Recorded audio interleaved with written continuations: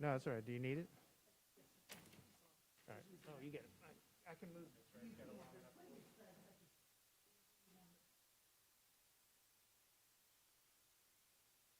Your Honor, it's not a big deal. I just don't want to have a delay when we get to our next witness, which is via Zoom.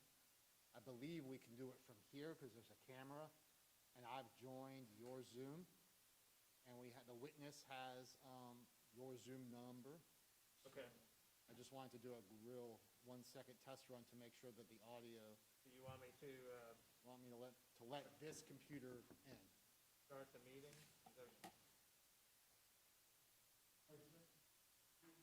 Mr. Tillis, you have an attorney, and he will make sure that occurs. Well, you can be pretty sure of that. I can't, I don't think I have the mouse for this. Do I do the touch screen? We have court IT here that can help us real quick.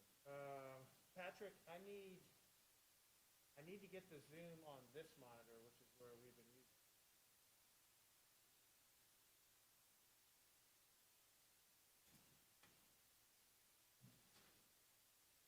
It's showing up here.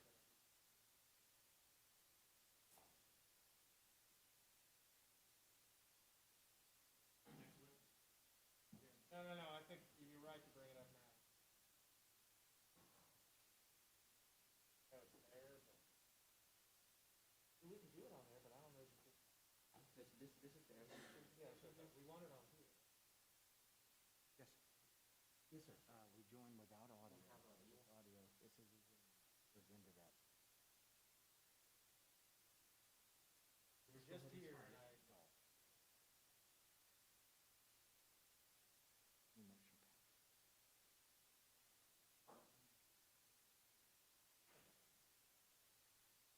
Join with computer on. Hold on a second. Mike, do we have a Zoom room in this room? Having a conversation?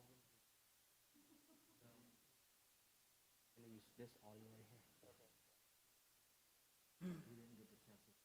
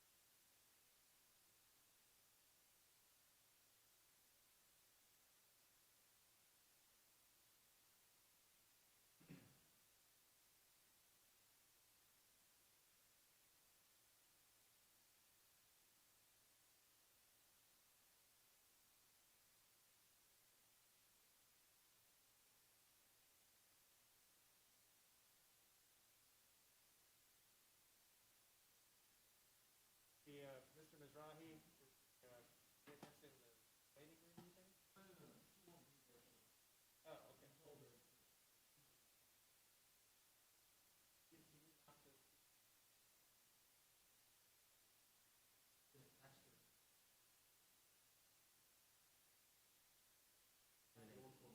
Yeah, you can. Right, so when the appropriate, this is how it's gonna stay up like this, and at the appropriate time, Yes, sir. What I'm trying to do now, Judge, is trying to get your audio into the Zoom call. We have the courtroom set up as a Zoom room. right. I'm trying to get this panel to work with me. If this comes up properly, I'll be able to join your meeting, and then you'll be able to control. But I'm getting an internet connection.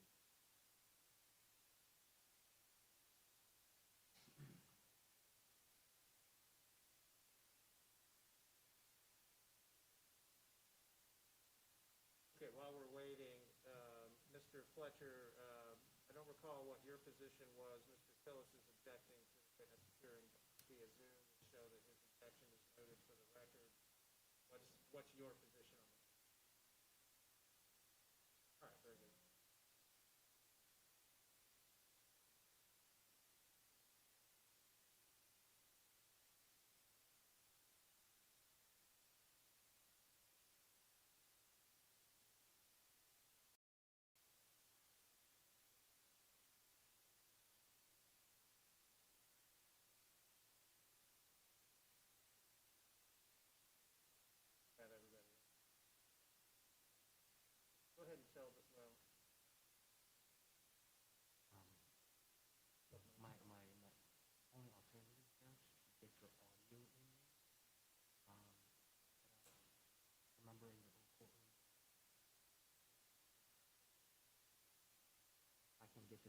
trying to get audio. Why don't We'll we, go through the call. because this is not the next witness, so, Okay. let's go ahead and get started. Whenever we're ready to. We'll do it during our next break. So, Mr. Mizrahi, how much longer would the person? Well, I want to tell Patrick when to come back.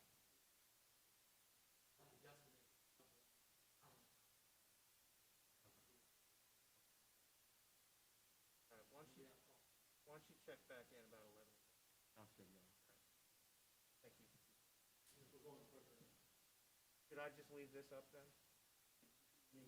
What about this?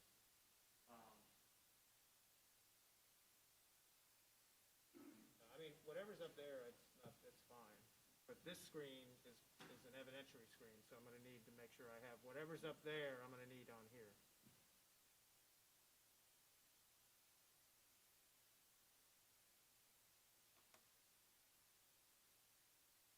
Okay, good, thank you. Okay, is everybody ready for the jury to come out? All right, let's, Mr. Hurd, go ahead and get Detective Sullivan back in.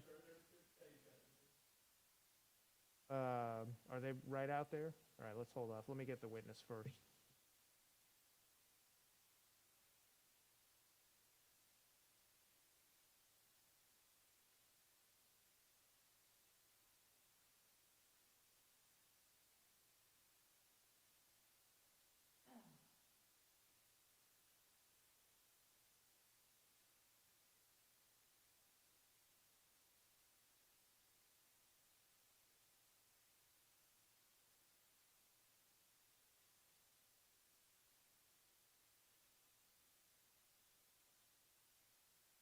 All right, Detective, if you'll come forward, resume your place on the witness stand, and as a reminder, you're still under oath from yesterday.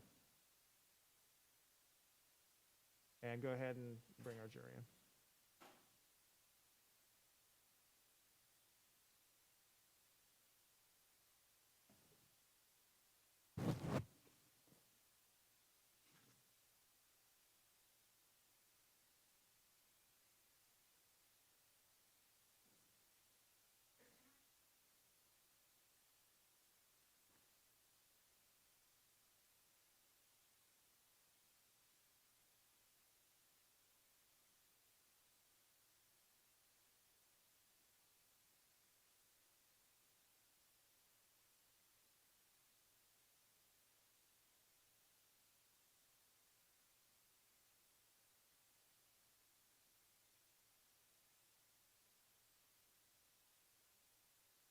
Thank you. You may be seated. And good morning, members of the jury. Thank you again for being prompt this morning, and I apologize for the slight delay. We had some technology issues we've been dealing with, but we are ready to proceed and continue with the trial. As you recall from yesterday, Detective Sullivan was on the witness stand. He is still under oath from yesterday. And Mr. Mizrahi, you may proceed. I noted that we stopped at 1:16:27. I'll start a little bit before then, so I can find the spot on the transcript.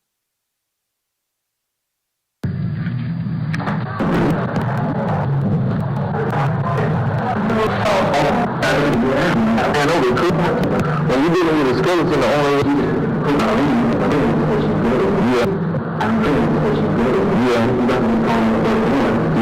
more experience, the more you do it. When you're dealing with a skeleton, the only way to identify the body is the gender, through, you get DNA out of the bone. Yeah, you probably can, because they do bone marrow transplants, that's probably dealing with in the bone itself. So the only way to really get rid of the body is to burn it up or shoot it to the gators or something. They won't completely burn. Wow. But it really destroy what needs to be destroyed. I think the cremation one time, they thought it was pretty good. They put the body in the barn so they wouldn't burn it all over. Dang. That's crazy, man. Yeah, they got fire pumping good. It's not like you're throwing in the bonfire in the back. No, it's a furnace.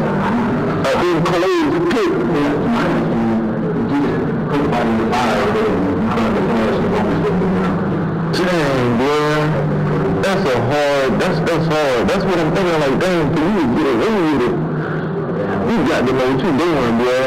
See, a lot of people, they think they know what they're doing, they think they, you know, this, you know, like, professional. Yeah.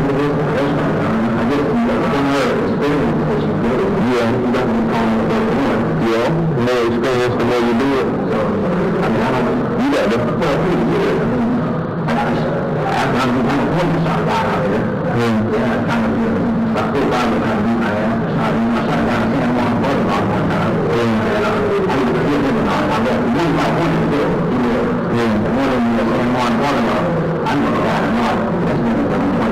What kind of gun was it?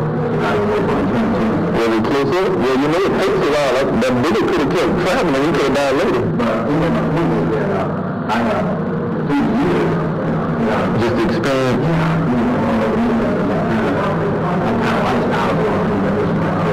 That's a hard way to live, man.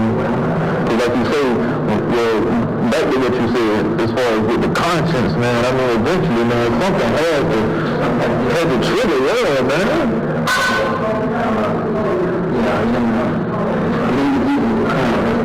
Yeah, then I think about stuff like karma and all type of stuff coming back, man.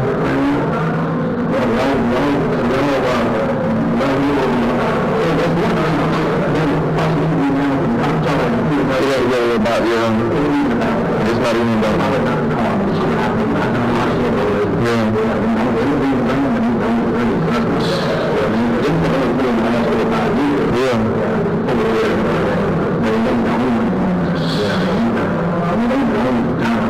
So when you was traveling, like what you said about in California, so you was living kind of wild out there too? Yeah, I was crazy stuff. Not like this here, but coming around. That's different. Yeah, over years, are those the only kind of ways you try to get rid of people by shooting them? You never tried any other kind of way? No, I didn't shoot them. No, I'm talking about yeah, like the guy with the 22 in San Juan? Yeah. It is too much.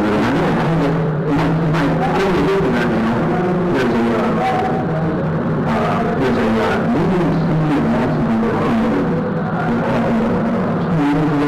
in that wasn't that long ago. Yeah, I think it's exactly right. But it's a movie scene in accident. It's very good. Never heard of the rest of it. Yeah, I mean, never come close to that. But the really was really stopping it. To the big person. Slapped around the phone. She got my phone. I'm good.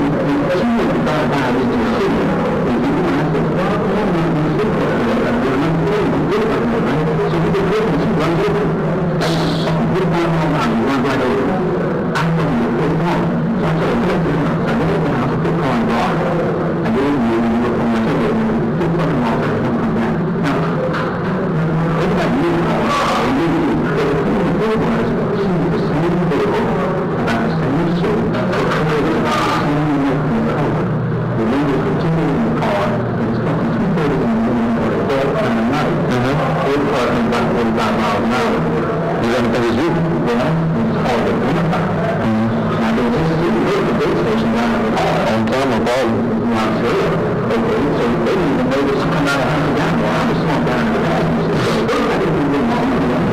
Just use that when we get a look at the situation. Maybe I get out, maybe I didn't. You know what I mean? Didn't know what it was like.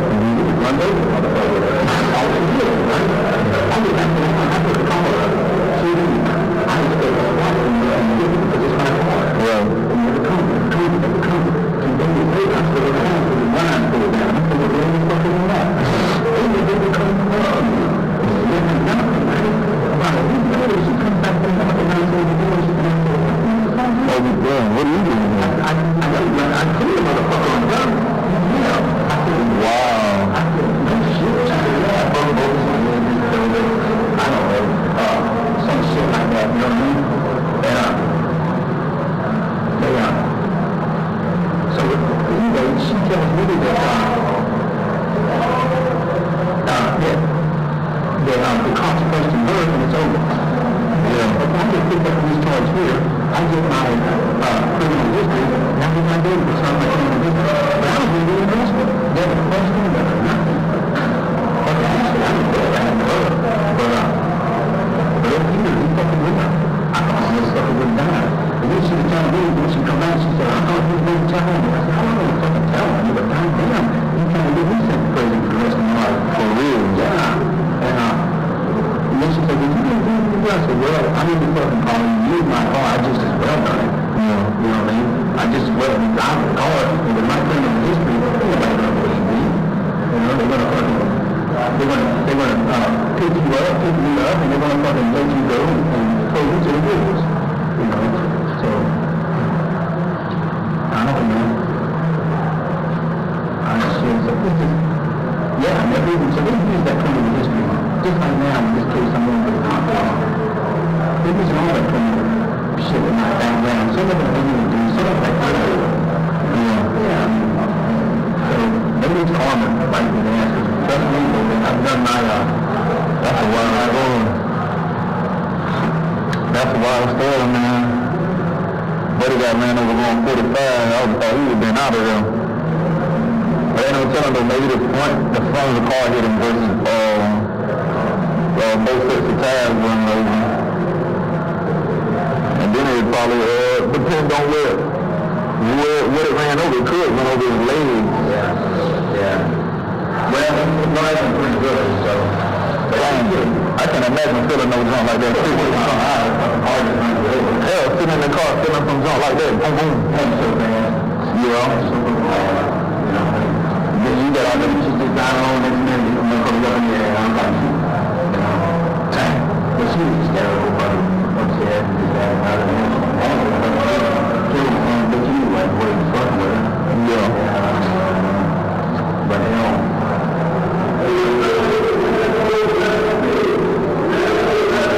That's what I said about Carmen and shit. It's like a cop story. You know, it ain't even what I did this time, run in jail for. That's not even the issue. Yeah, the issue is my criminal history or shit I got away with, now they're fucking trying to hang me for something I didn't even do. They could be the police report and realize that I didn't, you know what I mean? I know something old from the goddamn case. I know at least a few of the guys in here, they probably could read the report and know these guys didn't do what they were being charged with. Yeah, they didn't know. I'm not a fucking cop off. But I wasn't being told. Yeah. I mean, I wasn't being, they come out and they make a warrant. It's not like I was using them. Yeah. You know what I mean? But I wasn't doing what they did. Something is just unbelievable though, because I mean the way they're shooting people out there right now, if you would have just came, if you would have rushed at them with 2 knives, you would have been shot or tased or something. Yeah.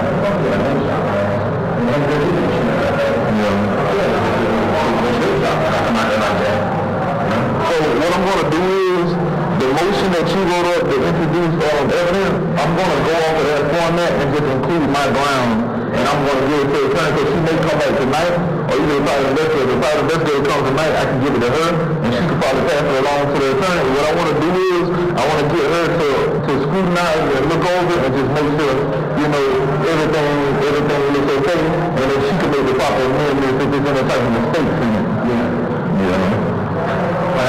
I would definitely suggest having your friend recover. She has to adopt it. Yeah, she got to adopt it before I submit it as well. But see, we have a little time because I don't go back to court till March. I don't remember the exact day, but it was sometime maybe like the first week of March, maybe like March the 8th or something. But I want to get on it now. I don't want to wait till the last minute. And that's why when I came from out in the hall from talking to her, I said, well, shoot, I'll go in there if Tillis isn't busy. You know what I'm saying? Then I get him to help me with the motion because I remember you saying you had wrote up your own for the hearing and whatever. And I got the best person prayer, so I'll probably let you look over there and make sure I didn't make any mistakes on it. They're not gonna accept it. Yeah. That court part of it is very entertaining, but it's hard to get any action. They're not gonna respect you being court from. Yeah. And they're kind of like a slap in the face. He made the girl home. He got it out. He got it out from guys who are profane. It's a hard job, you know. It's what it is. I heard he was strict, but I heard he was strict on the state and the defendant. It didn't look like he was strict on the state at all. Well, he alleges to be strict on the state, but he hasn't imposed any sanctions on the state with restriction on the prosecution. He imposed sanctions on me that hindered me from appearing in competent defense. Effectively, he's not even like to begin my court. If you want to give me a continuance for 2 months and let me get a private investigator and hire a forensic expert and do analysis on that person, I'll show you that if I think we do that, then you're hopefully not going to get back to represent myself. Yeah, I agree. So that's what I'm saying. And even about the case anymore, and then I think the state is not going to do it over in the house, and that's what they should do. They're not over on their bodies over there, but that one probably going to leave the other 2. I don't know what that's happening. That's all like it now. People on earth and you look around, you can't tell how many skeletons is going to come out and call it. So that's on snowballing down here, man. Well, we got to do it. We live a life like that for 50 years. So we got to come back. Catch up. Yeah, you build a house, and once you start drawing, when you get to the ground, it's all in. It's all in. Yeah. It's all in. Kind of the perspective I see it. It's what it is. But you never know though, man. I mean, they could just bulldoze it and clear off the debris or whatever. Yeah. Somebody takes the property. Once they go in there and upgrade the food system, so you can put another table on it or put a house on it. Yeah. They want another. Yeah. So you probably won't find it when there's a house true enough. But once you go in and do the renovation or upgrade to the property, it's going to be found. You have one company that is going to be bad. Your coach is dominant with that, and no shit. Because my parents, they live in a country, anytime you get a piece of property and you put a house or a trailer on it, you have to get a septic tank in a light pole, like a telephone pole. And those septic tanks, they're dug and concrete is laid inside of that hole. But like every few years, a truck has to come out and pump it out. So that's what a above ground septic tank looks like. But the septic tank is below ground, the drain field is above. Okay, the drain field. Okay, they have to change it. See, right now the drain field is above. If the drain field and the tank are below ground, okay. When you upgrade it, you have to put the drain field above ground. So what does the drain field look like? It's just a pipe. There's a big tank, concrete tank around where all the piss and shit goes in. And there's a little pipe with a liquid run out into a water. Oh, yeah, okay, I've seen that. Yeah, I've seen that. Because the liquid just rides, it causes it to rise. So you want all the liquid out that way, the waste is taken above and it gradually rises. So when they start doing that, they're going to unearth that one, which is going to be the one, maybe more, whatever. Really, they can go by not sure how hard that's going to go. You should do an alcohol about that stuff, and then you know. Yeah, I mean, they're saying an hour. Yeah, but you have to be careful. You talk about that. Some of the stuff is a little further back. Really not even relevant. Right. If I'm in prison serving this sentence here, I'm in jail for it. But you know, they were 30 years. Yeah. So even if they unearth a fucking body, what the hell can you do?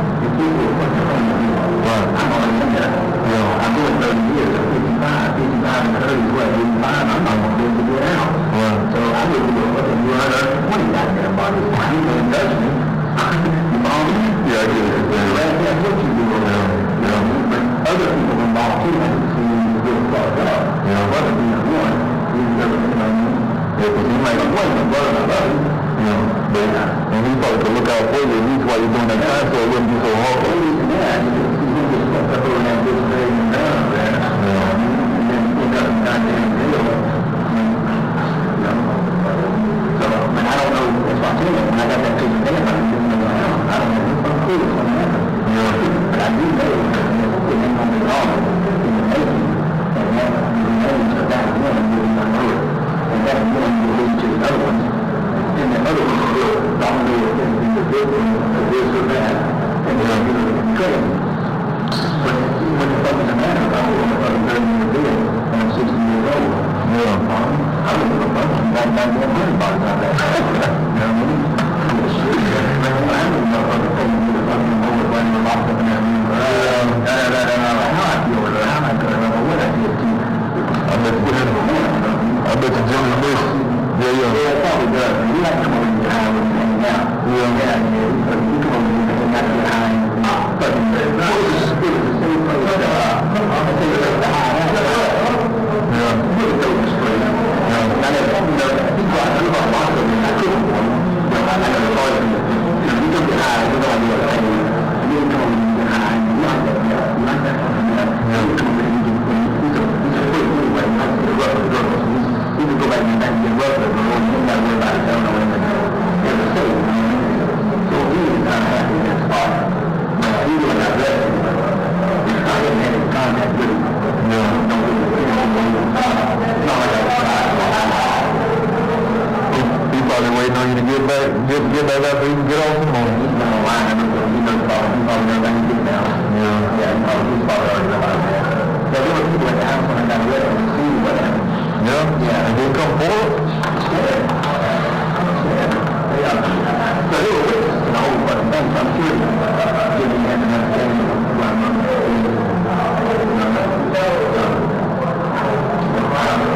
What does it matter?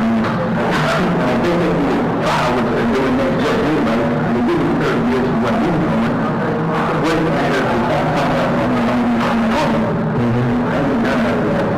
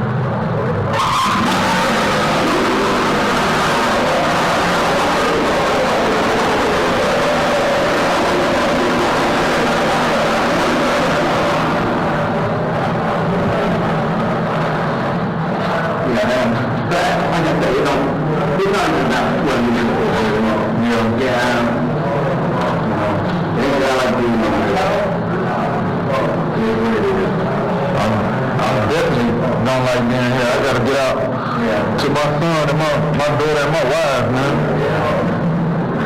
Straight up, man. I got a life to live, man. I was going to work, going to school, providing for my family, man. Yeah, I'm pretty sure everything worked out for me. I just gotta keep fighting, man. That's why I'm doing as much as I can. Even though I got a lawyer, I still gotta write these motions and study this case law and stuff, man. If I'm not in that sleep, man, I'm normally studying my case. I used to work out a lot. I don't even work out anymore. I say I'll do that once I get on the street, man. I don't know. It's hard to fight. You really got to be on top of it. When you got that today? Yeah, people mentioned something about the problem being, I was asleep when they called me. They came a regular mail? Nah, it's I forgot you told me to turn the time on. Yeah, the big thing you told me.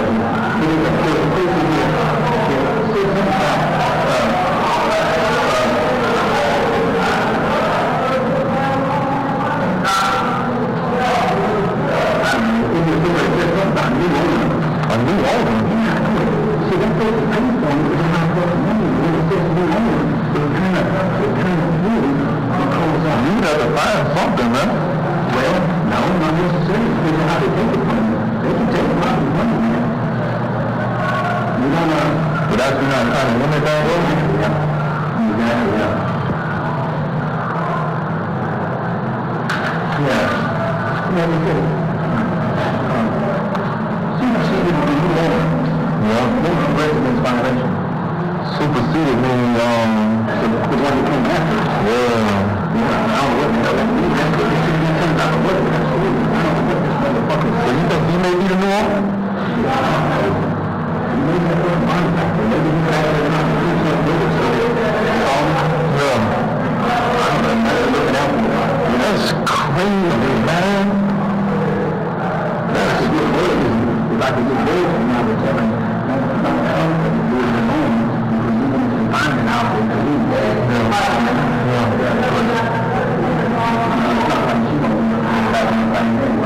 Yeah. You think she was good, bro? Yeah.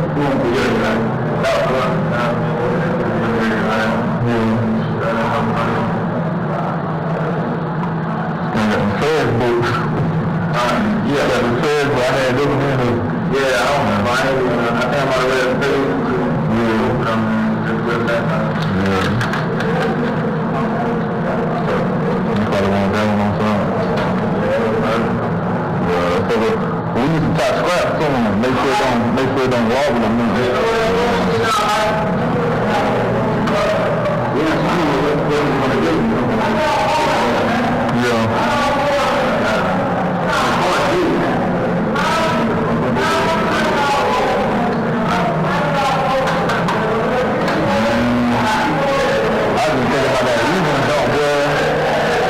I wonder what that girl gonna get, man. Well, you know, you never like it until a motherfucker. Yeah. Then go when you justify what you do, man. Baby. That would be worse.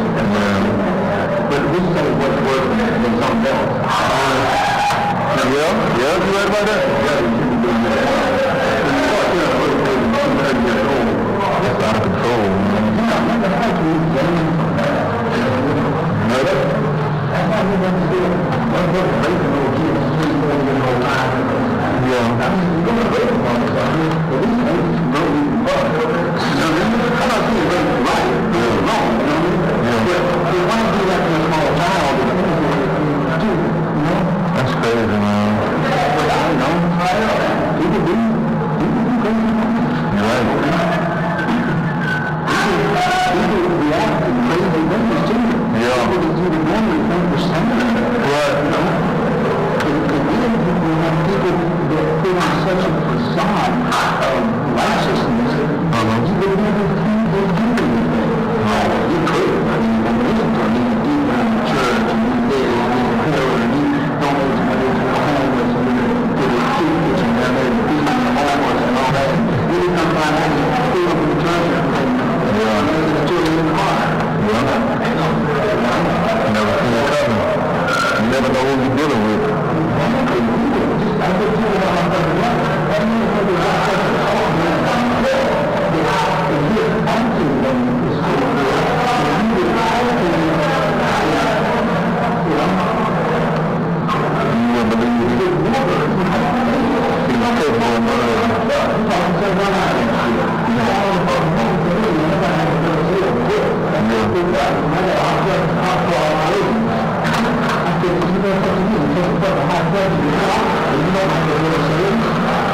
have to go to the first.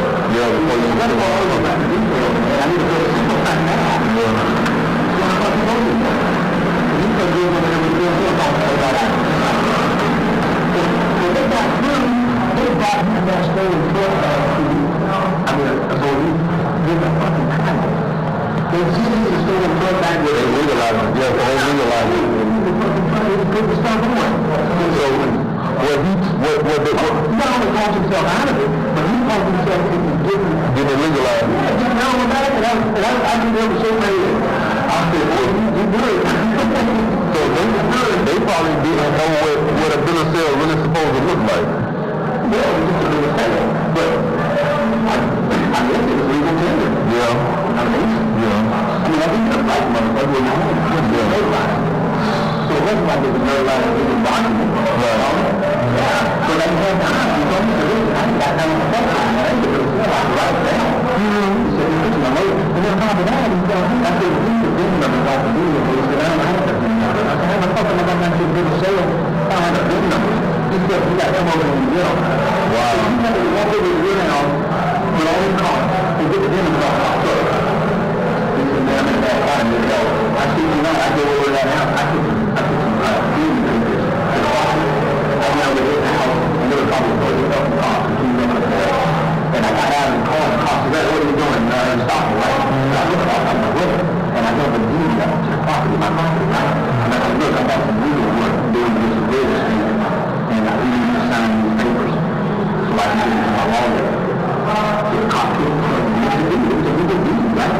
So he's looking at the deed, he's looking at the paperwork, he's looking at the legal. That's what he's saying, you know what I mean? Real deed. And he said, well, okay. So I go back to my brother and I told him, I said, hey, this is how I can look at things. And I said, where's the court? And he said, okay. I said, in a few minutes when the cops get close to me, I'm going to say that I got a piss. And you come to the court and put the pencil in the car and take a piss. And when I get behind the car, it's your responsibility to get the goddamn constitution so I can go and get the VIN number. It's all I have to do, right? So he's going to be like looking at the paper, right? And I'm like, I got a piss. And you go there behind that little fucking car, right? I go behind the car and there's nothing to do with the piss. It's just more than I walk right around the car and write the VIN number down, walk right down there. I got the VIN number, I got the piss. He gave me the number. And then he said that, it goes to the clean line. I told him, I said, you know, I said, it's one thing to get out of trouble, get that. And that means it's something else. That you not only got out of trouble, but now you're not. Yeah, the book is true all the time. But he's that smooth. He's that fucking smooth. That's that smooth. You read anything about that song, Smooth Criminal? Oh, he's smooth. He probably got to do a he got to take charge of his activity when that. Yeah, he's probably, I mean, you got that. Yeah, you got that on the field, you know. You got to take charge of that. But he's been on the radar for so long now. He's under the radar. But he's been on that type of lifestyle, though. Yeah, he's still on it. He's been under the radar. I think he's coming over fucking board. I got him locked up in the room. You're shackles in the fucking pool. That's satisfied. But maybe it's stay, but maybe. I mean, he needs to stay, but he knows exactly what I'm doing. Yeah, that's satisfied. Go crazy, though. Yeah, he's more in the front. Yeah, I'm saying. He should have been recognized. And he needs to put it down. How was you to know she was going to recognize you? You know, one time I was in the fucking arrive, right? I got stranded. So I go over to the store. This has been about 15 years ago when they had payphones beside the store. And I was inside the store, and I'm out like talking on the phone, right? And I went to somebody to drive up, park the car right there, I'm going inside the pay, and I'm going to grab the car and drive off. So I can get the way going. All it is just pointing to the point to the train station. So all the way, I mean, I can see them and charge up and everything. I called it on the phone, the other guy comes up, and Martin's, big old fucking Martin's. And he gets out of the car, he goes in, I noticed they don't put one in the car, and he got something to get used to in the switch. So he goes in the school, I walk in the car, and go top floor, and the car drive off. I drive about 3 blocks, and he's also with the people behind me. I don't know, it's a little more people. It's a little more with Martin's, right? So I'm putting it on Martin's, and I'm taking some cars, and I see it all out of that. What is that about, you know? I pull up in this fucking driveway to turn around,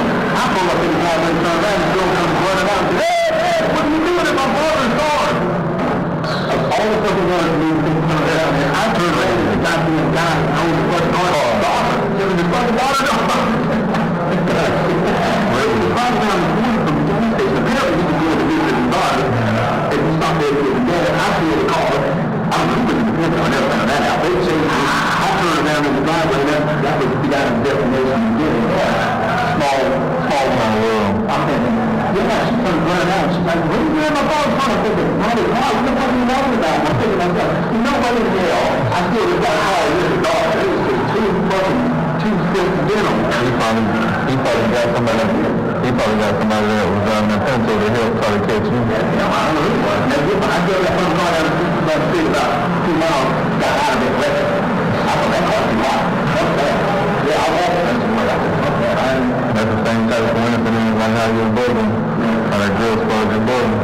Yeah, that's the point, man. Come over there. Then we just gonna fuck with some usual, come over and fuck the bitch and do whatever else they do.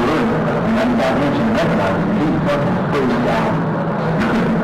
Freezed out. We got to kill her. I said, oh, I'm gonna call you killed it. But I, you know what I mean? We do that in due time, you know? Yeah, like you said, you gotta cook that dope up, man. Yeah, man, I want Jimmy, you knocked that fucking mess, man. But you could, I could have closed down some dope for $300. Closed out $300, man. Gee. Then you have a little party over the house. Make your money back? No, he just had a party. He just, you know, party dope. No, you know, but that way people come up and do dope for you. You don't have to spend a lot of money. He bring you a box of food there, like cook shit, you know. 4 boxes to cook almost 8 rounds. Like 4 rounds, you know. He bring 300 to cook. He's averaging about 45 dollars a round. That's not too bad. Takes me about 2 hours to do that to cook. I just bring on a couple hours work. You know what I mean? You know, it's a pretty win situation all around. You just got to a few different hustles that we can see money coming in. Well, that's not supporting something pretty much. You bring the whole world and put a little dirt behind the business. Until the fucking police show up with a misdemeanor restaurant and follow out, you know, and jail for this. And the whole fucking thing keeps the fan. And then I'm going to the bunk man over there with the fucking center and I'm like, man, this will get 30 years and put my gun down. You know, make it. I might do it on appeal, but I'll be doing that over and I'm body in that body. Even if I do it on appeal, I'm going to get out and fight that. You might be able to win the first go out that way you don't even have to go to prison. Go to you might be.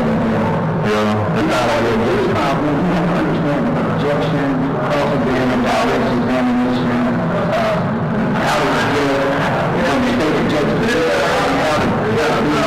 how to lead the witness and tell the jury, you know, what's about. So you wouldn't let the public defender represent you once you got into the trial? I got these back anyway, man. Alright, I'm when I get through the motion, I'm gonna show you the format. I'm gonna show you the format of the motion and you tell me what time it is. Alright. Yeah, she gonna do it like she did the last motion. She gonna make it look real professional and all that, but I wanna go ahead and just include the grounds myself. You know what I'm saying? I'll include the grounds and I'll let her do the arguing. I'll just let her argue. And be and sleep all day.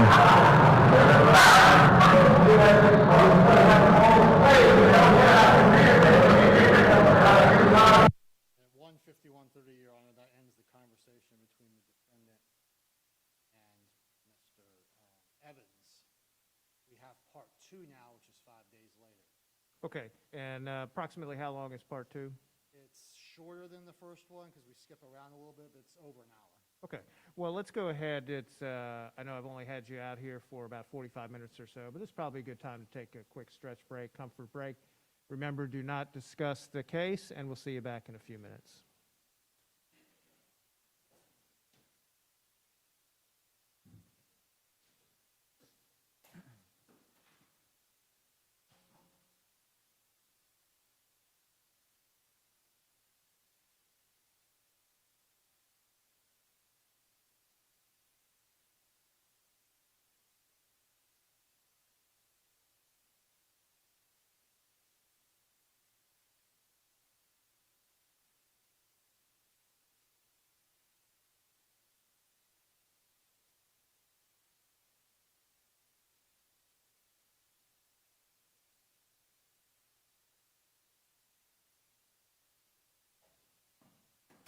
Court will be in recess for 5 minutes.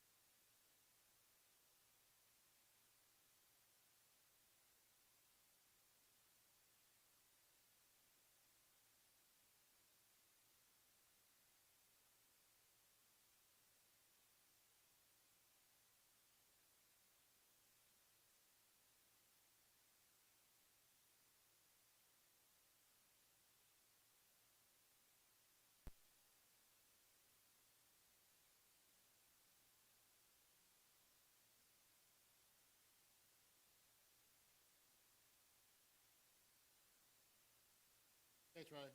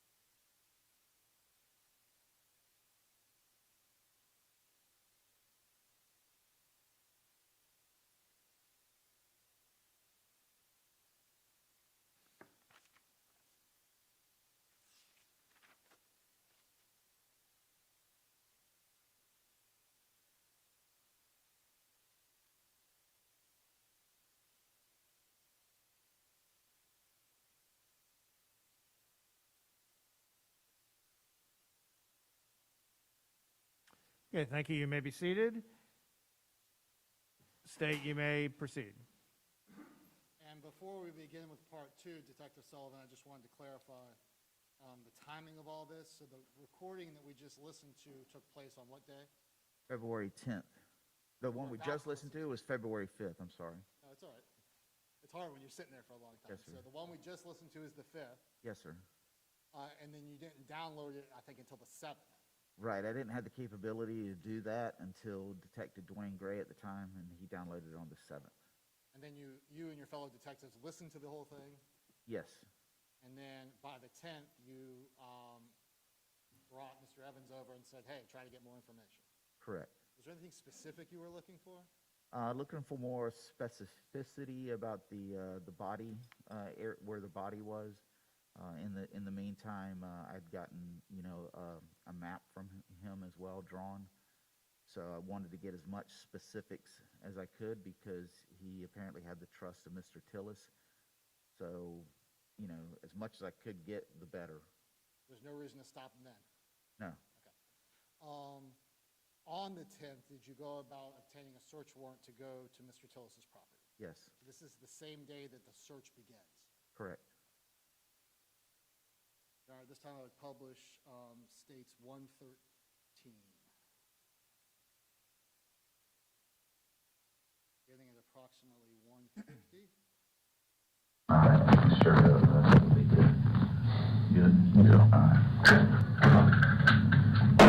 Time is 10:27, today's date's 2/10/2016. Texas Sullivan with Sammy Evans, the record Russell Tillis. And also, anytime if you call him like Tillis, I heard you call him Tillis. You see him come in there and say, Tillis, what's up?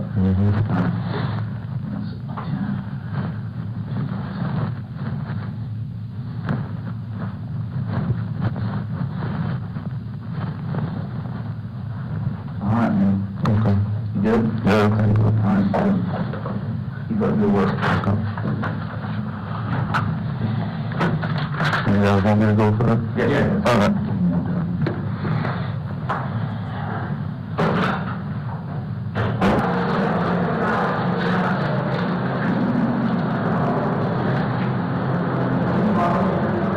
What's going on, Tillis? Oh, they just passed? Yeah, they just passed. Did they try to get you to stand by that? No. They don't want to give me a role because, shit, they don't want me to do it. Yeah, I'm pretty much going everywhere that, man. That's what I said, you don't want to fuck with it, it would be too much. That I'm going to fuck for 30 years in, so I'm stupid. Nothing. Right, yeah, and I was thinking about the situation last night. It is what it is. The person is real pressure, but, fuck, and you just, when you look at the little picture, it's fucked up. How comes over there, pull that stupid shit, be lying like hell, and get you on the fucking, another misdemeanor.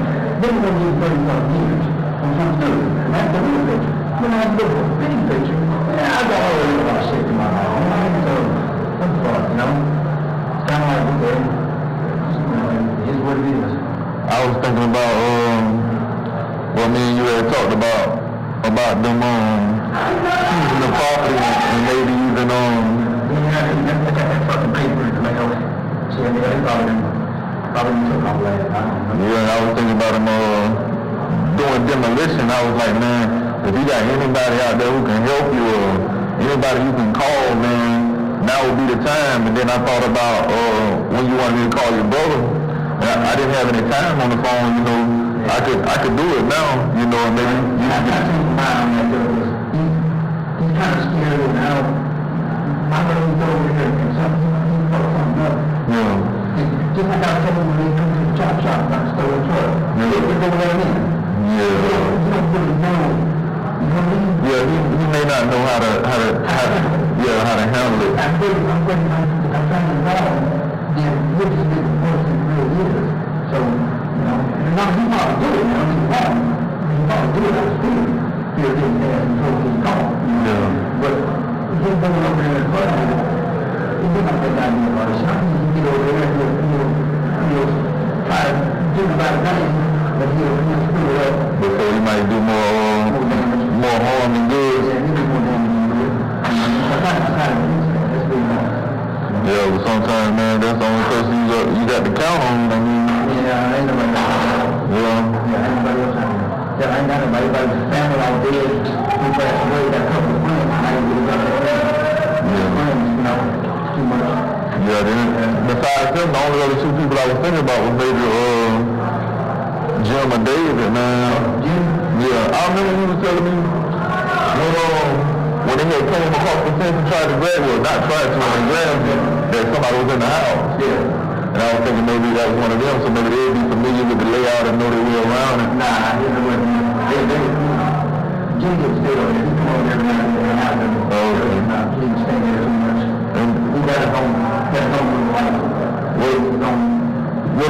what about the guy who stayed in the camp on the property? He's long gone too, or Yeah. you can't get in touch with him? But you know, I could probably get an investigator their first and last name. She probably could locate him. I tried to get over there and find him, and he's been in prison before. He's real scared. He watched all that shit. He watched come here and he watched at the house. So he Watched all that. Yeah, he watched him fucking jump fence and he got out of there. he could step up in your house. Yeah, it scared shit out of him, man. Even if he didn't do nothing. He still ran. He's not in prison. He didn't know if he was dirty or not. Well, Just don't want to be around alone. he's scared. There's no way but to do it. You know, I got one letter from him, and he told me to move the trailer and move. And he told me, he said, man, I don't know why I'm not supposed to come to my name. But I did. Yeah. Going home with him, just a minute. You know? Yeah. And so he got scared. Yeah. And I tried to write him over there and give him the apparently that was some sort of police because couldn't even tell something was dead in. Yeah. So I don't know what the fuck they're doing now. But I pretty much stuck, you know. You didn't hear anything about the evening case when you was over there across the street? No, I don't know. He's a big court. Yeah. They're not too much in court. Yeah. I just went in there and they passed me. I didn't. Anybody was going to trial or anything about anybody winning over there or anything lately? I don't know. Because I know two guys who went in there and they won trial in the Gorilla courtroom. And then I know one guy in here, he went in there, he had a one-day trial and he lost. But it was on like a third-degree felony or something. It wasn't even that really major. Yeah. But you know, HO court, the state's still high though. Yeah, Yeah, the state's real high. and the court is pretty much the same. But the sentence is high. Yeah, the state's still real high in there, boy.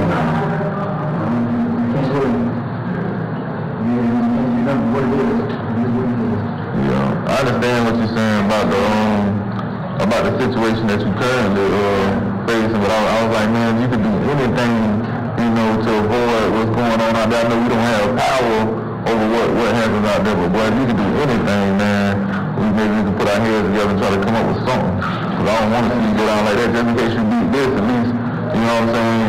You'll be straight. Yeah. No one consummation is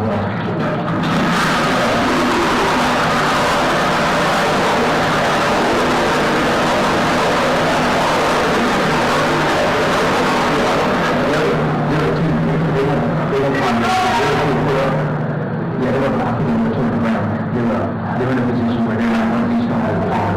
So they actually go right to that first spot. You know what I was thinking about? I would, I don't know.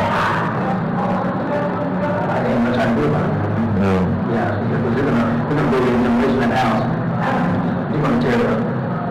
Well, I mean, one is like three when you're dealing with a situation like that, but it's still good that all of them went in the same place, though. Yeah. Yeah, I know. Yeah. Since they got split up like that, I didn't know. Situations that didn't happen. When I was thinking about it, like, is a certain way, like a efficient way, or the best way to actually, you know, when it comes time to just kill one of them. Yeah. You know, I understand, you know, shooting too loud, especially when you're in a residential. It's not a specific way.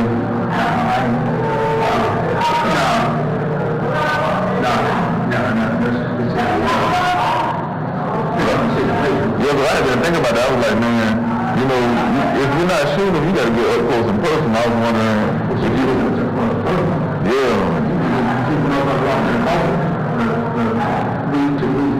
It's personal. I'm talking about the actual killing itself. I was thinking like strangling or bashing them in the head with a hammer.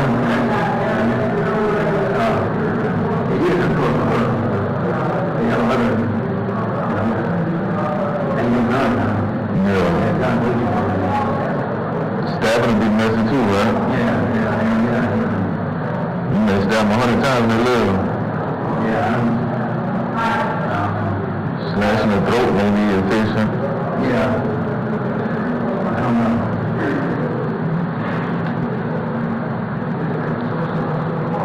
Yeah. So when's your next court date? I go back on the 3rd, March 3rd.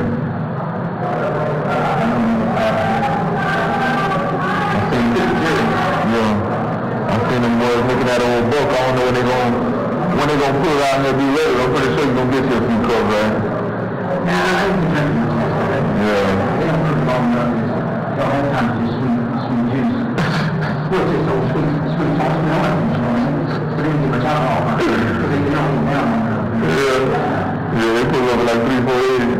It's just sweet juice. Not the good alcohol content. It's too much. I saw my attorney last night. We was still working on this motion. I said I'll probably holler at you and see if I can get some pointers. I'm gonna do a writ coalition. You know, I'm gonna add my arguments, but I'm gonna follow probably Daniel's format or either Kurt's format. I heard that the guy in 91 named Wayne, he put one in and they told the courts, but see, Wayne didn't tell me that. Kurt told me that, and when I asked Wayne, I think Kurt just put a little extra on it. Because Kurt was like, they have till Thursday to bring forth the sworn testimony on Wayne. But when I asked Wayne said, he put in more than that motion, and one of them was a bond reduction, he was trying to get out on electronic money. He was like, they're going to do that Thursday. So, because Kurt came through, he was like, yeah, man, the subject like matter jurisdiction, it works, man. You can ask Wayne, they gave Wayne till Thursday for the state to show. They held for a testimony, but Wayne didn't say as much, so I think Kurt was telling the truth, and then he just kind of, So when you said your court date is? I told you the 3rd next month. The 3rd next month? Okay, so you got your maybe like, what today is the 10th? You got like, you got about 21 days, something like that. No, you got some more. Yeah, you got about 21, 22 days. I think it's 29 days in this month. You're there. Yeah, probably live out their fantasies, man. Coming over there messing with those girls. Yeah, but that's definitely what Jimmy said. He's kind of free. And he said, every time he came home, he was brother. I mean, yeah, he's fucking free like that. So that's why he didn't come and get an house. Because he was safe. Yeah, that's not what he did. He didn't come. So that's what kept him coming back, so to speak. And that's when he paid. So he didn't live there, he just came back. Yeah, he just come over. So Yeah, he just come over and hang out. he never Lied and fuck girl and everything. he never worked with you or nothing? You didn't know him? Yeah, I've been with him for a while. Is he from the neighborhood or he just lives close by or something? Yeah, he's old. But I know you grew up in that neighborhood. Yeah, exactly, his old friend. So some of your friends for a long time, man. Well, he moved up there, he worked on the good. Yeah. Yeah, she's about 5 6 people that moved up there. What about Dave, you grew up with him? No, he's just somebody in the house. Yeah. He's very good. And you Pretty much ain't nobody. I mean, that's the reason I kind of said what I'm doing. You know, I ain't got nobody out there to go. No. Well, he'll help me. Half the time, one day he'll help me, the next day, the next time he's scared. I'm driving because I'm scared, you know. Is he older than you or younger than you? And you got to be the big brother. And you have to be the big brother. Even though he's biologically the older brother, you got to think for him, huh? It's hard now, I'm wrong. It's just certain areas, yeah. It's hard now, the motherfucker got no talk, man. Yeah. Yeah, he told me, hey, shoot, that's talk, man. Yeah. But he's not really law smart, you know, he don't know about law. Yeah. Yeah, he don't know how to cover his own tail. Yeah. Yeah. The only thing you do is try to stay away, huh? Yeah. Yeah. I understand. I tried to get word out to Jimmy a while back, but I think he might be planning to come and see me, but I tried to get word out to him to get him. We got to take a pin on it, because put it on the glass. Yeah. Talk to him, If you got a number or anything, man, you can reach it by, I checked the phone, I had a little time up there, I probably make a call out and get a message out for you or something. Yeah. That's all when I first got here, but what I did was I wrote one of my sisters and I told them to get such and such number or such and such like that down. And that's how I came up on a few numbers, but by me being here so long, some of the numbers changed. But that's what the problem, that's what it's good for too. And I know Janet really wasn't working for you, so you know we can always use mine if you need some help. and I thought he was working for 12 minutes. And I feel like they do what if I say all that, the way it couldn't happen in the security. Yeah. They didn't need you to get that surveillance. I said, no, I didn't do that. I just go get the surveillance. I know he was like, that keep on the car like they were going to That would have been the perfect argument or alibi or rebuttal to what they was accusing you of. All you got to do is pull the surveillance tape. You may not, but I do.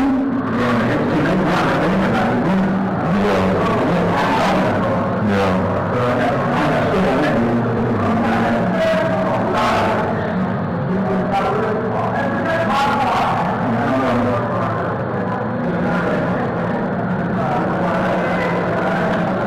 The lieutenant, all of them walked by while you was in court. They was looking to make sure what was on the walls.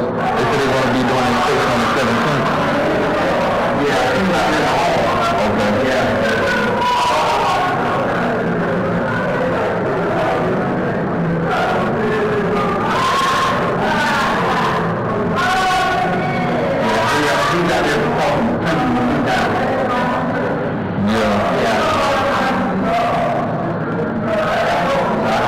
That dude got to be running around like a chicken with his head cut off.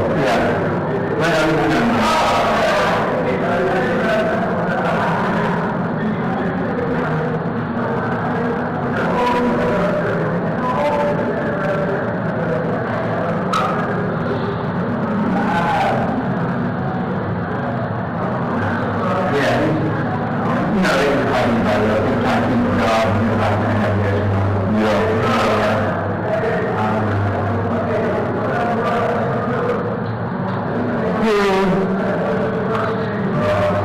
I had to get up kind of early. I wanted to clean up, but I barely missed the mop bucket in the room. And Sergeant Jordan, I guess he pulling some overtime. He was here this morning, and I heard him yelling, telling somebody to take something off the wall or something off the light or something.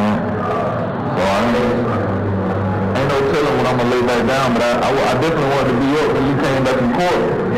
Just to see what happened and to see if I could help you in any type of way, man. So, you know, I don't want to see you get messed up, man.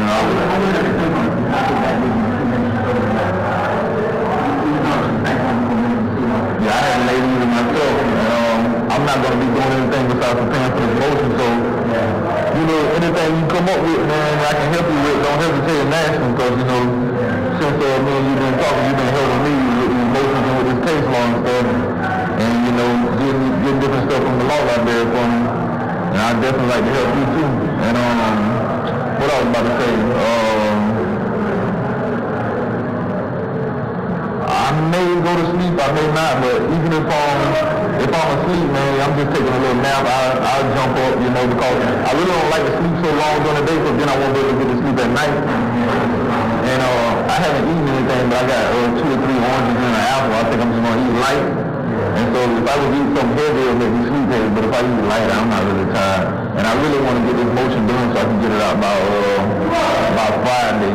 I listened for Mill this morning. I don't remember if they called the name or not. Nah, I understand. I don't think they said Tillis. Yeah, they don't understand. Okay. Yeah.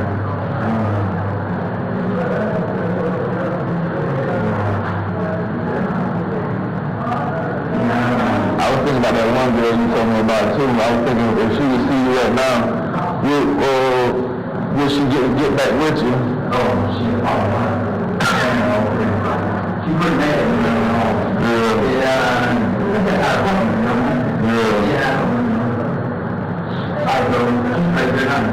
I know a girl. I knew a girl named Lisa once. She was in my kindergarten class. She knew karate. The teacher would let her wear her dojo uniform to class. I always wanted to see if she was good at it, you know. But she never got in any fights, you know. I don't remember her last name though. I doubt it was Smith. I'm aware of her. She been there for a while. I don't know much about it. I wouldn't know about it if she hadn't stayed. I don't believe in all that. You know, that was in that. It was impossible. We don't even know her name. It seems like, you know, I know some people, depending on their real life, like if they're out there, you know, triggering or something, they wouldn't, you know, keep a purse with their identification. But if it was just a regular girl or something, you know, you'd probably just ramble through the purse and see what all kind of cards or, you know, information or whatever's in the purse, social security cards in the wallet or something like that. It looked like somebody was going to come in here and try to use the toilet, or the dude in 91 Wayne. Like I say, man, if you ever, you know, come up with anything, I'll come back. Yeah, if you want me to call your brother or something, man. I'll step on that for a minute. All right. Hey, Wayne, you can go over there you want. Hey, get on. One of them, I'm going to get in there. Kind of clean.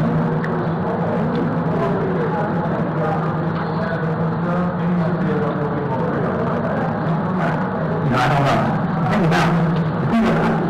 I don't have to know what it is anyway. He's a very late kind of guy I can contact. Jimmy, I don't see any word that Jimmy trying to tell me what I didn't go in the bathroom and look at a family and this, that, and another, and I don't know, you know, I know what I'm going to do. I thought I can call in the street without my words. I think what I do is I wait till this afternoon and I'll call that person and that relay a message to me and just tell them to come see me. And then I'll take a pin out there on the grass. I can kind of talk about it, you'll know what I'm talking about. Okay. The problem with him is that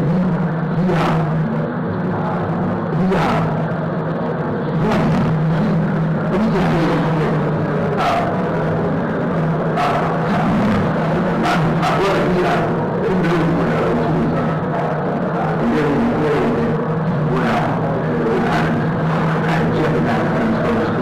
Okay, so let me get this straight. You say you can come in the room? Alright. So you say I need to see what time it is in the week.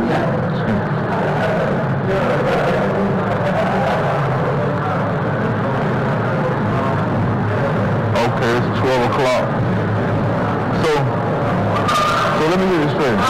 You say your brother knows the location of the It's having a pathology location for him. Right. You wanna play a game of chess with him? Right. Or will you straight, we'll get to it later or something? Yeah, you play games with him. Alright. You got it done? Yeah.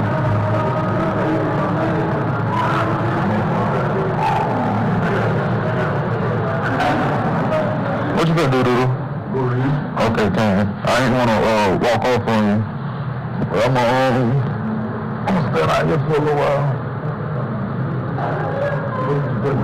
Yeah, I'm gonna mess with Russ. He went to court today and he was telling me his situation. And he was also telling me what to be expecting with the motion hearing. So I said I'll push a couple with him while I'm out here talking to him.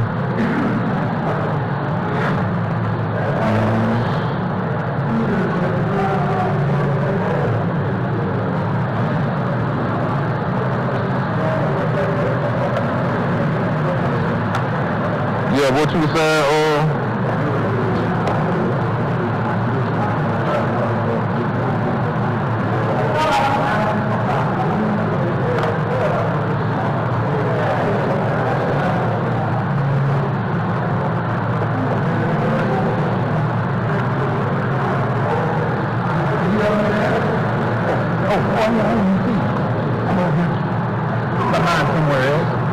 I know you be on that court, John. I know how it is when you come from court. I pretty much accepted the bullshit because of that.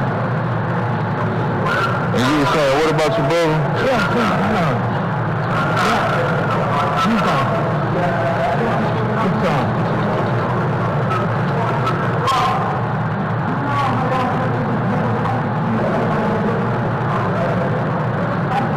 Yeah. He knows. He knows what they are. But they're just in a kind of a compromising place, you know. He has his own property too? Yeah. Yeah, I remember he was telling me he has a body shop and all that. Yeah. Yeah, but that ain't. Anyway, I don't think that's that many people. But yeah. So I'm kind of losing that. I think I'll just call. I got somebody I call out there, and I'll ask them to relay a message to me. But and I'll wait to see. So you don't need me to make a call for you? No, not yet. Not yet, but you may? Yeah, not exactly, not yet. Okay. Maybe. But then I'll just kind of wait to see what they do in the demolition of that building. So you gonna actually wait till they do the demolition? They're not going to run over. They're only going to tear it down. Yeah, but what about the septic tank you were telling me about? Yeah, but they're going to do that until that property is exchanged in, somebody else moves, moves forward to put something on the property. I understand what you're saying.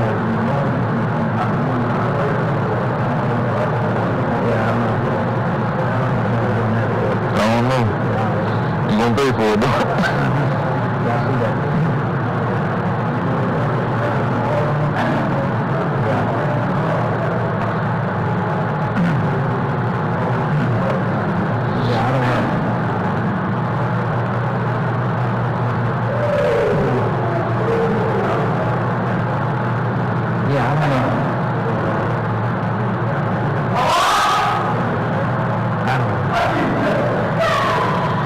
Well, it's good that you do have somebody out there that you can, Yeah.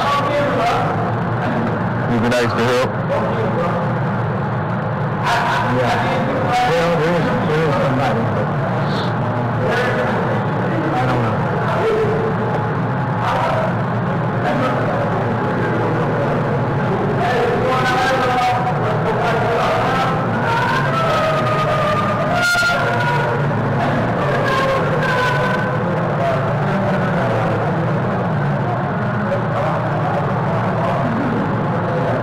I feel that was gonna be your next move. I'll keep in mind about contacting you, but first I'll see if he'll come up here. Yeah. He may or may not. I don't know. Yeah. And then depending on if you can get him to do what you need, Yeah. then we may be able to go from there.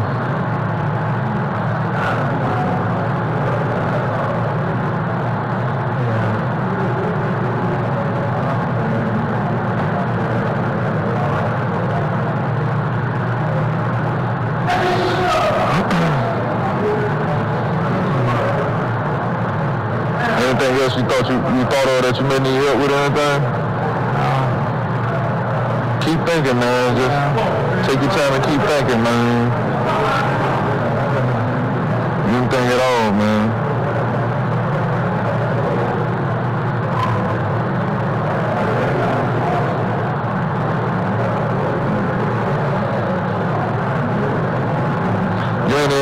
You ain't in a real uppity mood today. No. You probably had none of them pills on that cart. Yeah, well, that too. And of course, I've been up all morning, most of the night too. You was up most of the night getting ready for the court, huh? Yeah. Oh, okay.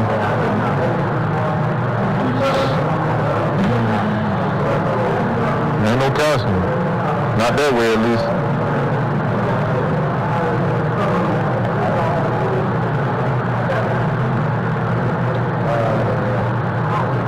You got away, huh?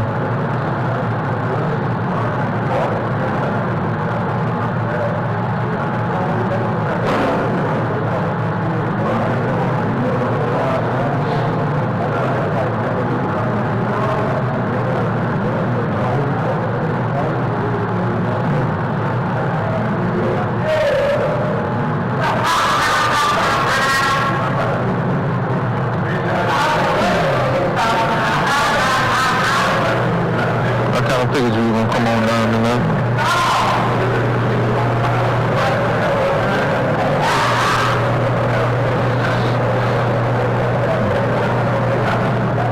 Something about the way you're making me feel.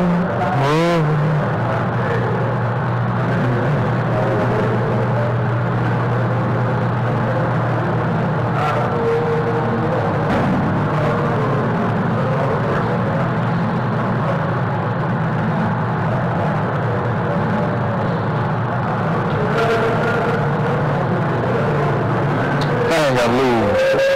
I shouldn't have done that like that. Give me a little check, man. I lost a power piece messing around like that, man.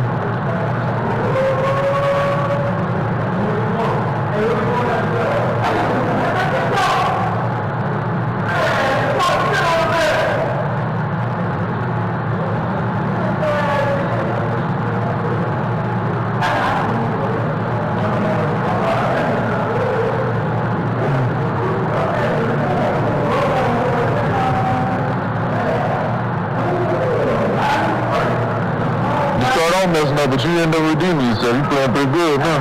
Well, yeah, I just let this go. But you end up getting it back, though. I got mine somewhere. Yeah. Renovation in that house has kind of got me broke up. Yeah. Yeah, I kind of got me.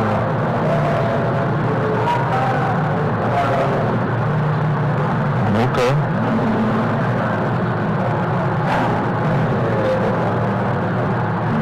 You gotta get them down here, man.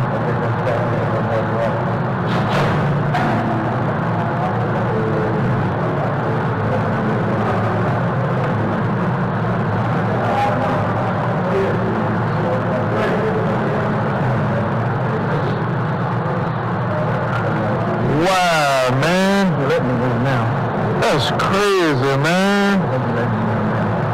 I'm just playing crazy.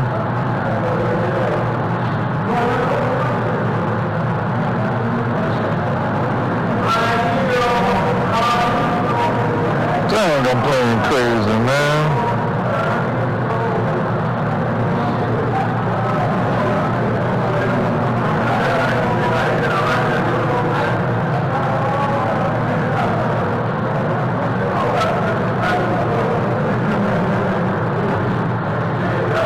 I don't see myself winning this one, bro.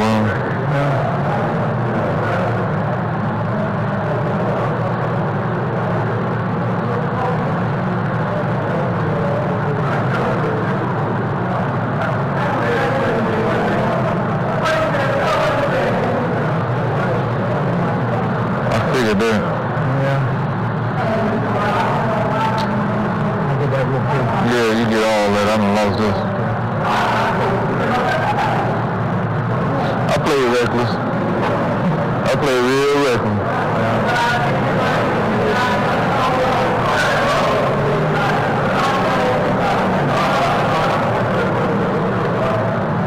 I'm hitting everything, man. I ain't letting nothing come by here.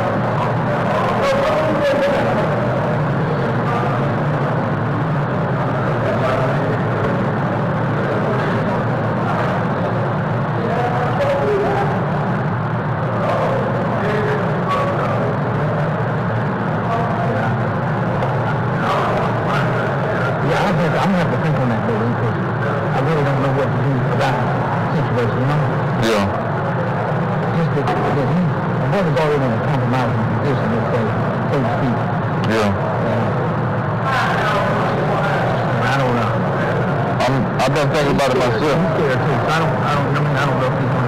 I've been thinking about it myself, but you know, I can only, it's not much I can come up with it because I can only think as far as what I know, you know. Yeah. Well, I don't know that the house has been demolition yet anyway. Yeah. I'm sure it's getting closer. Right.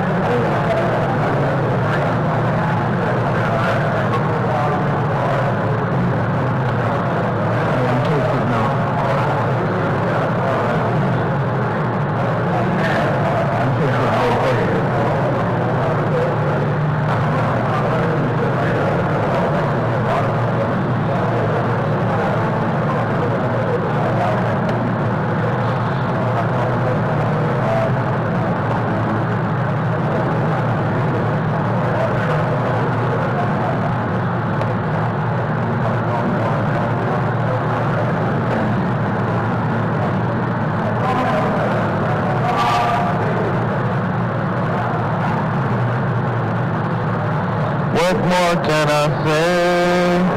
Do, do, do, do, do, do. What more can I say?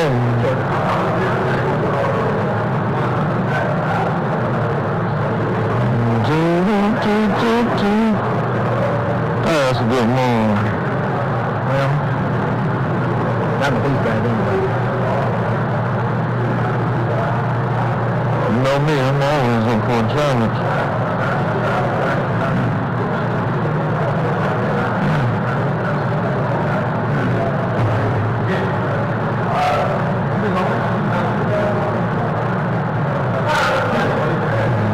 I need that phone. I'm definitely gonna need that phone.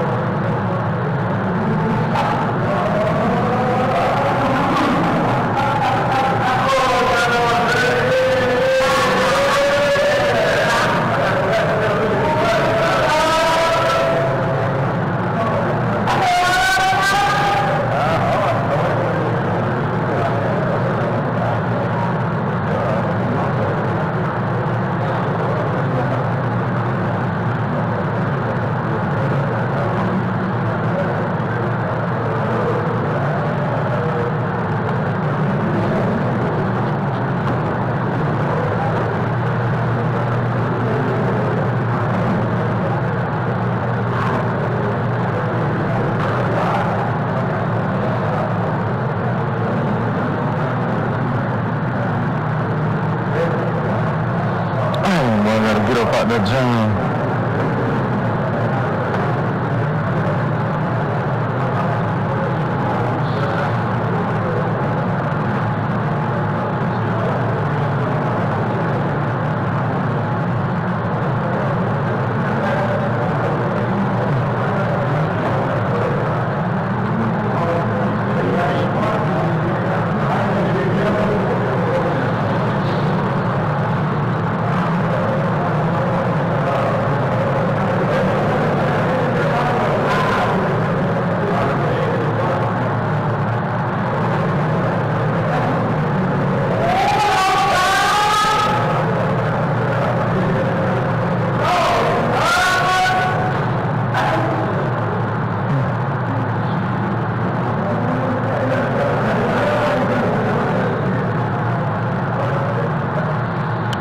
Show me how to get to Christmas tree.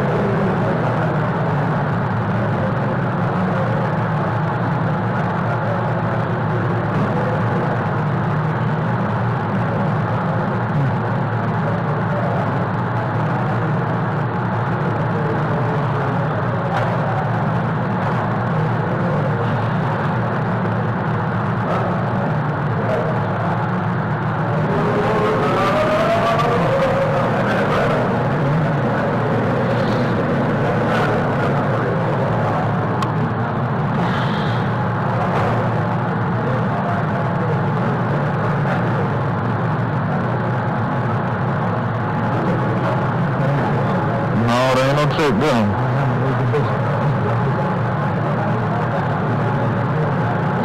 You probably knew what you were doing, but I'm gonna go for it anyway. Sometimes you got to go for it.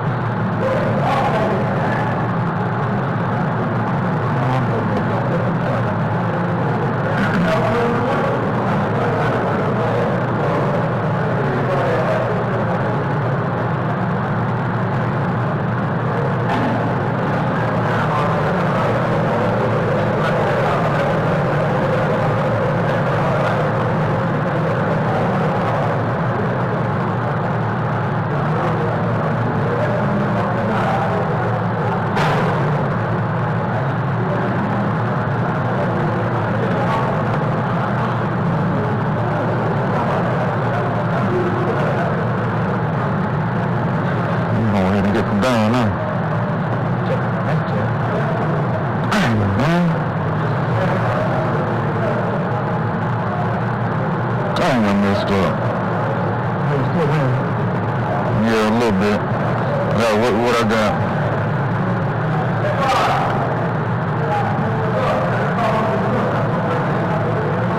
Got to what I got, man.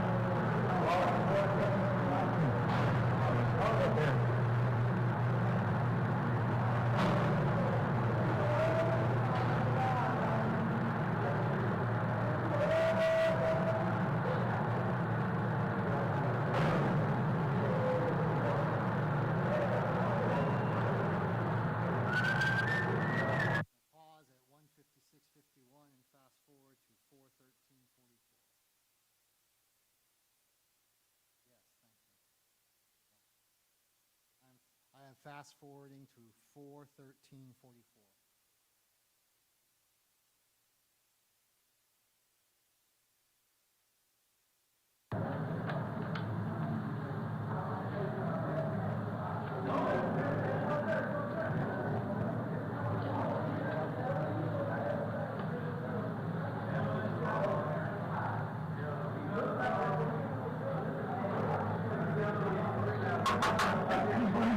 What's going on, Tillis? I'm trying to make that phone call, man. I think it went to the answering machine.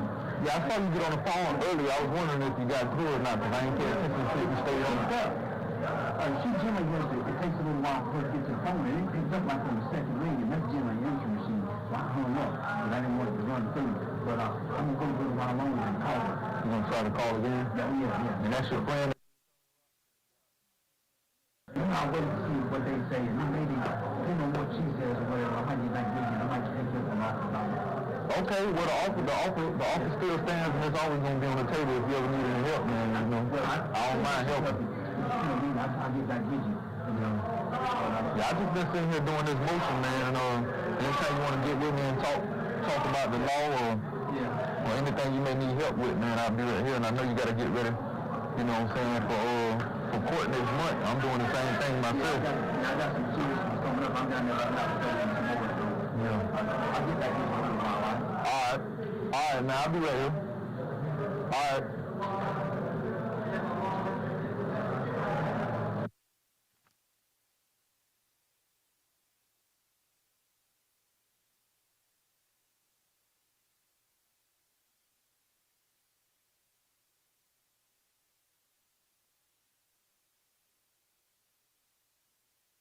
So Detective, that ends the publishing of The Wire.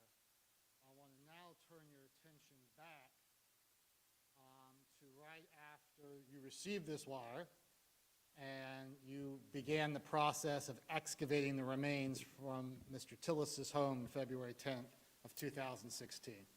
Yes, sir. Okay, Detective, after you've gone through the photographs and explained all that to the jury, at that point, do you arrest Mr. Tillis right then? No. Why not? Still wanted to see what we had, wanted to complete as much of the excavation as we could, and also subsequently search the house. Did you also need to determine who the victim was? And that, and least of all, to determine who the person was that we were excavating from the holes in the backyard. Does that take 5 minutes? Not at all. It's an extensive period. When did you get the report indicating that the remains were that of Joni Gunter? I believe that was December of 2016. So it took 10 months, Yes, sir. almost, okay. At that point, did you research who Joni Gunter was? I did, yes. And did you find information that corroborated what was on the wire about Ms. Gunter's lifestyle? Yes, found out that the victim had a history of prostitution and drug abuse. And was she also known to frequent the Phillips Highway Southside area? Yes, she was. Did you contact Ashley Gunter, her sister? I did. I made contact with her sister. And did her sister believe Joni Gunter to be missing? She did, but she was not aware of it. Actually, Joni, to me, in this case, was somebody who I deemed basically a forgotten victim in this. But Ashley did go forward and post something on social media if anyone had seen her. Yes. Okay. Did you determine in your investigation when you could confirm definitively the last time that Joni Gunter was alive? Definitively, no, sir. Did you were able to obtain a driver's license that indicated the last time she got her identification? Yes, one way to determine the last known contact we had of her alive was using the Florida driver's license database system, which showed a renewal of her license photograph and a signature, and it was dated here at February of 2014. I'm showing you and the jury what's been entered to evidence as State's Exhibit 110.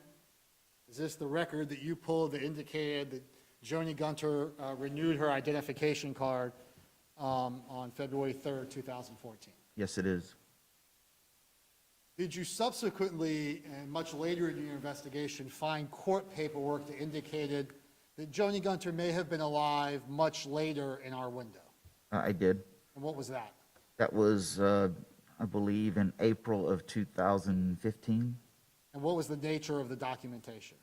It was a civil process paper that had been served, that she was being served for, I guess, civil proceedings reference to child support for her children. Okay.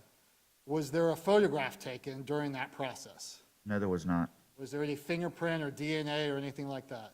No, there was not. Was there any confirmation beyond the fact that this piece of paper says she was served to show it actually was Joni Gunter? No, there was not.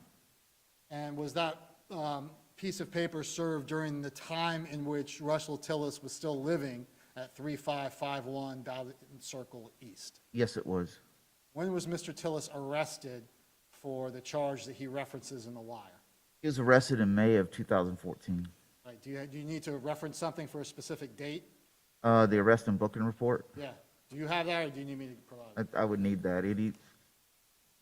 Actually, it'd be May of 15, excuse me. Did you say? I said 14.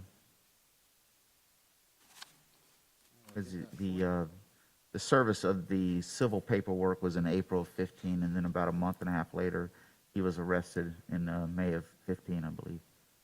Okay. May I approach the witness, Your Honor? You may. From the defense counsel as well, the arrest and booking report. Refresh your memory? Yes, sir.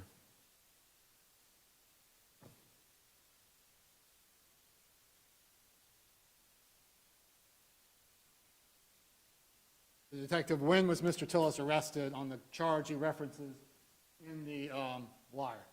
May 28th of 2015. And that's why our indictment is between February 3rd, 2014, and May 28th, 2015. Yes, sir.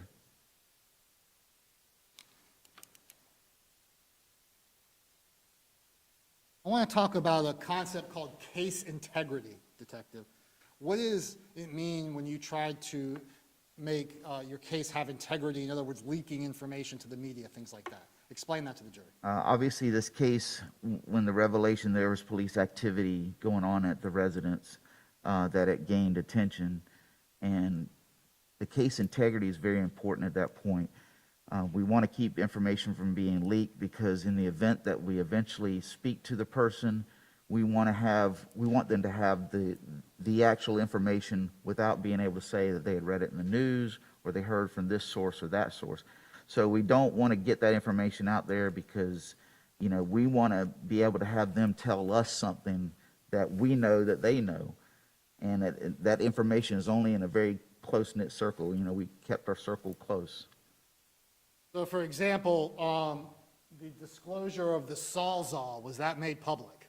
No, Was the chaining in the garage made public? no, it was not. So you're trying to keep certain details out of the public sphere.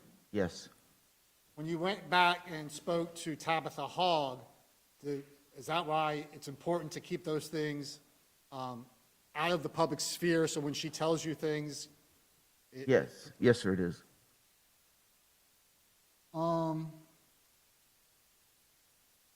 When did you arrest this defendant for the murder? I believe we arrested him, pull the booking report, February 11th, I believe, was that the date? Did I have the booking report? Well, I mean, let's put it, it was after you determined, the particular date's not all that important. What's Yes. important is it was after you received the information that Joni Gunter was who she was. Right, And it's important to the extent that the defendant had been in jail for some time before he was arrested. yes, he still had a pending court case on an unrelated charge, and the identification of the victim was pretty paramount at that point, that we could actually charge him.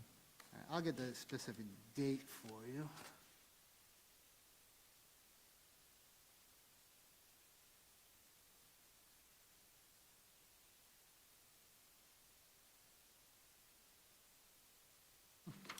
Anyway, so I want to talk about the time that Mr. Tillis was actually booked on the murder charge. Did Mr. Tillis spontaneously tell you something after he was being booked and walked over to jail about this particular case? Yes, sir. As I was walking him back to the pretrial detention facility, he made an utterance to me that as we were walking into the intake area of the jail. What was that? You're never going to get him because I'm not going to tell you. Who was he referring to? He was referring to his brother, Claude. How do you know he was referring to Claude?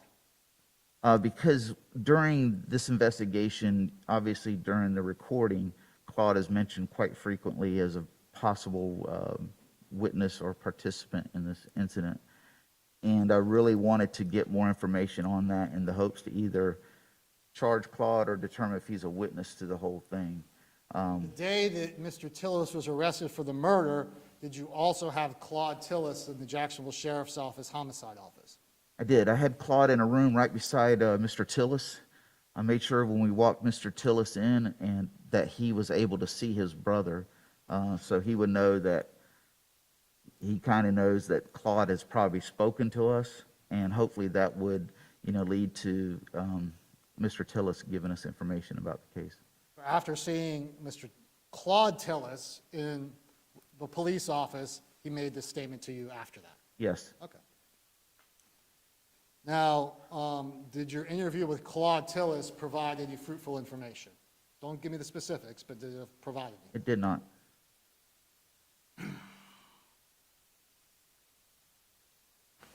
Mr. Mizrahi, let me interrupt you for just a minute. I think we've been going for a little over an hour, so let's go ahead and take our last morning break before lunch.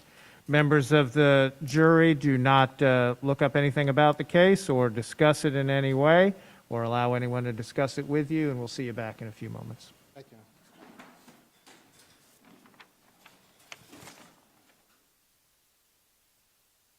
you. Karen.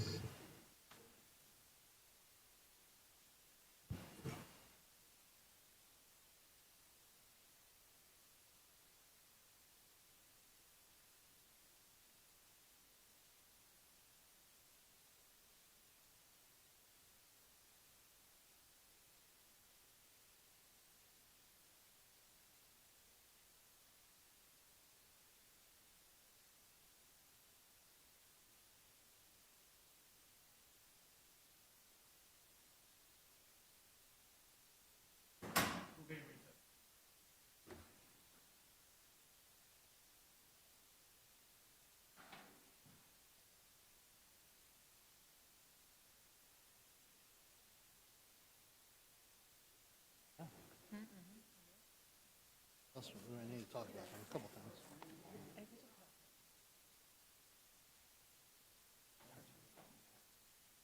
Yeah, okay.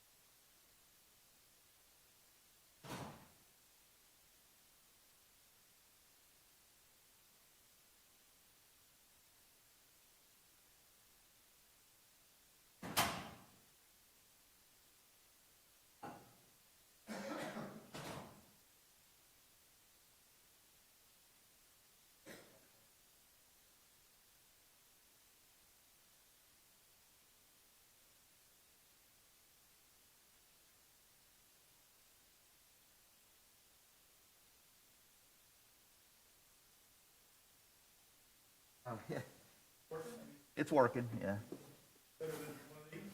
I'd rather have one of those, cause but it's better, my glasses aren't fogging up as much.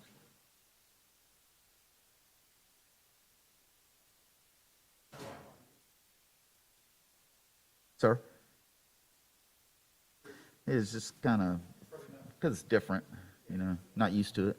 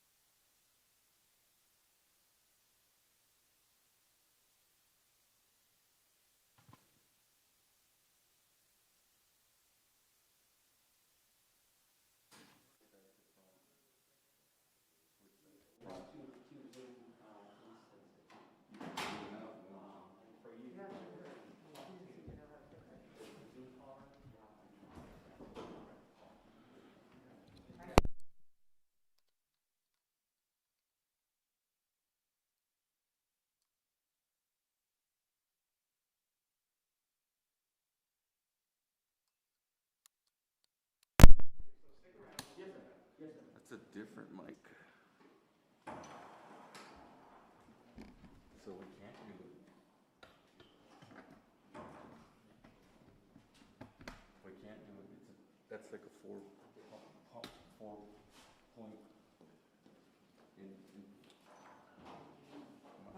Regular XLR with 3. Okay.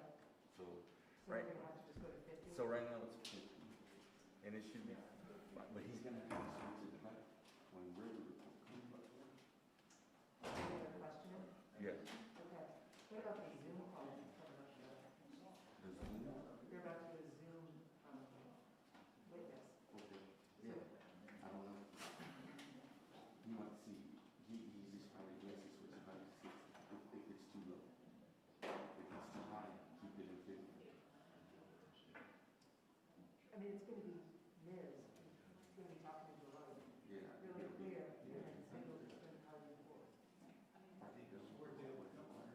You're done with the wire. This witness is going to start talking. So we have a witness call. And then we're going to Zoom. Okay. If they're going with the wire, I'm gonna put it back on 60. I thought the wire was still on. No. Okay. Okay. So I'll just leave it at 60. Okay. And then do you think when it comes to the Zoom that we should switch to 50 though? If it's too loud, if it's overmodulated, tell them to switch it to 50. Just tell them how to get there. So I'll give you step by step. He has to hold the. Hang on a second. I'm just going to record. So he has to hold the menu.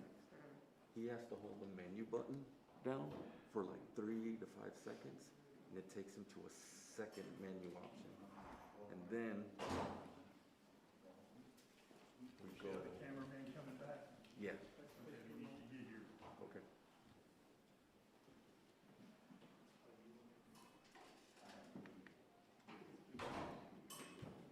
Then he has to go to IF setup, mic audio,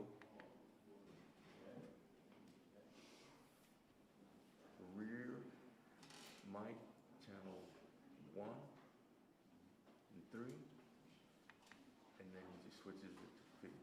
So we don't need to be on Okay. record. And when he's done, all he has to do is hit menu and it'll go away. So right now it's at Mr. Fletcher, ballpark figure across. 15.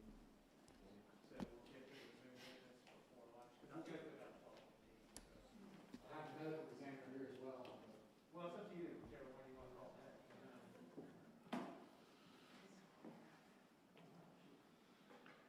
Let me go out there. Whichever way, it's going to go to 12:15. So which one do you want to do? If you're not going to do Zoom witness, then I need you to do Zoom. All right. So, guys, it looks like we are going to do the Zoom witness probably in about half an hour or so. Yes, sir. 20, We'll stick 30. around. You guys don't mind sticking around? No worries, no. Well, we'll see if there's no work. Okay, everybody ready? Fletcher, you ready?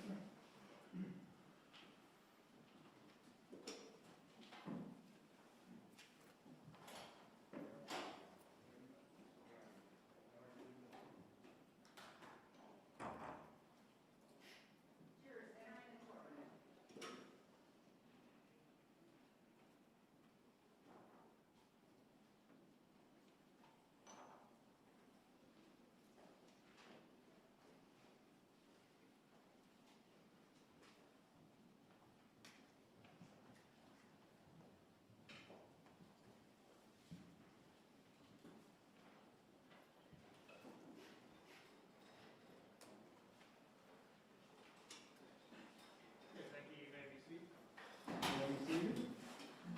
Mr. Rodney, you may continue. So Detective, I wanted to confirm the date of Mr. Tillis' arrest on homicide. We're looking at the arrest and booking report, fresh memory on that. No, sir, I've looked at my notes on my report, I think December 7th of 16. Okay, so shortly after, or even right after you got the information regarding the victim is when Mr. Tillis was arrested on homicide. Yes, I believe I received the notification from UNT on December 1st. When I speak to the family also and confirmed her ID, got some information, and then subsequently brought Mr. Tillis over to let him know he's being arrested. So again, it was about 10 months ago. Yes.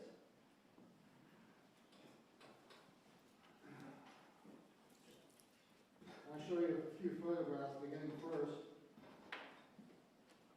The State's Exhibit 103, does this picture fairly and accurately depict the way Russell Tillis, the defendant, looked on May 28th of 2015 when he was arrested on the charge he references in the wire? Yes, it does. Now, Detective, during the course of your investigation, have you learned that Mr. Evans has indicated that Mr. Tillis knew he was being recorded? I've learned that he has indicated that, yes, sir. Did you know that at any point during the time that you received the wire until you made the arrest or anything like that? Absolutely not. Subsequent to Mr. Tillis' arrest, have you become aware that Mr. Tillis has made himself available to multiple interviews with our local media? Yes, was actually part of getting that information too as well. Once I was alerted by the Public Information Office, JSO, I would also try to, well, I did obtain copies of those interviews as well. There were multiple interviews with news outlets. Showing was the evidence of State's Exhibit 104 and 105. Are those going to be still images from the interviews that the defendant did with First Coast News? Yes, they are. And those are actually cameras that were brought into the Duval County Jail. To the Duval County Jail, yes, sir. State's Exhibit 106, were you able to find evidence on the internet that Mr. Tillis had received notoriety as a homicide defendant and some of his memorabilia was being auctioned?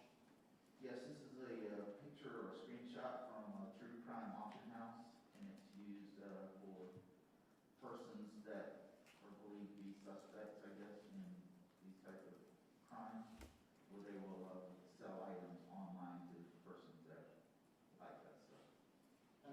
State's Exhibit 106.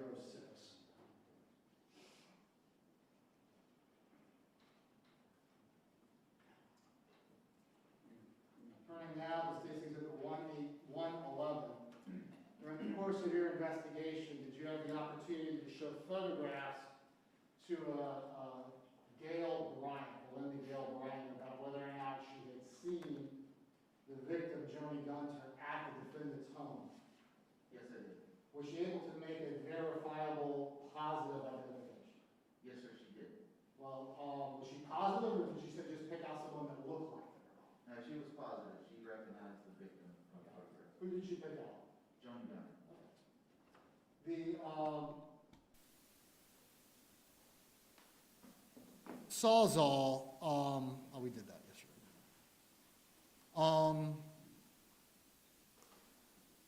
Question?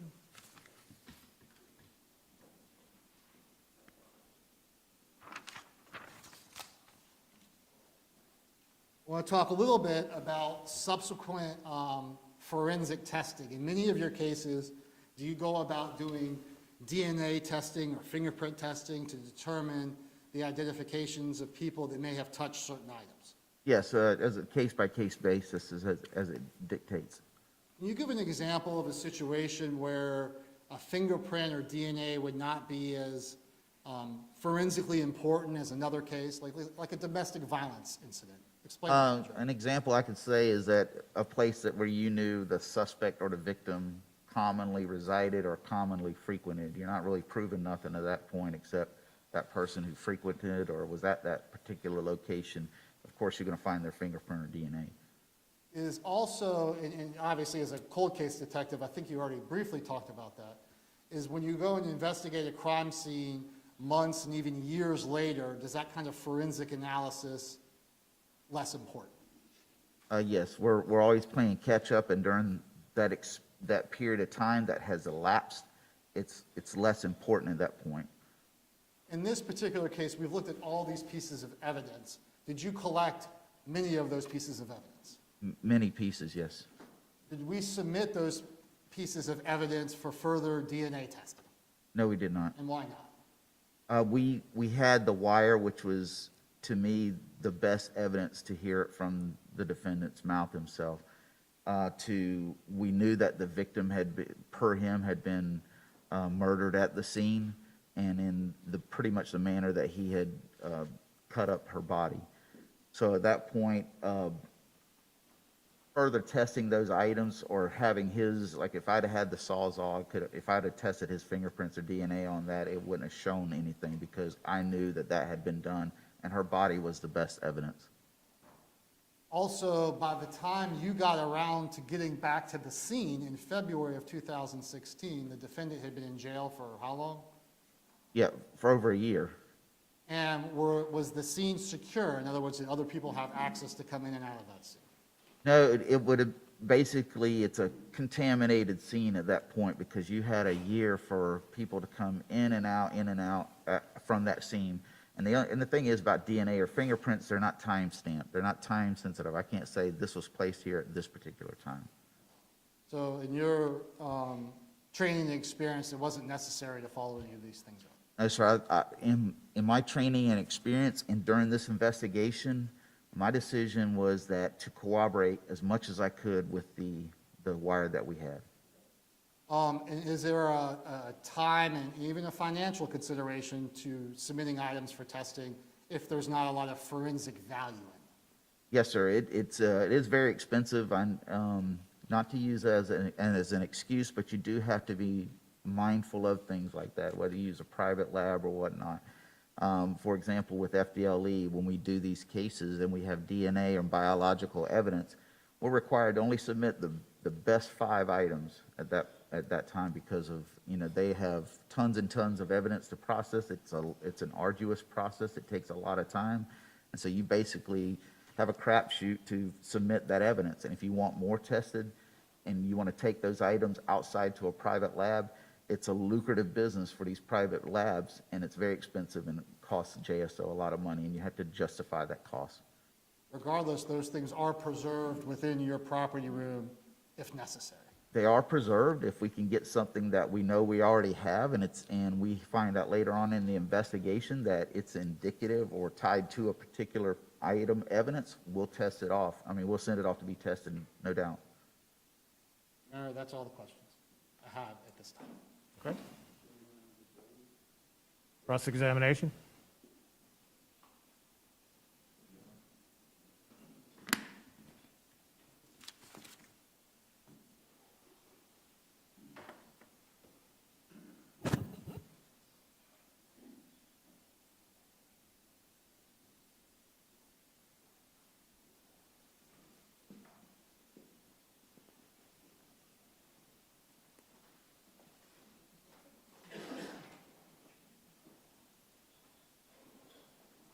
Take a little more.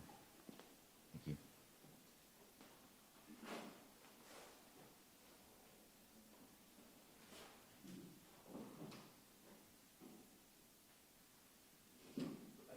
Yes, sir.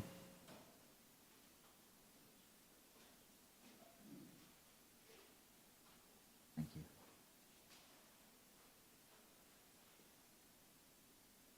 Detective Sullivan, Yes, sir. good afternoon. Good afternoon, sir. Was Claude Tillis arrested for anything? No, he was not. But you interviewed him for several hours, right? Yes, sir. And it was a grueling interview, right?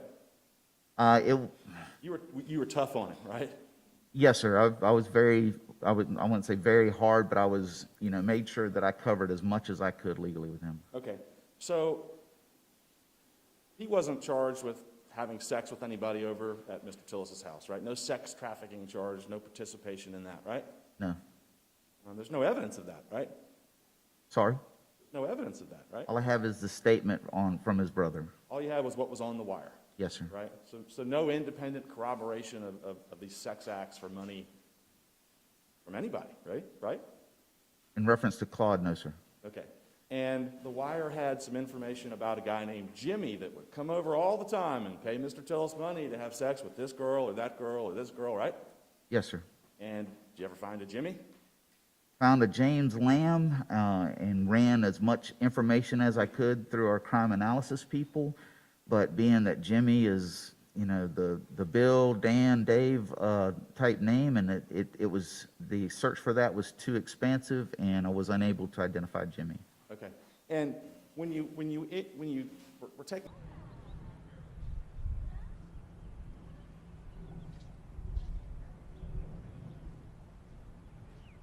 numbers and contacts and stuff like that, right? Yes. Okay. And did you find a David? Because David was over there all the time having sex with this person and that person and that person, according to the wire, right? There were many, many numbers, as you know, from the crime scene, and many, many numbers that we contacted. And I can tell you that there were many, many numbers that were no longer valid, weren't answered, and that weren't available for follow-up. Okay. So no Jimmy, no David, right? And no charges for Claude, right? No, sir, unfortunately. Okay. And that's because you need more than just what's on the wire, right? I wanted to have as much as I could get anyway. Gotcha. And let me ask you about pawn slips. Tell me about, how did you get that pawn slip? The Jacksonville Sheriff's Office or Sheriff's Office in the state of Florida are responsible for the reporting of pawned items. So anytime you pawn an item, it's a state law that they have to report those items pawned to the local sheriff. So they also have a form when they turn that item in that they verify that the item's not stolen and it's theirs to pawn. And then the kicker of it is that the person pawning the item will also give a thumbprint to say that, along with my license, this is my ID, here's my thumbprint. And it gets turned over to the sheriff's office. And for Jacksonville Sheriff's Office, in our property crimes unit, which I've worked there many years ago, they would, it would get into a database where we could look it up. So if we were working a property crime, say a John Deere lawnmower, we can type in John Deere lawnmower and use a time frame when all those items were pawned. And you could, just run from there, the time frame, general area, and then it could provide a lead.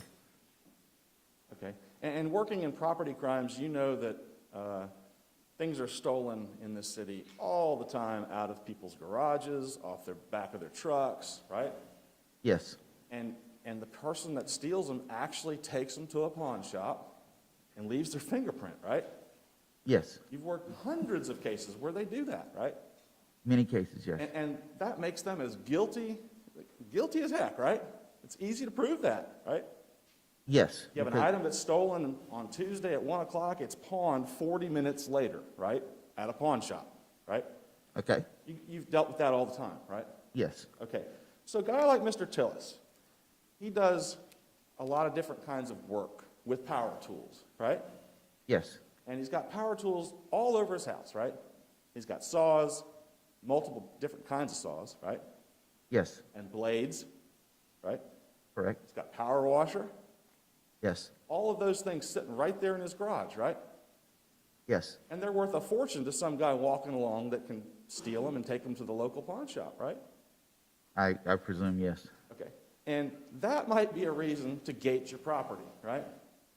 What Put property? a gate around your property. Oh, yes, And if you're the victim of things being stolen out of your garage and your backyard, maybe you put little razors along the side, right? excuse me, that to me, Don't. no, I don't, no, sir. I mean, the only time, I've never seen anything like how he had his property. That was unbelievable to me. Okay. There were a couple razors here and there, and there was a thing where if somebody jumped over, they're going to land on nails, right? Yes, sir, that, Would it be safe to say that would keep a burglar out, right? I don't know if it'd keep him out, it would injure him, for sure. Right? Yes, sir, Might not come back. yes, sir. Okay. So maybe that's just Russell Tillis's way of protecting the stuff in his garage, right? I guess I can say yes to Other that. people might put a 10-foot chain link fence around it, right? Yes, But that costs a lot of money, right? yes, And on top of that chain link fence, you can put barbed wire to protect your stuff, right? yes. Okay. He didn't do that, though. No, I didn't not see that at his residence, no, sir.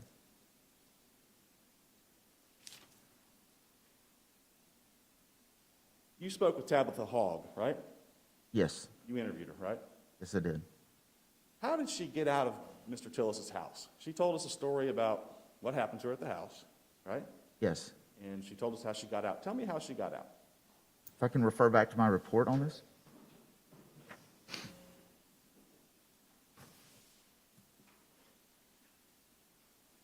I can tell you it's supplement 6, page 15. Not where I was at, yes, sir, thank you.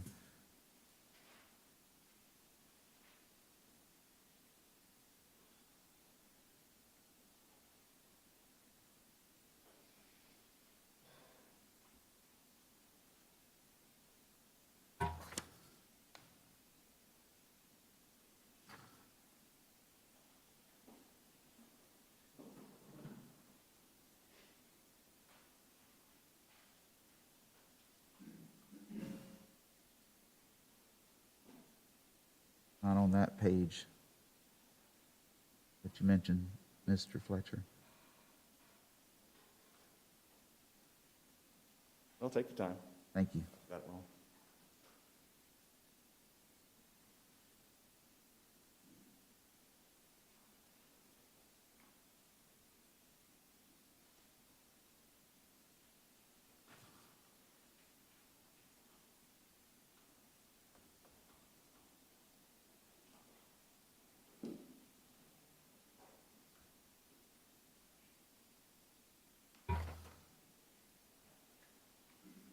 Page 13 of my supplement 6.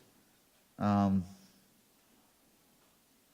believe I've reference to Tabitha on here, pages 12 and 13.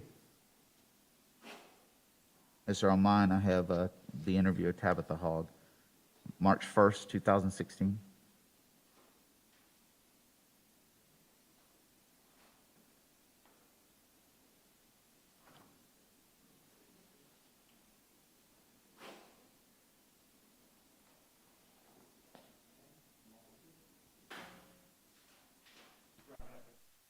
You may. Yes.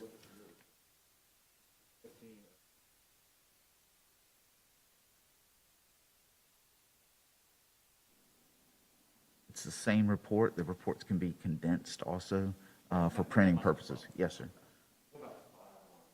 Yes, sir. I'm on that same page. Mine's page 13. Which would you like me to go over, sir? I'll be glad to read you the part of the report. Tabitha was chained at the Tillis property. She described being chained in the backyard with a chain and padlock. She stated Tillis did this because she wanted to leave and he did not want her to, but Tillis finally let her go after she kept screaming and making noise.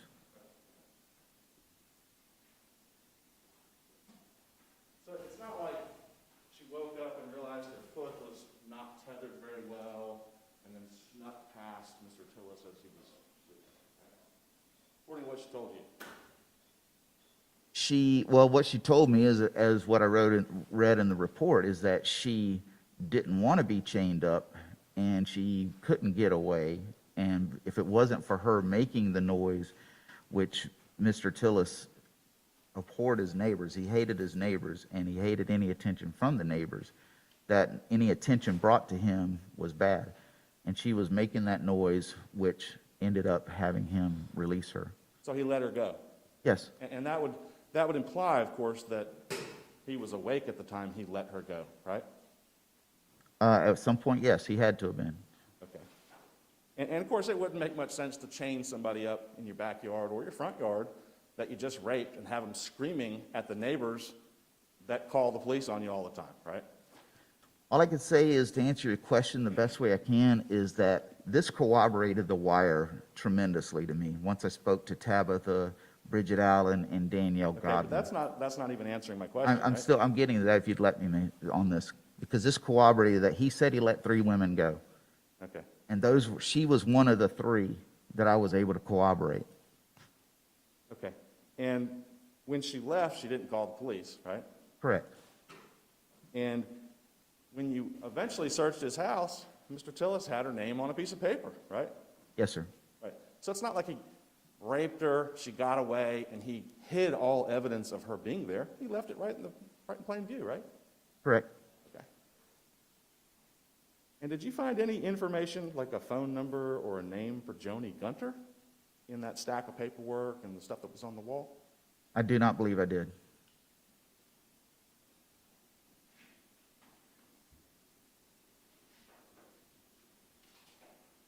As you walked around the house, sort of viewed the scene, did you see any bolts in the floor that you could, for instance, shackle somebody to the floor with? I did not. And did you test to see whether or not any of the rooms were soundproof? I did not. No. Okay. And just regular walls in an old house, right?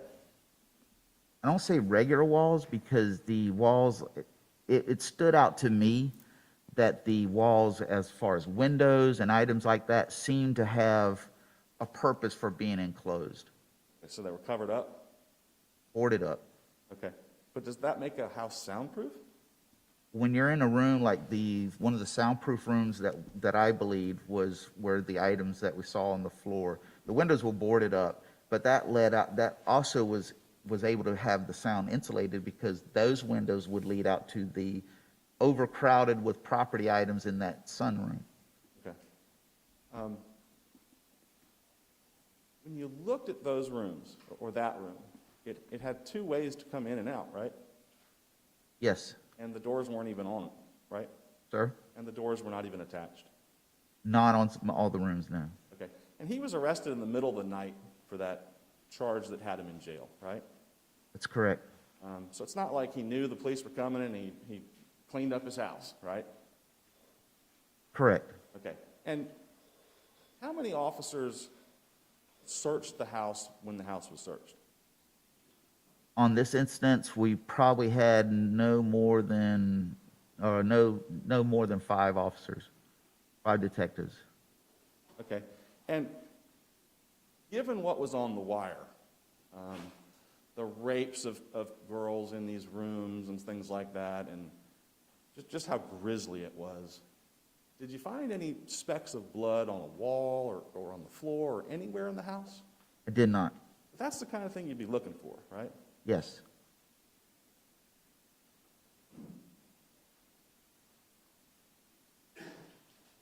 And was there anything to indicate that that chain that you've showed us in photographs, it's old, it's rusty, it's big, it's heavy, right? Yes. Anything to indicate that that had scratched a bed frame? In other words, if I'm tethered with a big chain to a bed frame and I'm trying to get away and yanking it back and forth, anything like that on the bed frames? I did not notice that, no, sir.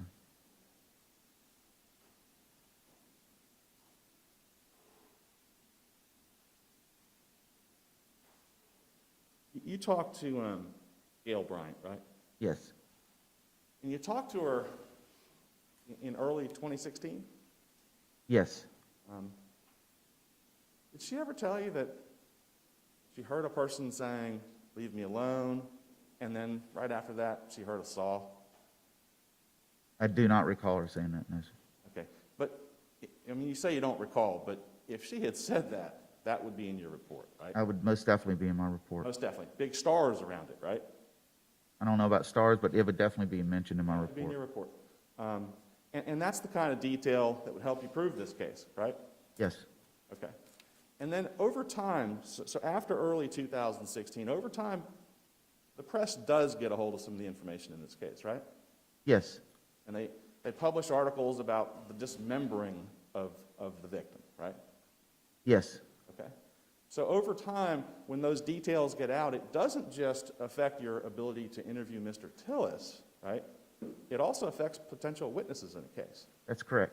especially if they watch the news about the case all the time. Yes. Okay. And how about Miss Campbell? Did she say anything like that to you? She did not. So neither of these ladies back in 2016 told you, "I heard a girl saying, 'Leave me alone,' and then a saw," right? Not to me directly, but they had made calls to the police. We had calls for service from those women. Right, but never an accusation like that. No, sir. Okay.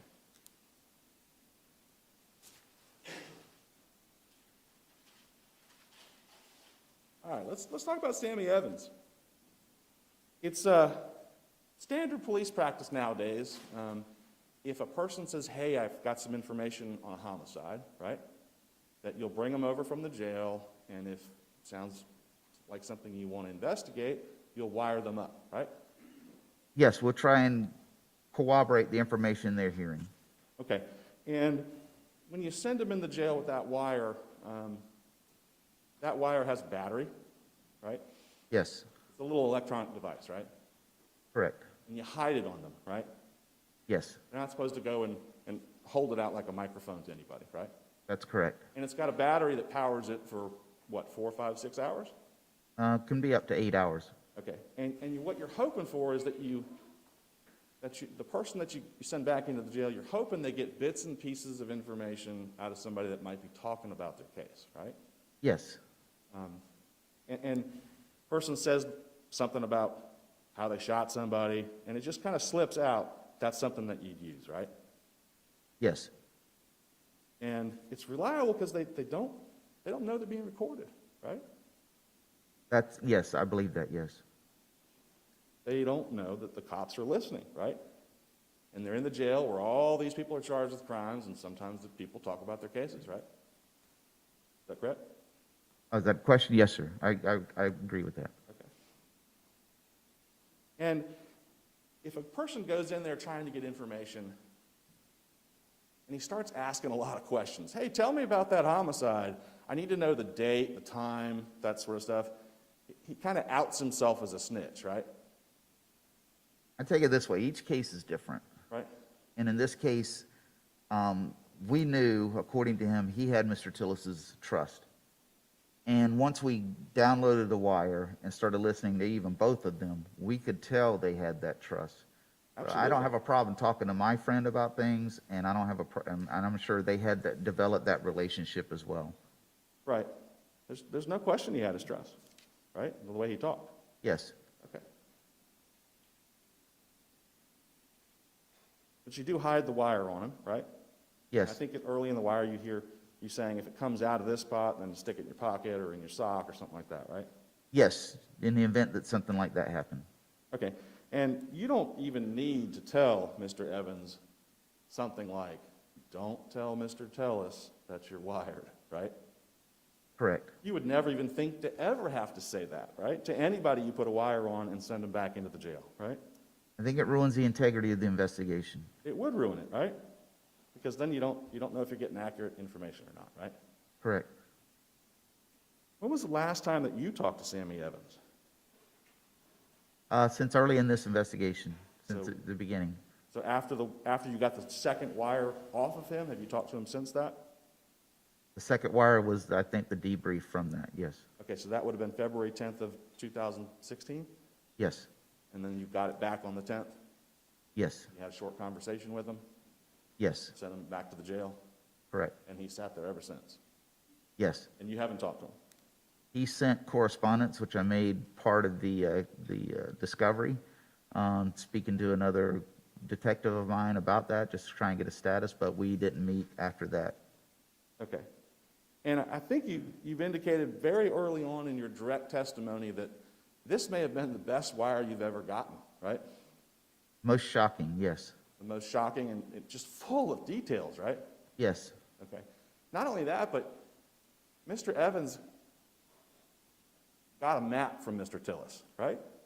correct, And that map even had the number of paces that you'd have to walk from the fence line to the side of the house where the body was, right?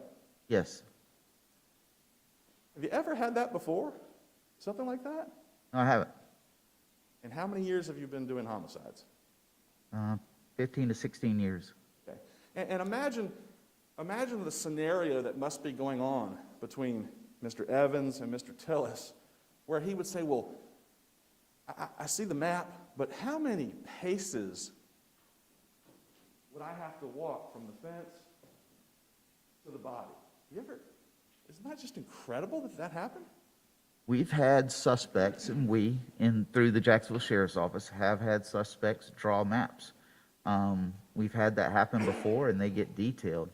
Mr. Evans, I take it that he did a good job trying to do this because he had a lot on the line. Okay.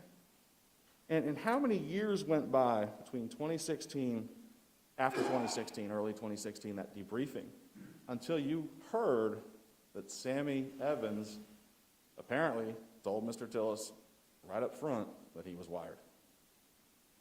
Because of the nature of what's going on and the activity in this case, I heard a couple years later that he was recanting that it was, he was adding to the fact that he said he had let Mr. Tillis know he was wearing a wire. All right, I just want to make sure the recanting part, what was that? Not recanting, that's why I changed what I said. He finally told everybody, yeah, Mr. Tillis knew I was wired, right? He came to us via the state saying that Mr. Tillis knew that this was a wire, that he was wearing a wire. Okay. In fact, would it not strike you as just exceptionally rare for a person like Mr. Tillis to walk up to an inmate and say, how do you feel about cooperating in a homicide case? Yes, That would be just bizarre almost, right? yes. And the fear is, I think on your behalf, that what you're getting on the wire is just not right. Why would a person do that? No, not sure I know where you're going with that question. If you could rephrase that or repeat it. In other words, if Mr. Tillis knew that Sammy Evans was wired and actually encouraged Sammy Evans to contact you so he could cooperate in a homicide,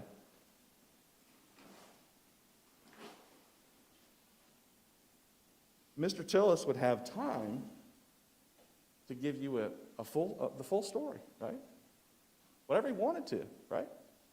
Mr. Tillis has had an opportunity to give me a full story this whole time in the last 5 years. He did, right?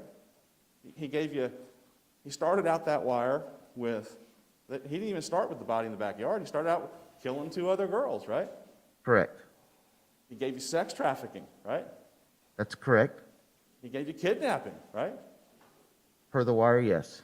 And this elaborate lifestyle of picking people up and chaining them to the floor and having guys come over and have sex with them, right? Yes.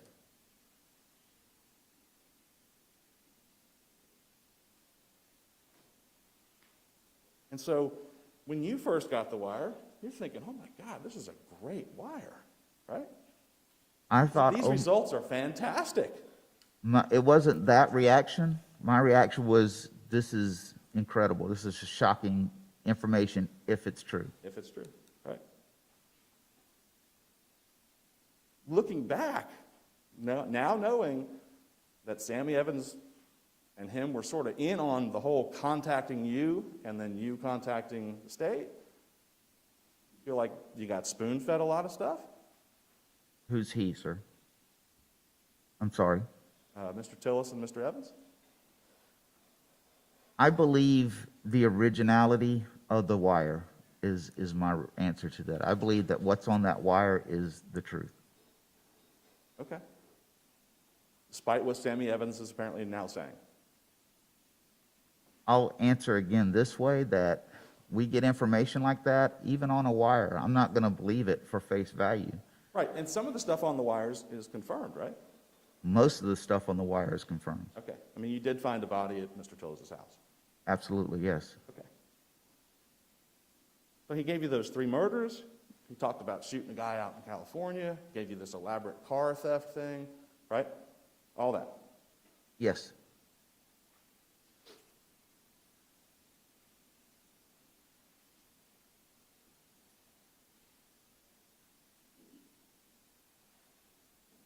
And then there's a break of 5 days and you get the second wire, right?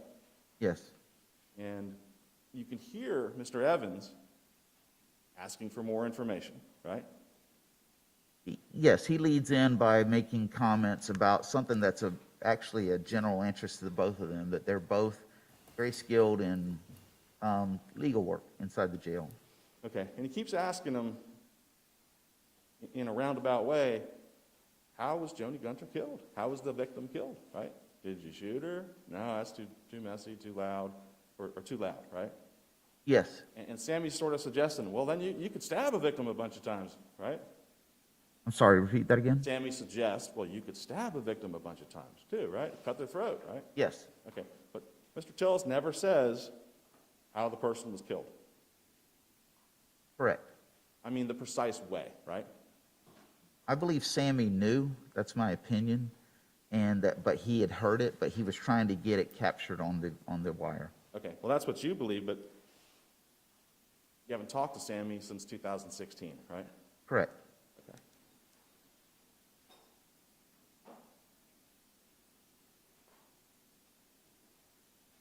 Of course, you would agree with me. If Mr. Tillis didn't know how she was murdered, you'd never get that detail, right? What's your question? You're asking if I agree with him?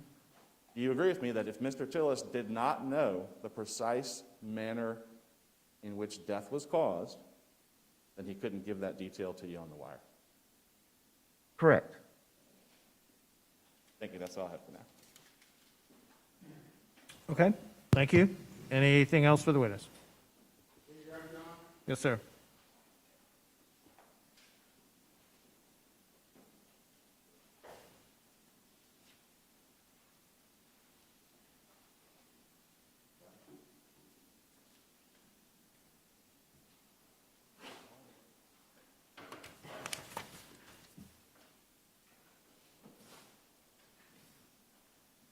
Detective, I want to begin with the questioning about the arrest or lack thereof of Claude Tillis, okay?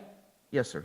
If Claude Tillis's voice was on that wire saying all those things, would you have arrested Claude Tillis? Tillis would be on trial today. So it's not the wire that's the issue, it's about who's saying it on the wire. That's correct.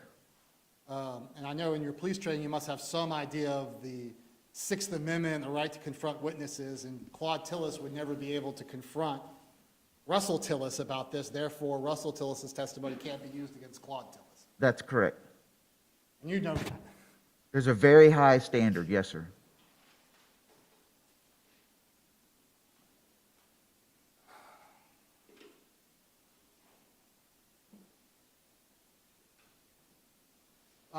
Counsel said that there was a couple of razors and a nail pad. Can you elaborate on that?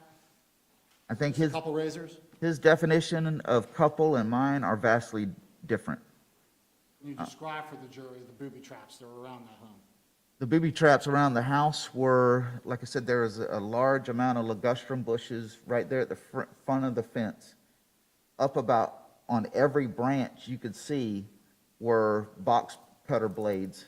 I would say well over a couple hundred between the fence railing, the ligustrum bushes, and the brushes around front. So that's why I reacted the way I did, and I apologize for that. But it was, we have a very vast different idea. I've never seen anything like that before. Okay, the Tabitha Nicole Hahn, when you detail what she tells you in her report, is that meant to be a transcript like Madam Court Reporter is doing here today, or is it a general summary? The general summary. Did Tabitha Nicole Hogg describe her rape to you in detail? She summarized it too as well, but she had mentioned about the activity between her and Mr. Tillis. Did Tabitha Nicole Hogg indicate that the defendant ejaculated on her face and rubbed it in? Did she tell you that? She did not. Okay. Is that because you're just getting a general summary of what she said as opposed to a detailed summary?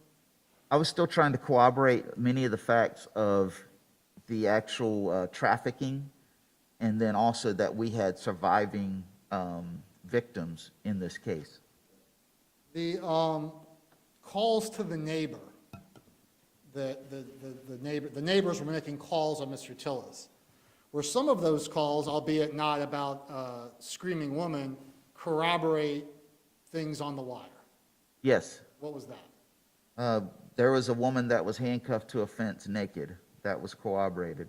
There was a woman that had been found. Legal grounds? Overruled. Go ahead, Detective. There was another woman that the neighbors had called, and we had verified through crime analysis information where a neighbor had called and said there was a woman hiding in my shed. I think she was partially clothed. There were reports of loud sounds late in the evening, activity going on. Mr. Tillis was named in several occurrences that he was, even in one call that he'd been digging all night in the back of his yard. So there was numerous disturbances that I think the neighbors had actually had sought a legal injunction for protection against Mr. Tillis. And Well, the last comment is the objection sustained to the last comment. so I want to talk a little bit about Sammy Evans. You were referring to the correspondence you received from Mr. Evans after the February 10th wire? Yes. Was Mr. Evans upset with the Jacksonville Sheriff's Office? Yes, he had written letters to a colleague of mine, which is Detective Gary Stuckey, on several occasions, expressing that he was upset with us that he had not been given a bond or allowed to be released on his recognizances. And did you ever make those promises to Mr. Evans? Absolutely not. One of the things that I do to cover myself on that, because I don't want a coerced type cooperation. You heard me on the wire. Well, repeat your question. My question was Mr. Evans upset with the Jacksonville Sheriff's Office in that correspondence he wrote after the February 10th wire? Overruled. One of the things I did to cover myself on that is during the wire, you'll hear me, I asked him, I said, myself or nobody from the Jacksonville Sheriff's Office has made a promise of you of anything, of any preferential treatment, to paraphrase it, and he replied no. So the only correspondence or conversations that you were privy to with regard to Sammy Evans were he was upset that he wasn't being released. Correct.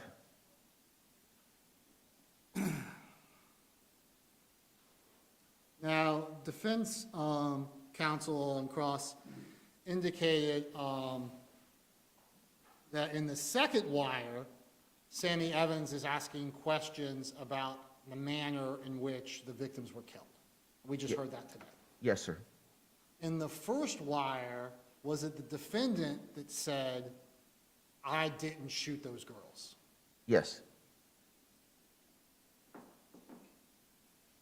So the defendant was providing at least the absence of how he killed them.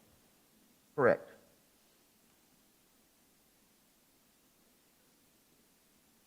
Did also in the second wire, did Sammy Evans indicate beating with a hammer as a possible cause of death? Yes, he did. And was there evidence to support that in your investigation? That evidence was corroborated with the medical examiner's office investigation. Defense counsel asks if you found any phone numbers of Joni Gunter at Russell Tillis's residence. Remember that question? Yes, Did you find her skull? I did. Did you find her legs? Yes, Did you find her arms? I did. Did you find her feet? We did. Yes, sir. Did you find her torso? We did. All the questions I have, Your Honor. Okay. Anything else for the witness? Okay. Thank you, sir. You're free to go, subject to recall. Thank you, Your Honor.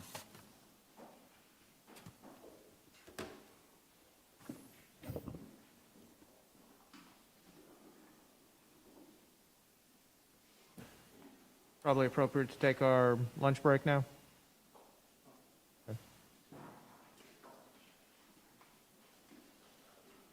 Okay, members of the panel, we'll go ahead and take our lunch break now. As always, remember during this break, do not look up anything about the case. Do not visit any of the places described. Don't let anybody talk to you about it in your presence. Do not talk with each other about it. And we'll see you back at 1:15. 1:15.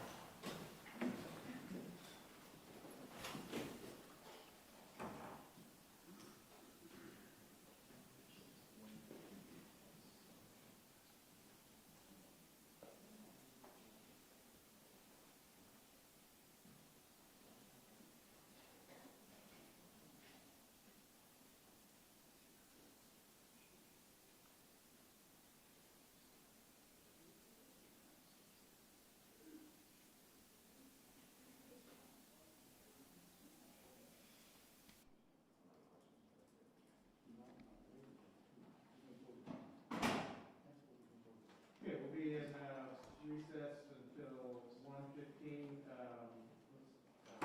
We don't need to be on the record, but let's talk a little bit about what's going on from here. We have two witnesses, Your Honor, it shouldn't be very long.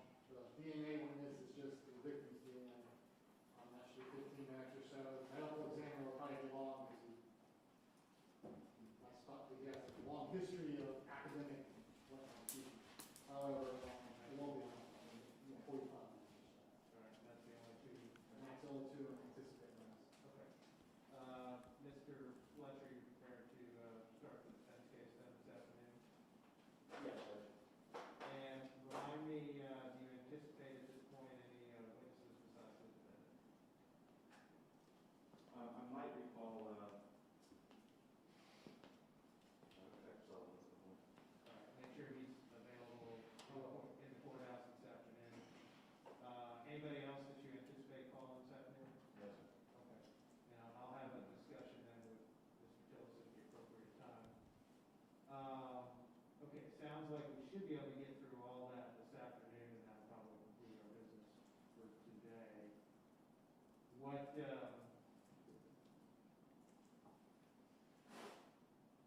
would probably appear prudent to the court then that tomorrow would be closing arguments, and that would be it. And then we'll come back Monday morning early for instructions, and then send the jury out to deliberate. Hold on, Mr. Tillis. We could, I anticipate closings, getting done before lunch, but that obviously puts us in the afternoon on Friday, which the court does not want to do.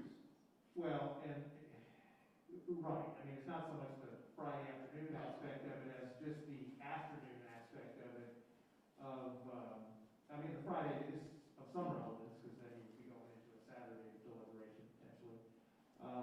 But more to the point, as we've discussed, I do not wish to, and have no intention at this point of sequestering the jury, so, and I think the likelihood of that becomes less likely if we start with deliberations in the morning. I understand the preference is that there's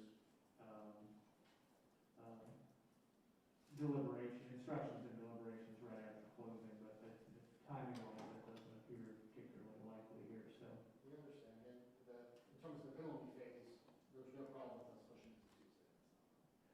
so that, well, I mean, it sounds like, right, so we would, assuming the deliberation is done, we'll, have that finished on Monday, depending on the results of that, we would then potentially go into the penalty phase on Tuesday, right? Correct. Mr. Mayor, you would be ready to, under that schedule, if we get to that phase, you'd be prepared to do that on Tuesday? I do have witnesses that are scheduled to be here next week.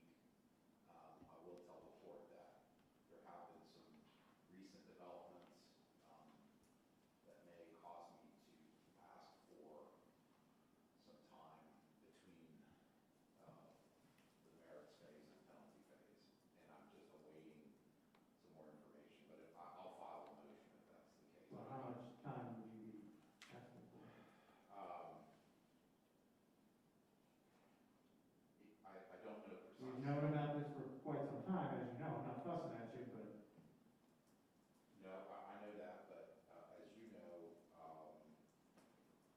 in the past, I've had difficulty in some aspects in gathering important information, and the source of that has been Mr. Tillis.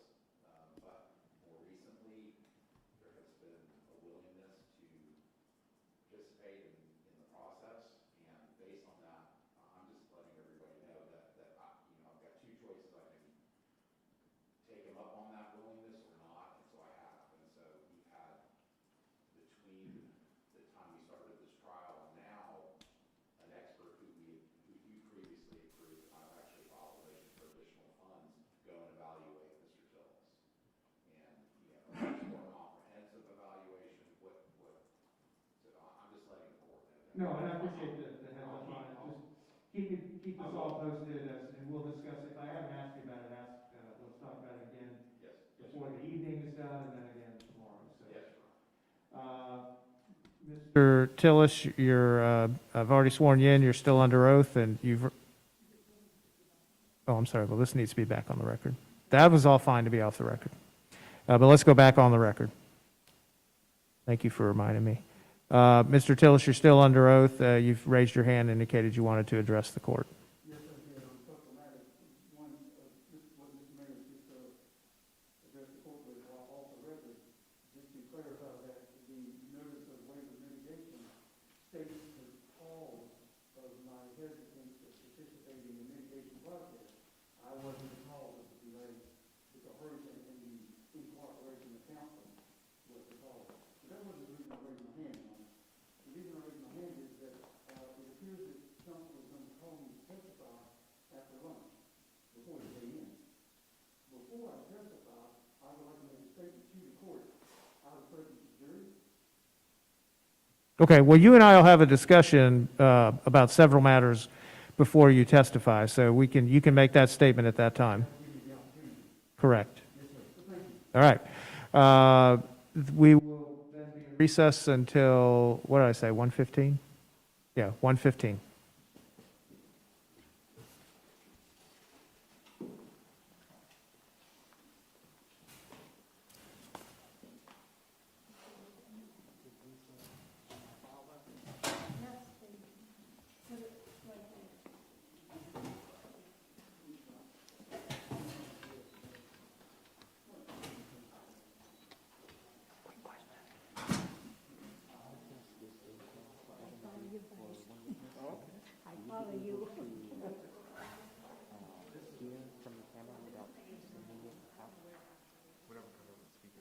Right, okay. Because I just want to make sure you can get that whenever we test. Okay, you're gonna get it? Yes.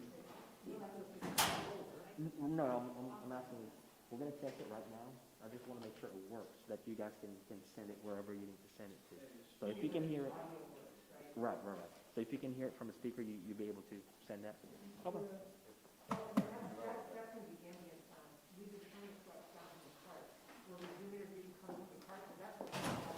Yes. It'll be from the cart. It's right there.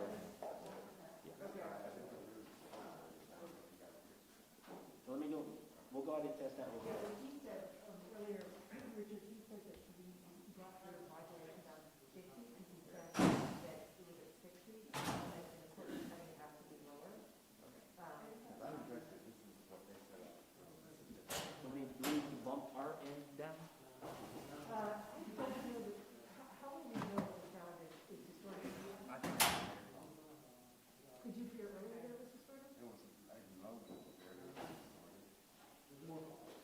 slow, then distorted at the same time, so you're having a hard time understanding?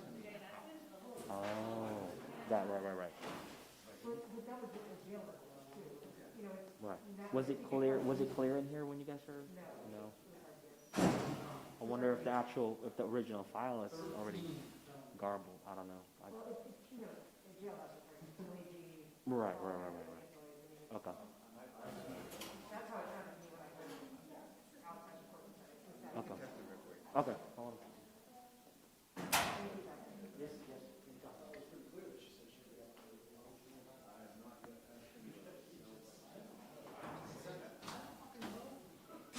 Can you go ahead and give the link send it to the guys?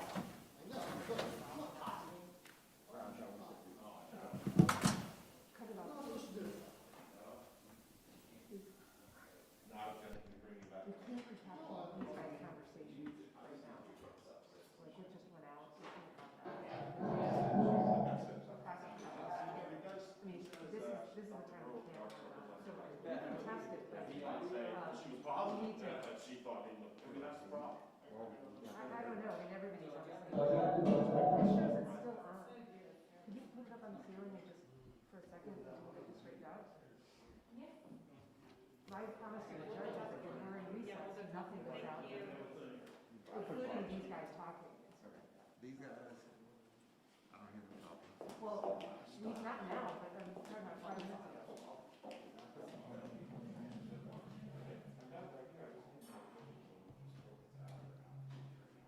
Okay, there's no audio going out. Okay, but going forward, like we can't, I mean, I'm gonna keep that report, so he knows that prosecutors going, I don't fucking know, you know, and he's got all the way on our Facebook feed. And everybody's, and it's on long over there, so we'd be really, really careful about that. And I don't know if he wants you to turn it on now to test it, and that's okay, as long as there's no like attorneys talking or whatever, doing their shit, you know, that stuff you can't have. You check my Or audio. the judge just shooting the breeze or whatever. So in this kind of a setting, if he tells you he wants to turn it down, he can turn it on real fast. But other than that, it needs to be on the camera and the sound has to be cut. Otherwise, we're gonna get.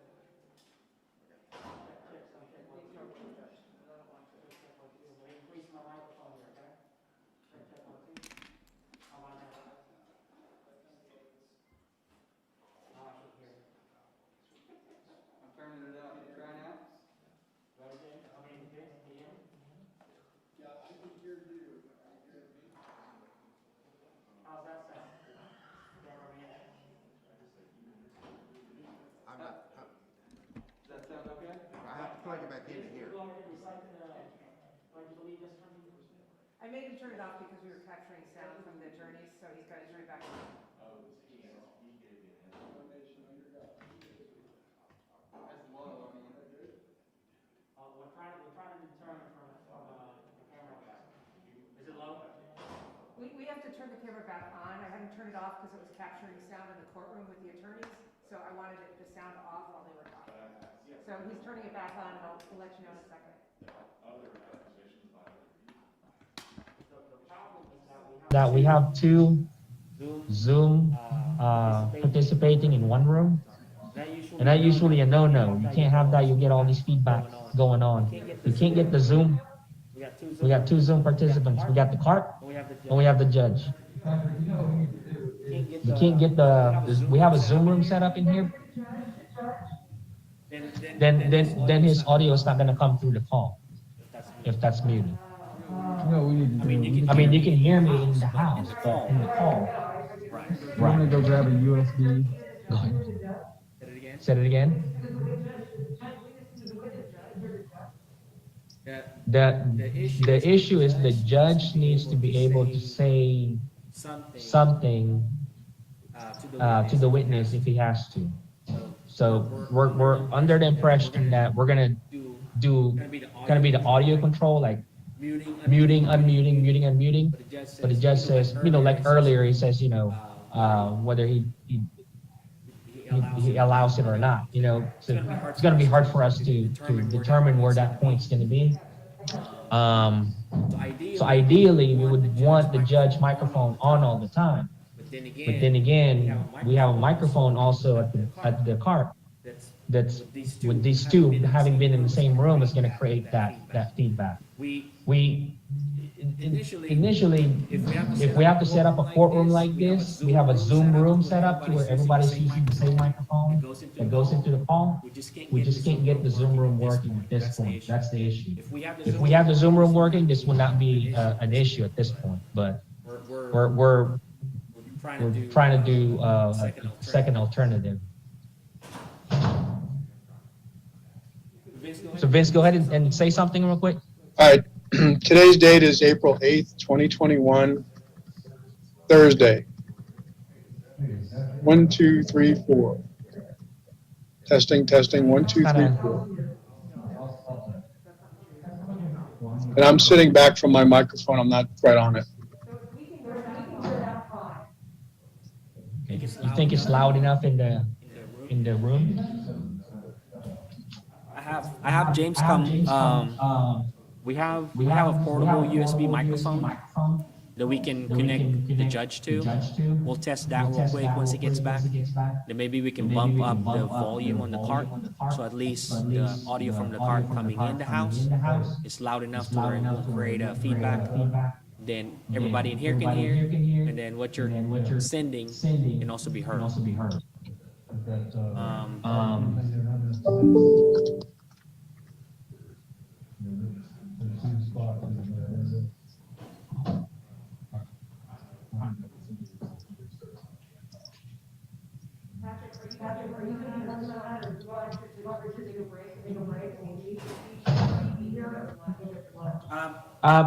You can go ahead. What you're saying to me earlier, as long as you can hear from the overhead speakers, that's the same audio you're sending out. I think we're good as long as we can get it to where it's audible in here. I think we're good. I just want to make sure that audio coming through you is clear, loud and clear. So I think we're good. But yeah, we're just gonna try to figure out where the sweet spot is, so we don't get that feedback noise.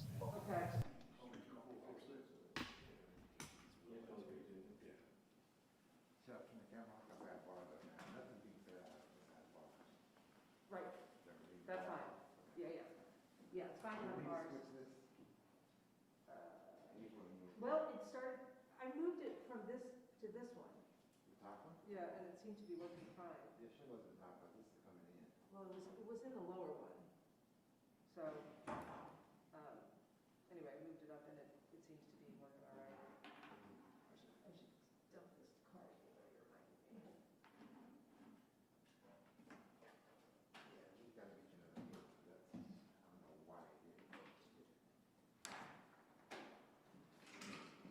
Hey James, we still need to test the evidence card microphone.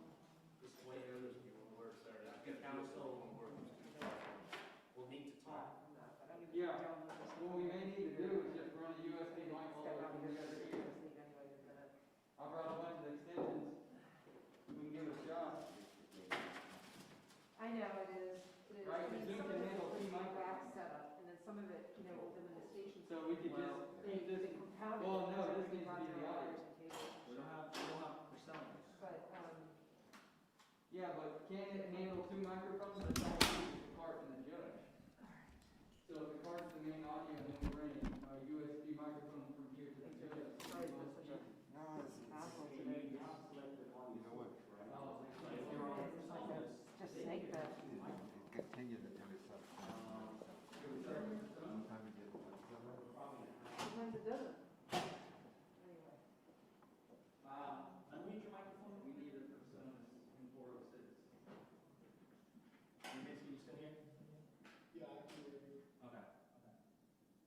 The mic is Mic check, check 1, 2, 3. Can you hear me, Vince? Yeah, you sound good. Okay. Try to bump up the heart volume a little bit higher if you can. Program audio. Source audio? Yeah. It's It's all the way up. it's just grayed out. It's not going up or down. On the home screen, there's a program audio there.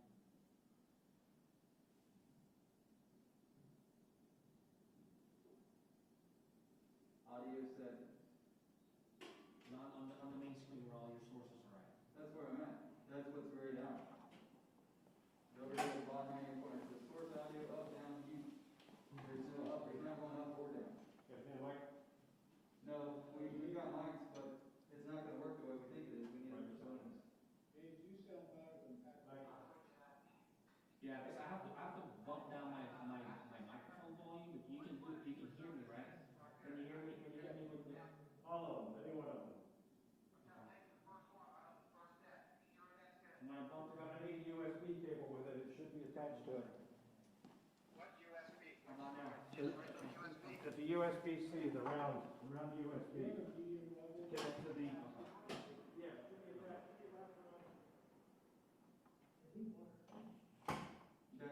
Check.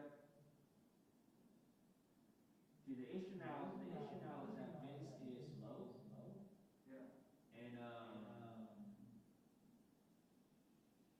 I just turned them up. Try saying something now, Vince.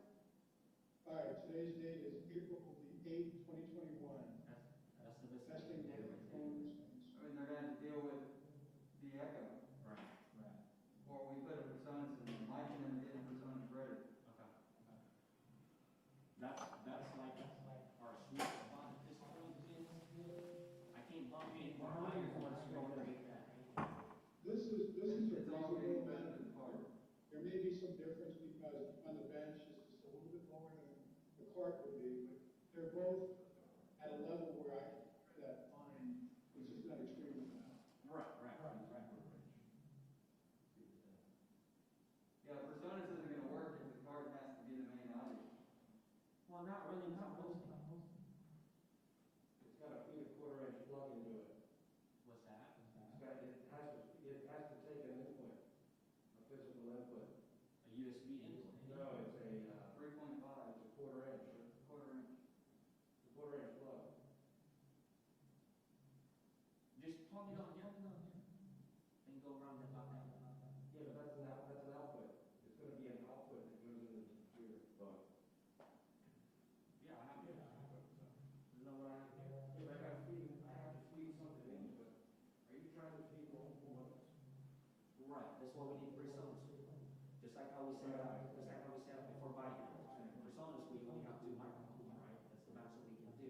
And that's the only thing we need really here is we need one for judge and one for the bar. We have personas here. It's connected through USB. But it's still gonna be fed through the house. So is that gonna, it's still gonna work since it's not being hosted at the park? Yeah, that's fine, because you're hearing it from the Zoom call. Into the car, which is going out. Right.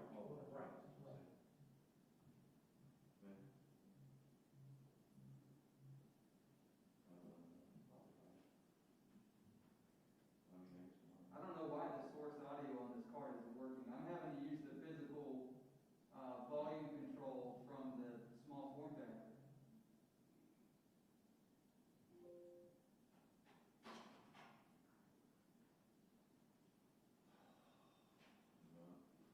Yes, quarter inch in.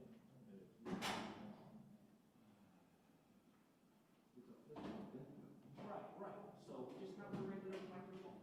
Right. That has an XLR. Right?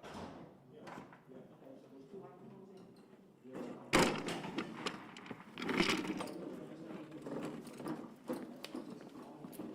What else is We need set up at the judge with 2 microphones, one for the judge. We don't need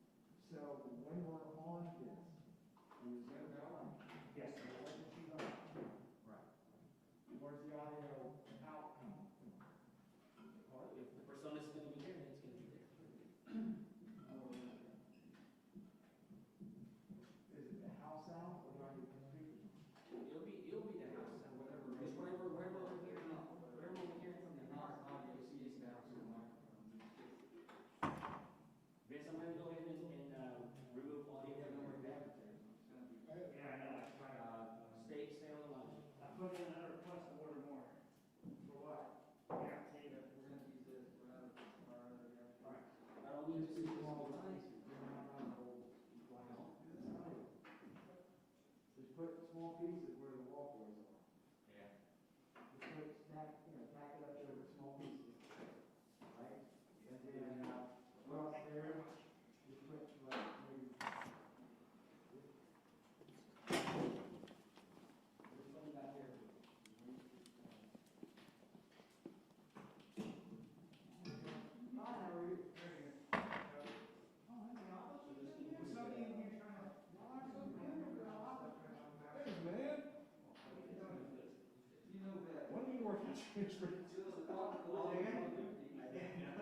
This is the perfect time. Finally, I got you. I'll find an officer, because I'm not supposed to have you in here without an officer, so. Any attorney, anybody that's involved in a child, when everybody's out, an officer says stuff sitting around. We're supposed to have a door. I'm an officer of the court.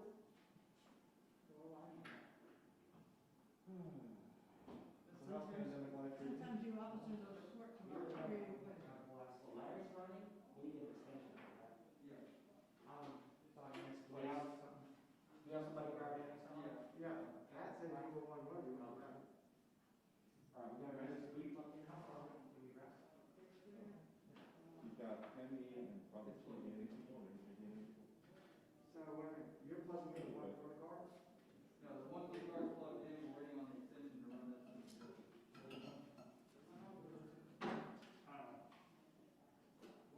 What's this? That's what I wanted to project.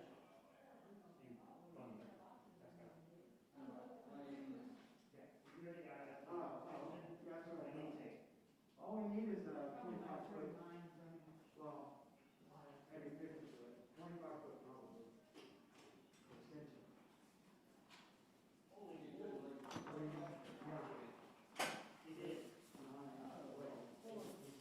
We're gonna need a.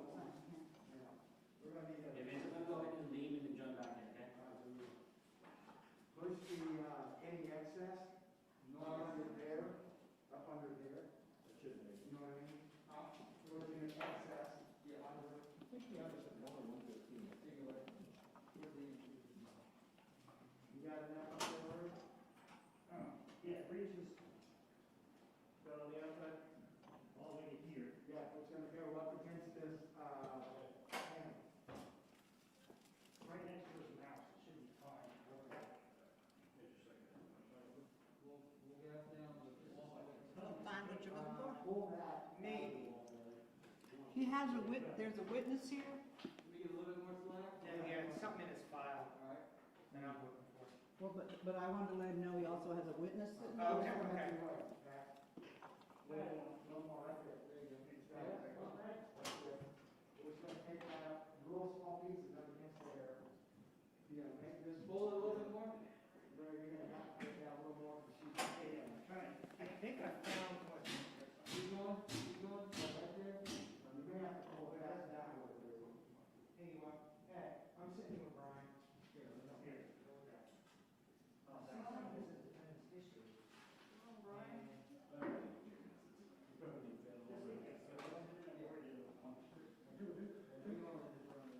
Oh, so it's a nail. So there's a right. Yes, can you hear us? Can you hear it tapping?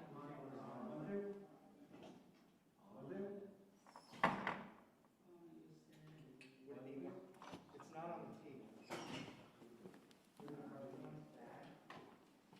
Oh, wait, hold on. All right, Vince, go ahead and say something. Today's date is April 2021. Checking microphones 406. License 1, 2, 3. All right. Coming in loud and clear, can you hear me? That's what I was, that's Good. what I was telling you. Good, all right. We're trying to get microphone number 2 now. There you go, guys, good job. Pat, can you test the judge's microphone? How do you guys like? 1, 2. 1, 2, 3. 1, 2, 3. Can you hear him, Vince? I can hear you fine. That's good. Okay, loud and clear. 1, 2, 1, 2, 3. 1, 2, 3. 4, 5, 6. 1, 2, 3, 4, 5, Good.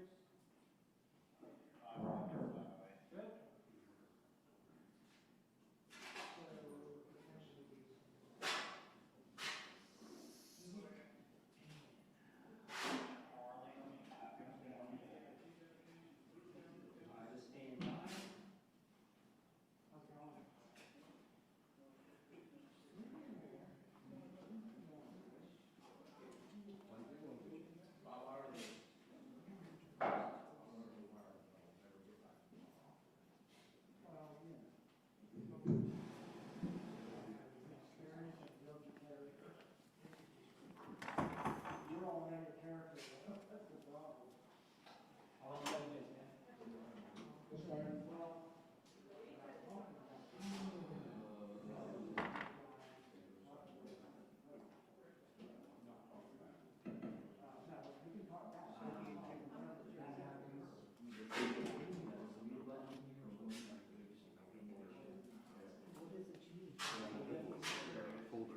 Oh, they already gave it to him? I don't. Why?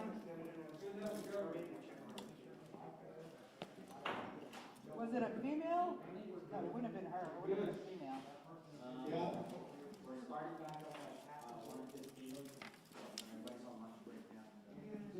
Does anybody want to go back on the deck? Mike would have been at the back door. No, there's nobody back there.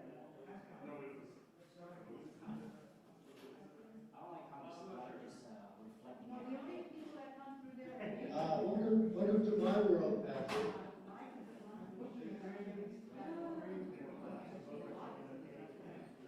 Yeah, that sounds, it's good, I can hear. Can you hear That's that? just good. 1, 2, 3. What if I'm over here, baby? 1, 2, 3. All right. Add Welsh, you're further away, talk again. You may have to write this a little bit better. It comes over. I bumped it up. Yeah, turn it up a little bit. It is. How about now? 1, 2, 3, 4, 5, 6, 7, 8, 9, 10. How's that, Vince? 1, 2, 3, 4, 5, 6, 7, 8. That sounds good, that sounds good. Okay. All right. I set it to about 3 o'clock for the judge. All right. So I don't need it.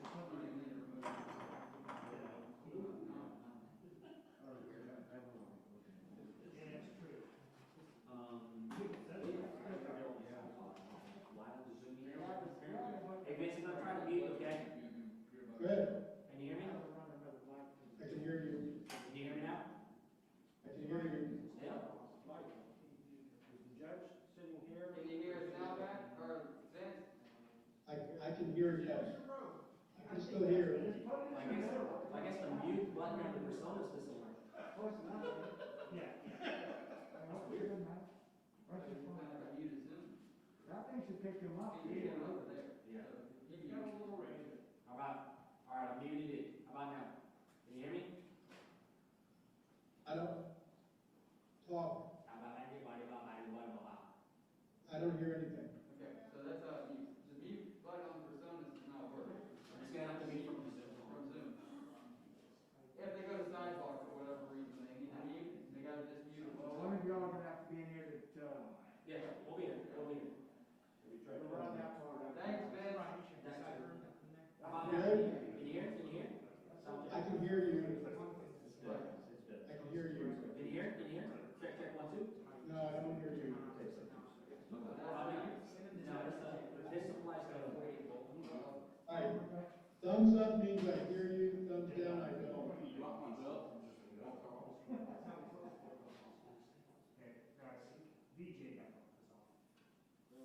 right. All right, thanks, Vince. Okay.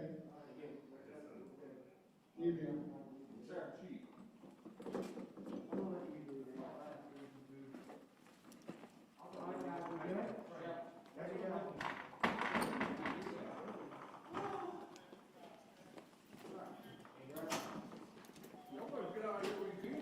Like 5 minutes. You see how fast I'm walking?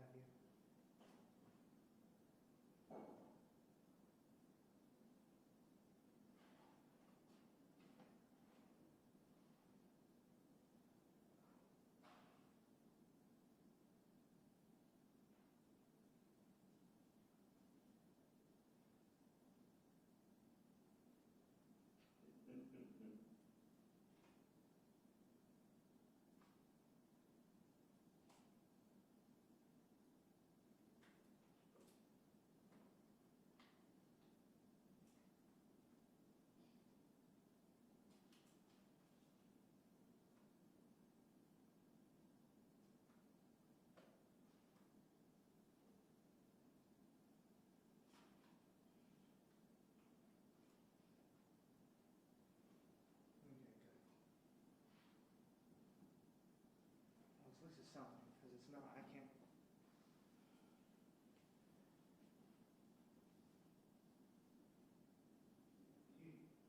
You are, that's what I said, that's what we'd love to have. Now, I haven't checked your side, did you take something?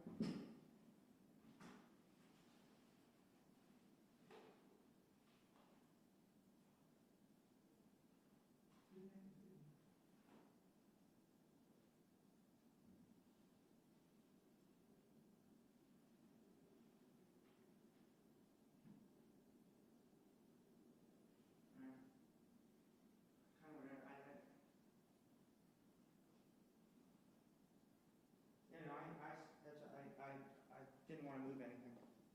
So I'm exiting the premises. A little tricky.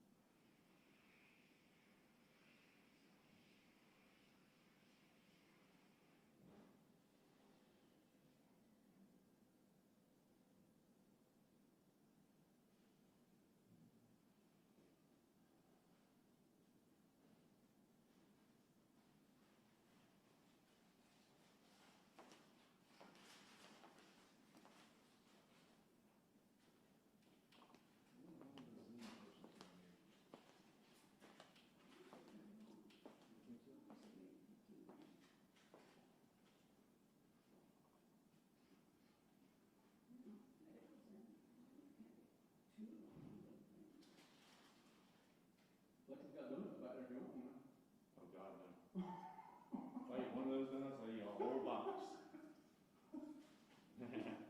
Bad news.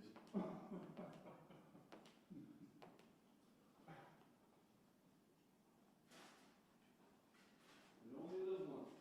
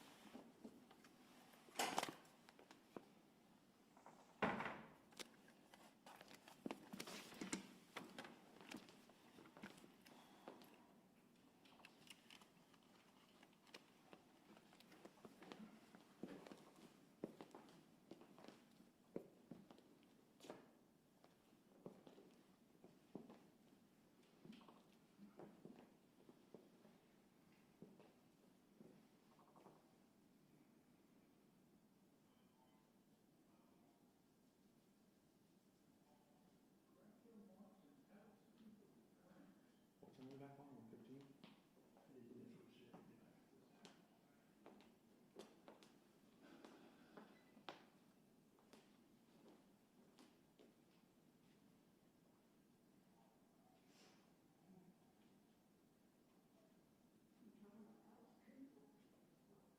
Picture of him here with Groucho Marx, says they were actually friends. Yeah, we share the same birthday. You and Alice Cooper? Yeah. Well, there you go. And Dan Hoyle.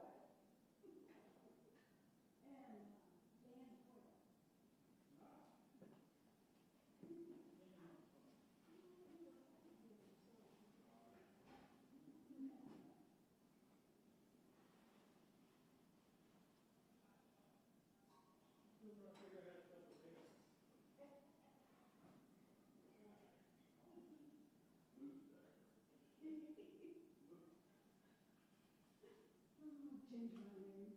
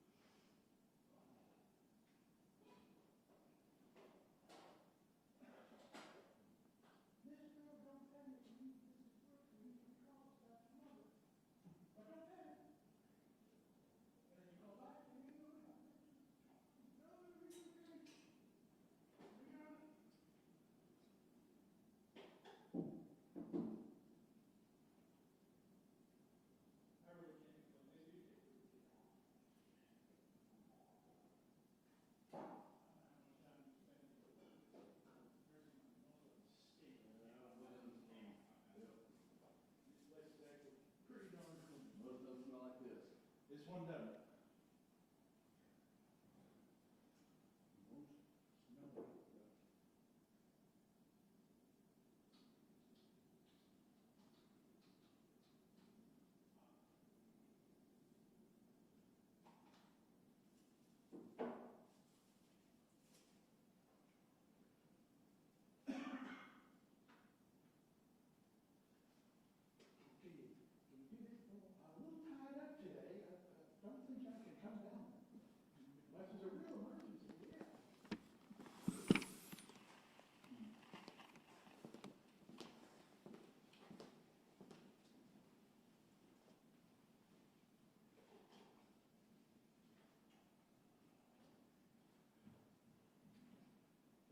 Tillis' testimony may be real popular, but I'm gonna hold it to eight on the side of what the judge said.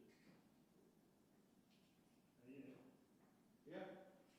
Otherwise, you can have everybody want to come in. Well, I don't want to come in. We can have it. Yeah. They can watch it online just like everybody else. Yeah.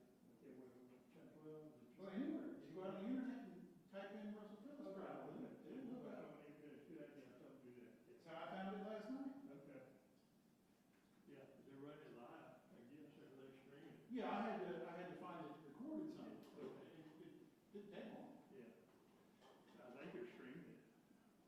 I just wanted to see how much was being, how much of what we were saying was being broadcast during breaks. They turned the camera off, but the mics are still on. Yeah. So. You didn't say any bad thing about Chuck Fletcher, did you? Well, it's gone around the world now, whatever I said. It's on the reserve, I'm sure. He says, get in line. How did he get a straight face? I see you laughing behind that mask.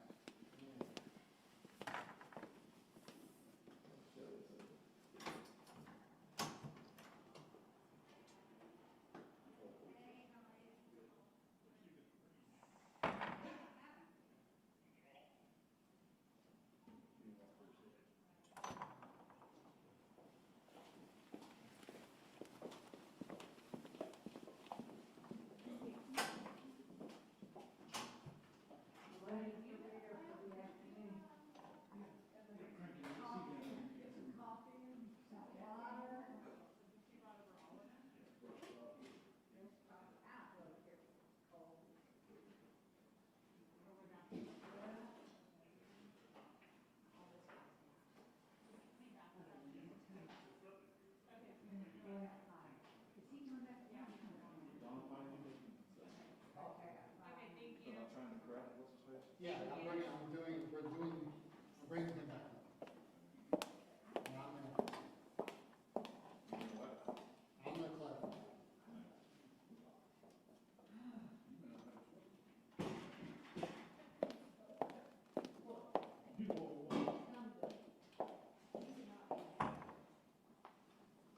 You like to get match there? Yeah, it doesn't move when I talk. Yeah. Those metaphors, they get all over my face. Right. Well, the new thing was that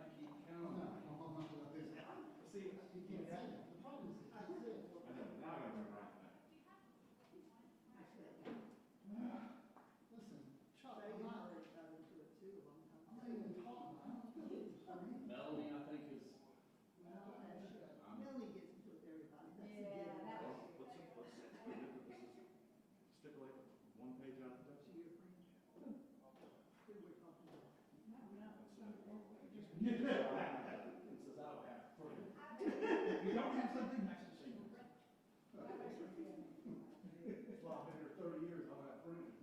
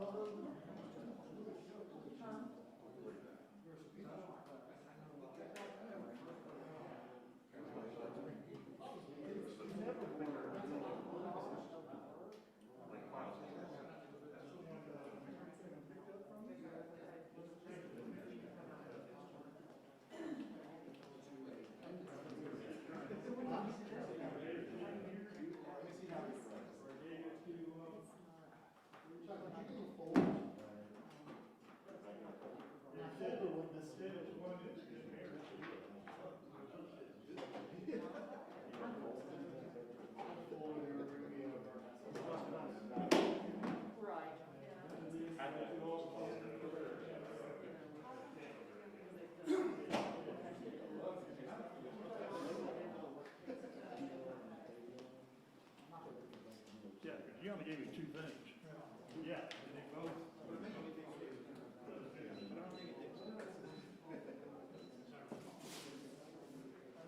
Lead mayor's got those folders.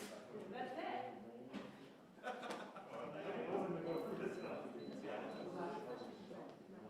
Ryan, thank you. Thanks, Ryan. Yeah. Planting evidence on us, man. Yeah. They found it, yeah. My own. Yeah, these are probably the judgment centers. No, no, no.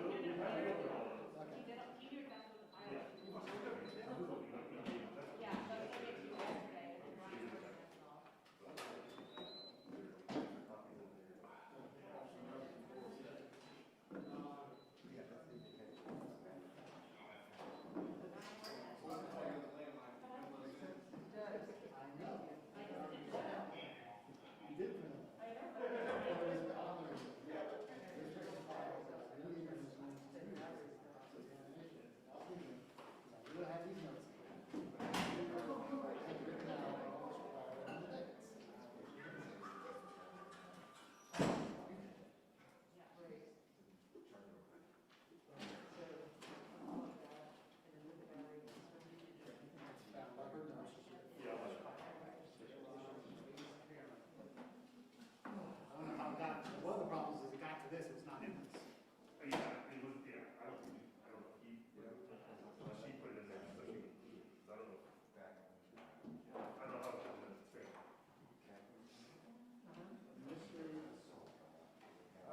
We're good.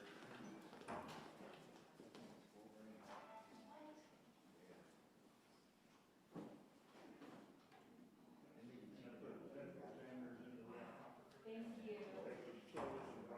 Okay, thank you so much. Oh, wow. We have two?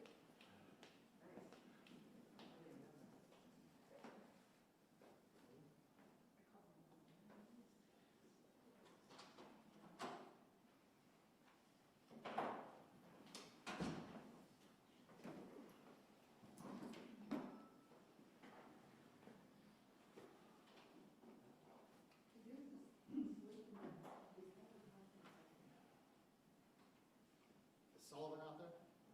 Is who? Dennis Sullivan. Yeah, he's in conference today. He's gonna move the first. I just gotta clarify something with him. If he'll just, I mean, if I bring her in here, it's gonna be back and forth for an hour. So let's just get him to say exactly what's happening.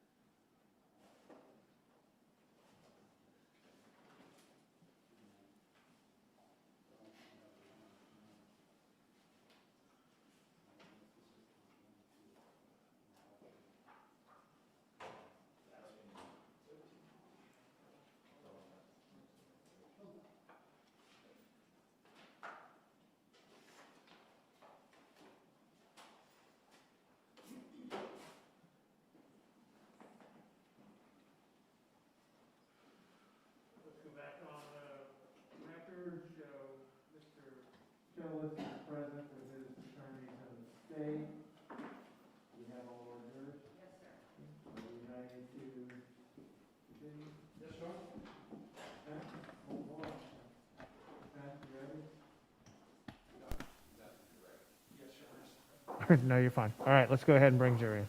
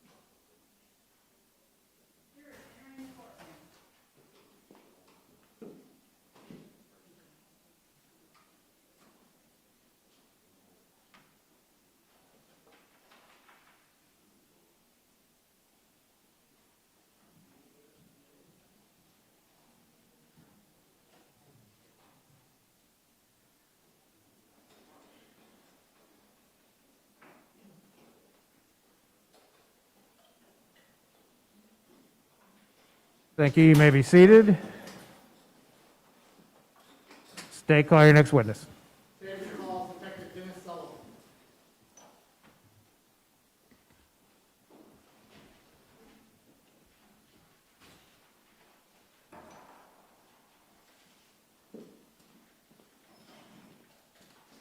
Okay, Detective Sullivan, just resume your seat in the witness box. You're still under oath. Or the witness chair, I should say. It's not really a box. May it please the court. Yes, sir. Detective Sullivan, did you go back and refer to your report with regard to how confident Ms. Bryant was in her looking at the picture of Joni Gunter? Yes, I did. And what did you find? I'd like to read from my report if, Sure. if it's okay. 12/7/2016 at 15:50 hours, Detective Sullivan, Bennett, and Sergeant Corsi arrived at 3603 Bowden Circle East to speak with Gail Bryant, Tillis' next-door neighbor. Gail said she has lived in the neighborhood since 1969. The detectives, which included me, showed Gail 3 pictures of the victim to see if she could recall her ever being at the suspect's house. Gail stated one of the pictures of the victim having black eyes looked familiar to her, but she said she did not know the girl. Thank you. That's all the questions I have. Any cross-examination on that? All right. Thank you, sir. Once again, you're excused, but subject to recall. Yes, sir. Excuse me.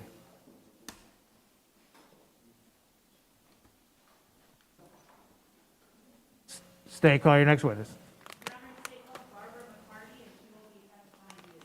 Okay.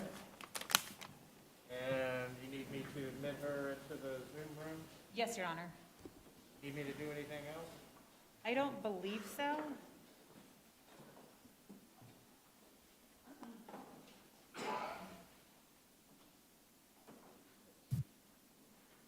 Well, I guess I do need to do something else.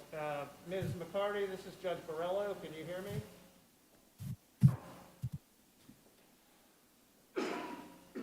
Apparently not.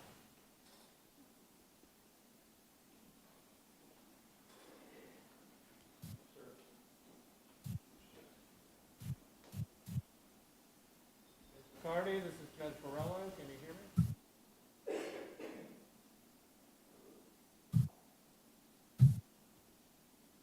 Try again.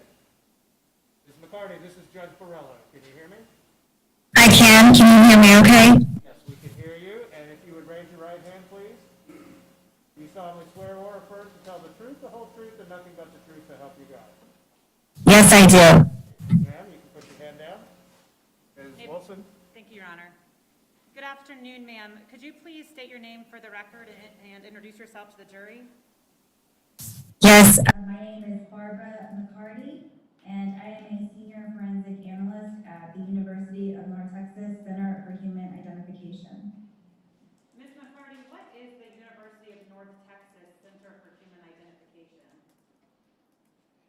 We're a laboratory located in Fort Worth, Texas. We specialize in human identity testing. We're divided into two different sections. We have a missing persons unit as well as a forensic unit. Both units provide DNA testing services. However, the type of samples that we perform DNA testing on differs. For example, the missing persons unit performs DNA testing on unidentified remains samples, such as bone samples, as well as family reference samples. So if a mother and father are missing their loved ones, they will voluntarily donate reference samples to test for DNA for comparison to bone samples. Our forensic unit also does DNA testing. However, they perform DNA testing on crime scene type samples, such as samples from burglaries or homicides. Now, Ms. McCarty, I think you already mentioned this, but are you a senior forensic analyst at the center? Yes. And can you explain what your job entails? Yes, so I work specifically in the missing persons unit. I perform DNA testing on unidentified remains. So bone samples, hair samples, tissue, blood, those types of samples from unidentified remains. So I examine them, I perform the DNA testing procedures, I also analyze that data, write reports, and testify as needed. Ms. McCarty, how long have you been employed by University of North Texas Center for Human Identification? I've been employed here since November of 2015. I actually was employed here for about a little over a year back in 2005 to 2006, also in the missing persons unit as a forensic technologist and then as a forensic analyst. And then I went to work at a private laboratory performing DNA testing, and I worked there for almost 10 years. That laboratory merged and they closed down their operations in Dallas, Texas, and they moved to Virginia. So then I became employed again here at the end of 2015. Now, what is your education background that allows you to hold this type of position? I received my Bachelor of Science in Biology from the University of Texas at San Antonio. I then received my Master of Science in Forensic Genetics from the University of North Texas Health Science Center here in Fort Worth. And throughout the course of your career, have you participated in additional training as part of your job? Yes, prior to being able to perform any casework independently, we're required to go through an extensive training program here at UNT Center for Human Identification. Part of that training program includes observing experienced analysts performing the DNA testing procedures and analysis, as well as I then performed those testing procedures and analysis on mock samples, so non-casework samples. I then had to perform a competency test for each procedure that I was going to perform independently. So basically there's a whole training program that you have to go through before you can do any casework independently. Now, Ms. McCarty, specific to this case, and that I believe it's case file for your case number 16-0955, is that then a case file that you yourself worked on? Yes, I worked on that case. And did University of North Texas actually receive samples in regards to that case? Yes. And can you explain to the jury or tell the jury what samples you received? Yes. We received one sample. If the agency described it as a DNA bone window for unidentified remains. all commonly receive? Yes, so in our missing persons unit, that's a typical type of sample that we might test. And then was the agency sending you this, was that the Jacksonville Sheriff's Office? Yes, that's correct. Okay, specifically would that have been Detective Dennis Sullivan? Yes. And what were you asked to do with this sample? So we were asked to perform DNA testing on this sample. Can you explain briefly to the jury what DNA is? Yes. So to kind of, I'm going to break it down a little bit because we did perform 2 different types of DNA testing, which is typical of what we do here for missing persons. So basically what DNA stands for deoxyribonucleic acid. It's made up of 4 bases. We refer to them as A, C, T, and G. And it's present in all of our cells except for red blood cells.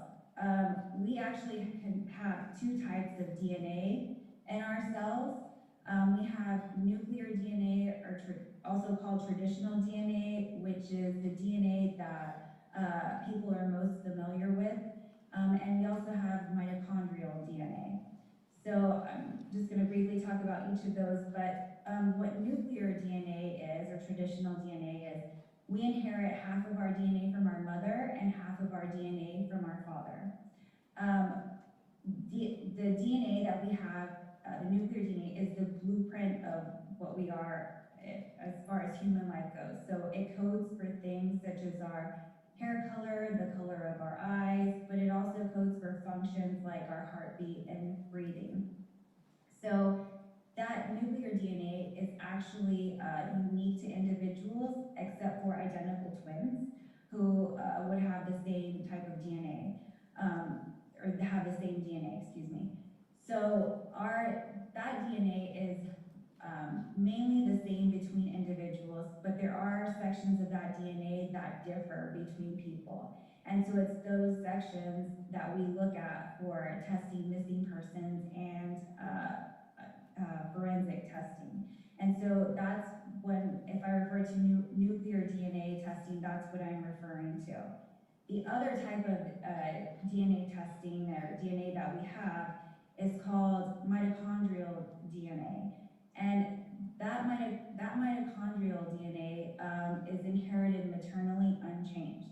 So that means that, for example, my grandmother would have passed down her mitochondrial DNA unchanged to my mother, who then would have passed down that mitochondrial DNA unchanged to me. So unlike nuclear DNA, where you would be able to differentiate between individuals, with mitochondrial DNA, all individuals in the same maternal lineage would be expected to have the same mitochondrial DNA profile. So if you picture a cell looking like an egg, if you picture the egg yolk, would be the yellow part of the egg, that's where our nuclear DNA would be located. And we would only have 2 copies of that DNA there, half from our mother and half from our father. Well, mitochondrial DNA would be in the egg white portion of the egg, and we have hundreds of copies of mitochondrial DNA. And then Ms. McCarty, you stated that in this case you did both analyses, right, for the nuclear as well as mitochondrial DNA of this sample? Yes, that's correct. And were you actually able to obtain a profile? Yes, I obtained both a nuclear and a mitochondrial DNA profile. And are you always able to obtain a DNA profile when you are sent a bone sample? No, not necessarily. Depending on the conditions that the bone is in, there are instances where we aren't able to obtain a DNA profile from them. Can you tell the jury, or I guess, what you did once you developed that DNA profile? Yes. So after I developed a DNA profile from the sample was entered into, or the DNA profiles were entered into a database. And is that then the database is for unidentified human remains? Yes, that's correct. And when you entered that into the database, then did you, actually once you entered the profile into the database, did you then Yes, so the profile was entered into the unidentified human remains database, and then there was an association with a different sample. Okay, and was that association with someone identified to you as Joni Gunter? Yes, And that's with the date of birth of July 27th of 1984? yes. Now, how is it that you go about making that comparison? So, as I mentioned before, this particular association was the nuclear DNA that we tested associated with the sample identified as Joni Gunter. The way that association would be made is we tested specific areas of the nuclear DNA, and that's commonly done in missing persons and forensic samples, or forensic testing. So these samples get tested for specific areas, and so those same areas that were tested for this sample were tested for Joni Gunter's sample, and therefore we were able to make a comparison at each location that we looked at to see if the results were the same at each location and matched. And then, Ms. McCarty, in this case, then was that in fact your result, that it was a match at each location? Yes, so the locations that we tested and the comparison that we made, yes, they were consistent with the same results for Joni Gunter's sample. And did you perform any sort of statistical analysis or statistical calculation about your findings? Yes. And Ms. McCarty, could you tell the jury what the results were of your analysis? Yes. So we perform a statistical analysis to give weight to an association. So we want to see how strong that association is. And the way we perform that statistical analysis is through what is called simplified, it's random match probability. And the question that statistical analysis calculation is answering is, what is the probability that someone other than Joni Gunter randomly selected in the population would have the same profile as that profile that we developed from the bone sample. And so we perform that statistical calculation using a software program, which then generates a numerical value, which is the statistical weight that we report. And so we're looking at the three major U.S. population groups for this statistical analysis. And so those would be African American, Caucasian, and Southwestern Hispanic. And so there's different values for each of those. So the nuclear genetic profile obtained from the bone sample has an estimated frequency of occurrence of 1 in approximately 26.4 quintillion Caucasian individuals, 1 in approximately 571.8 quintillion African American individuals, and 1 in approximately 130.2 quintillion Southwestern Hispanic individuals. Thank you, Ms. McCarty. I have no further questions, Your Honor. Thank you, Ms. Wilson. Any cross-examination? Okay, Ms. McCarty, thank you very much for your participation, and you're now free to go. Thank you. Thank you.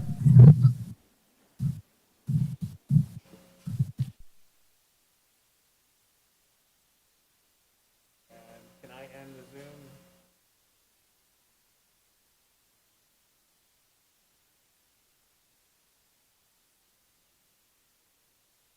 Stay call your next witness.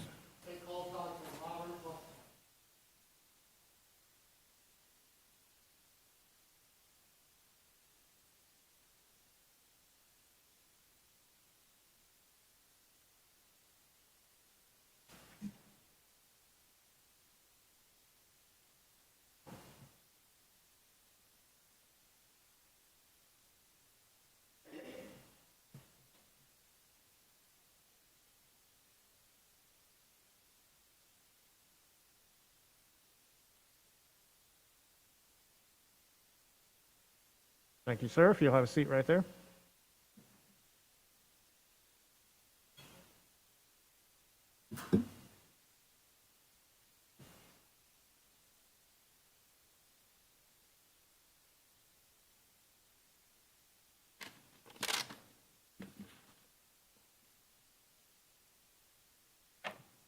Please, the court. Yes, sir. Good afternoon, Dr. Buxbaum. Good afternoon. As you know, you've testified a bunch of times. We have jurors on both sides of the courtroom, both on your left and your right. And you're in a little different position, so I know it's unusual. Could you please introduce yourself to the jury? Yes, hi. My name is Dr. Robert M. Buxbaum, Associate Medical Examiner, District 4, Duval County, Florida. And how long have you been so employed? Since March of 2014. What are your duties as an associate medical examiner? Generally, the duties of a forensic pathology practice. The most time-intensive one is performing autopsies and arriving at causes and manners of death. There are also other less time-consuming activities that we do as forensic pathologists.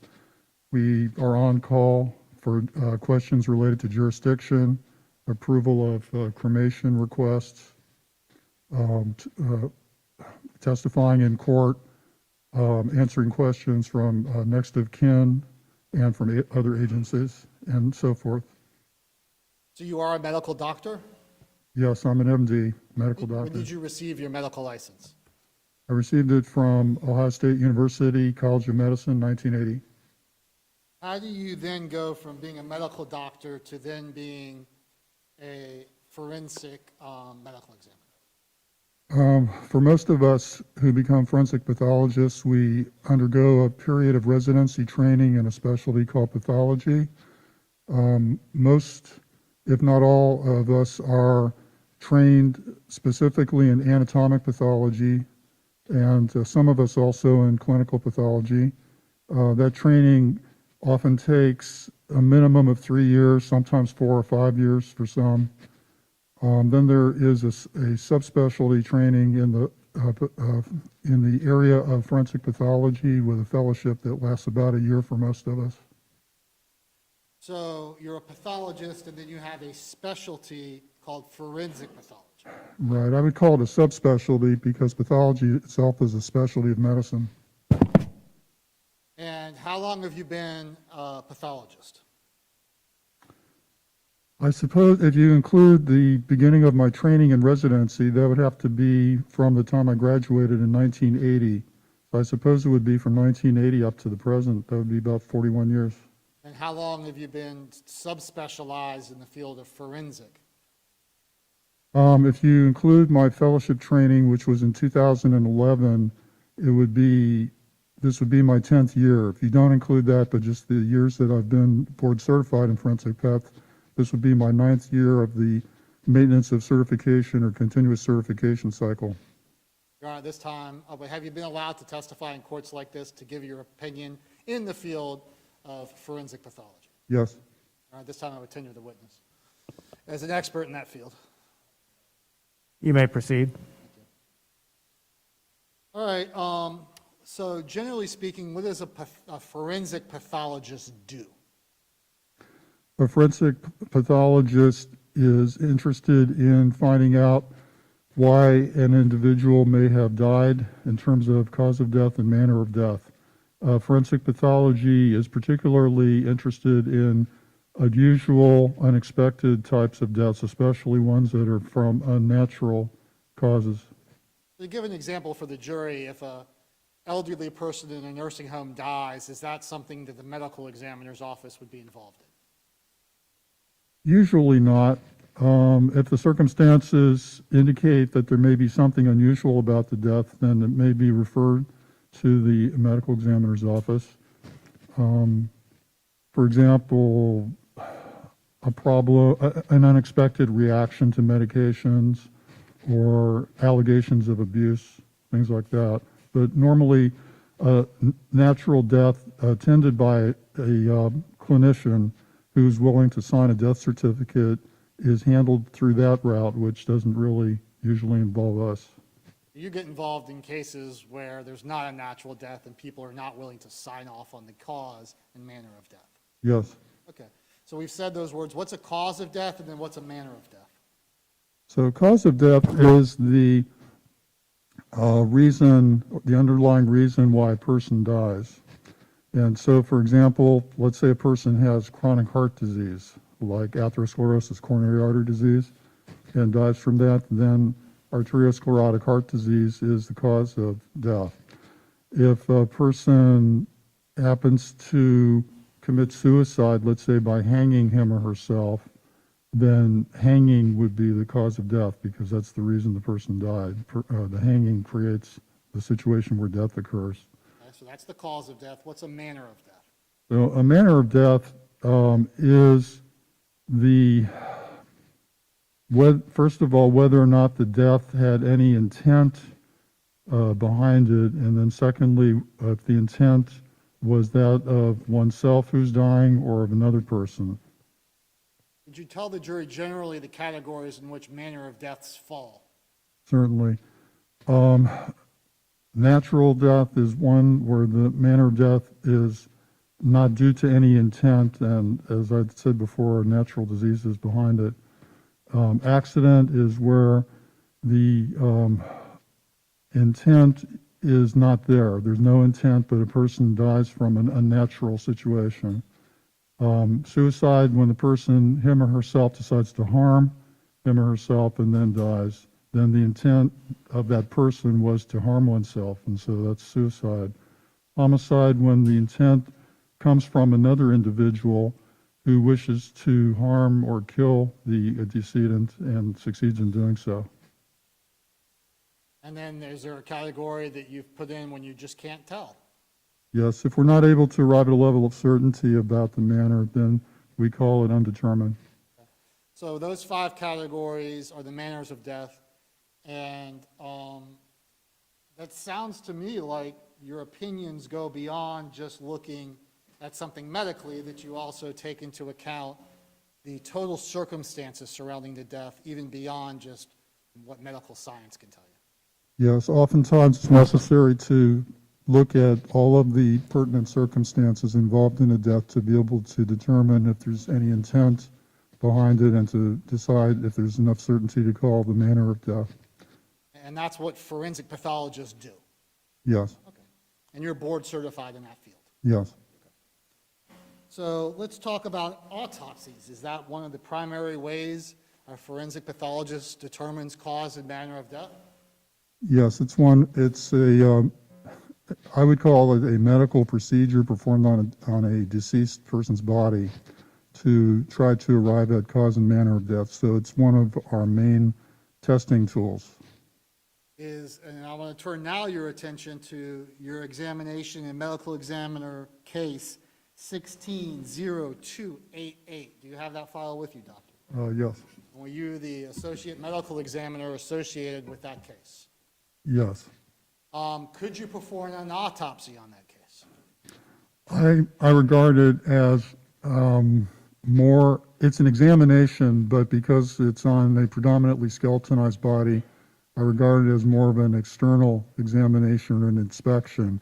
However, because there are certain non-skeletal aspects present, such as in this case brain tissue, it's a little bit more perhaps than an inspection. It's an inspection plus. Okay. And when I say autopsy is really just the inspection, but your typical autopsy talks about cutting through skin, muscle, tissue, things like that. Right. On a body that, for example, is not decomposed, we go from the outside to the inside of the body, and so all of that collectively is the autopsy. When you're dealing with skeletonized remains, do you like to consult outside experts, meaning outside your field, for their opinions? Yes, when indicated, when it's not clear what the manner of death or cause of death is, or there's certain odd findings on a skeleton, and the narrative supports that the situation is unusual, then it is often helpful for us as a forensic pathologist to have other opinions as guides and as inputs to help us arrive at our decisions. In this case, did you use the expert opinion of Dr. Heather Walsh Haney to supplement your own opinion? Yes. Okay.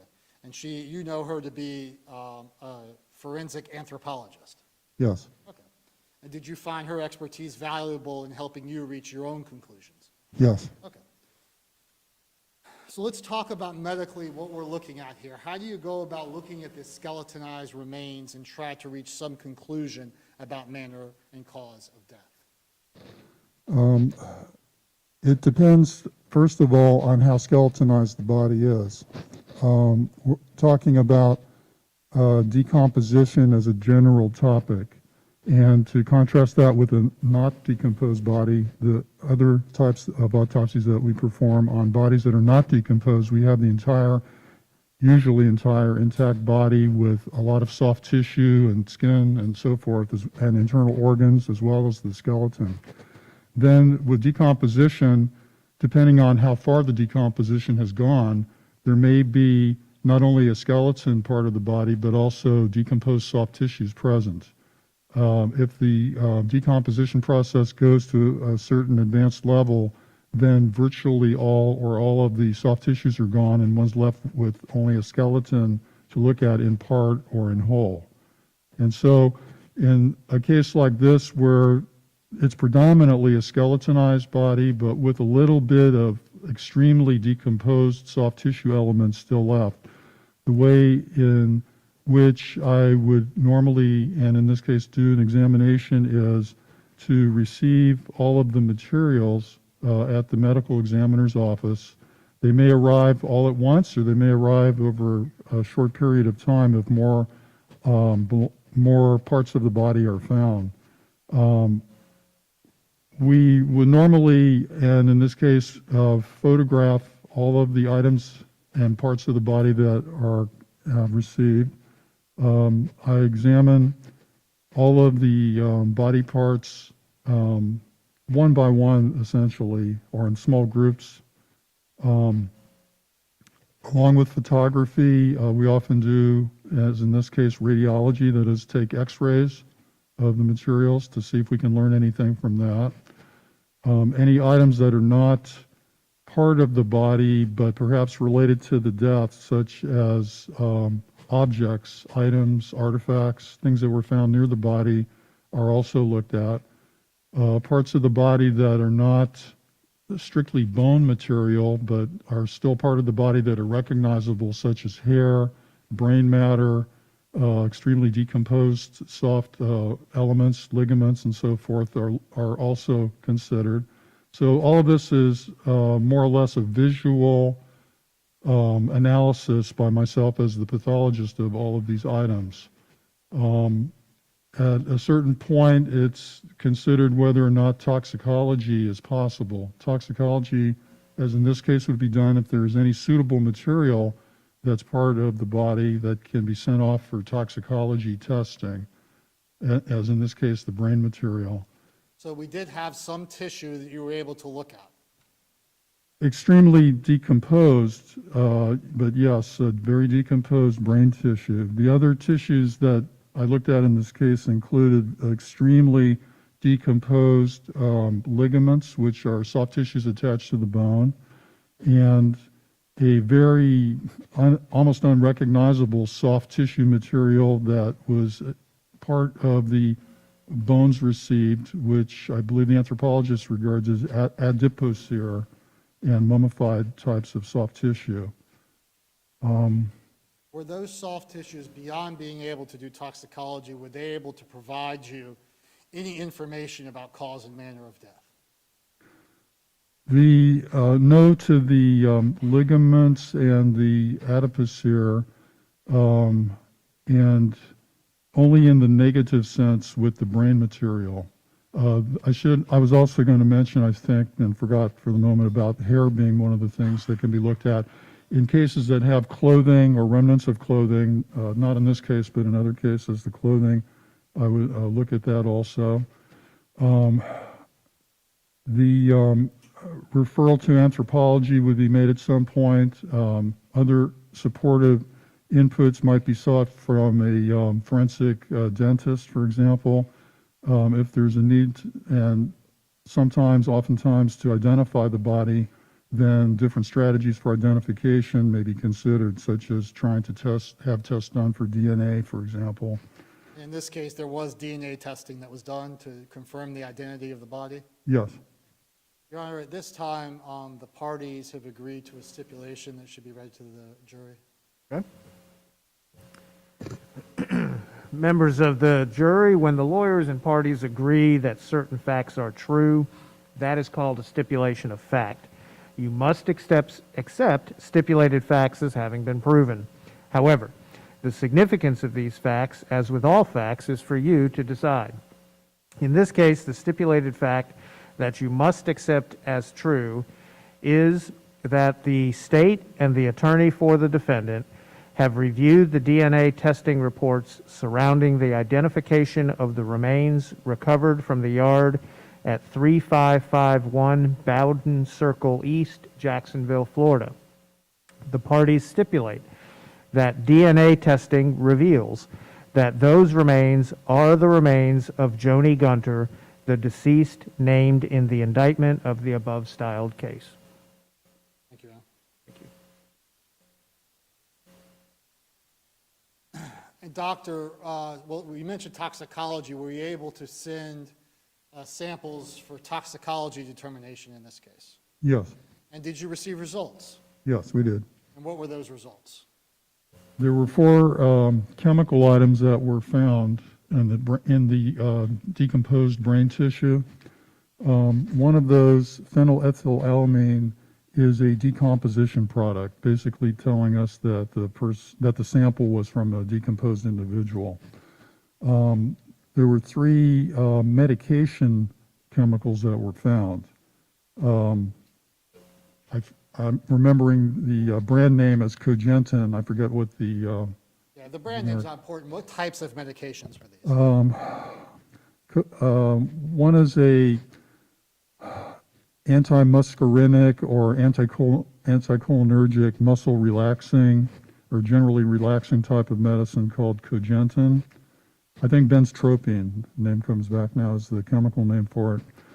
The other 2 were tricyclic antidepressants, amitriptyline and nortriptyline, for which I believe probably that the nortriptyline is a breakdown product or a metabolite of the amitriptyline. Amitriptyline is also commercially, I think, known as Elevil.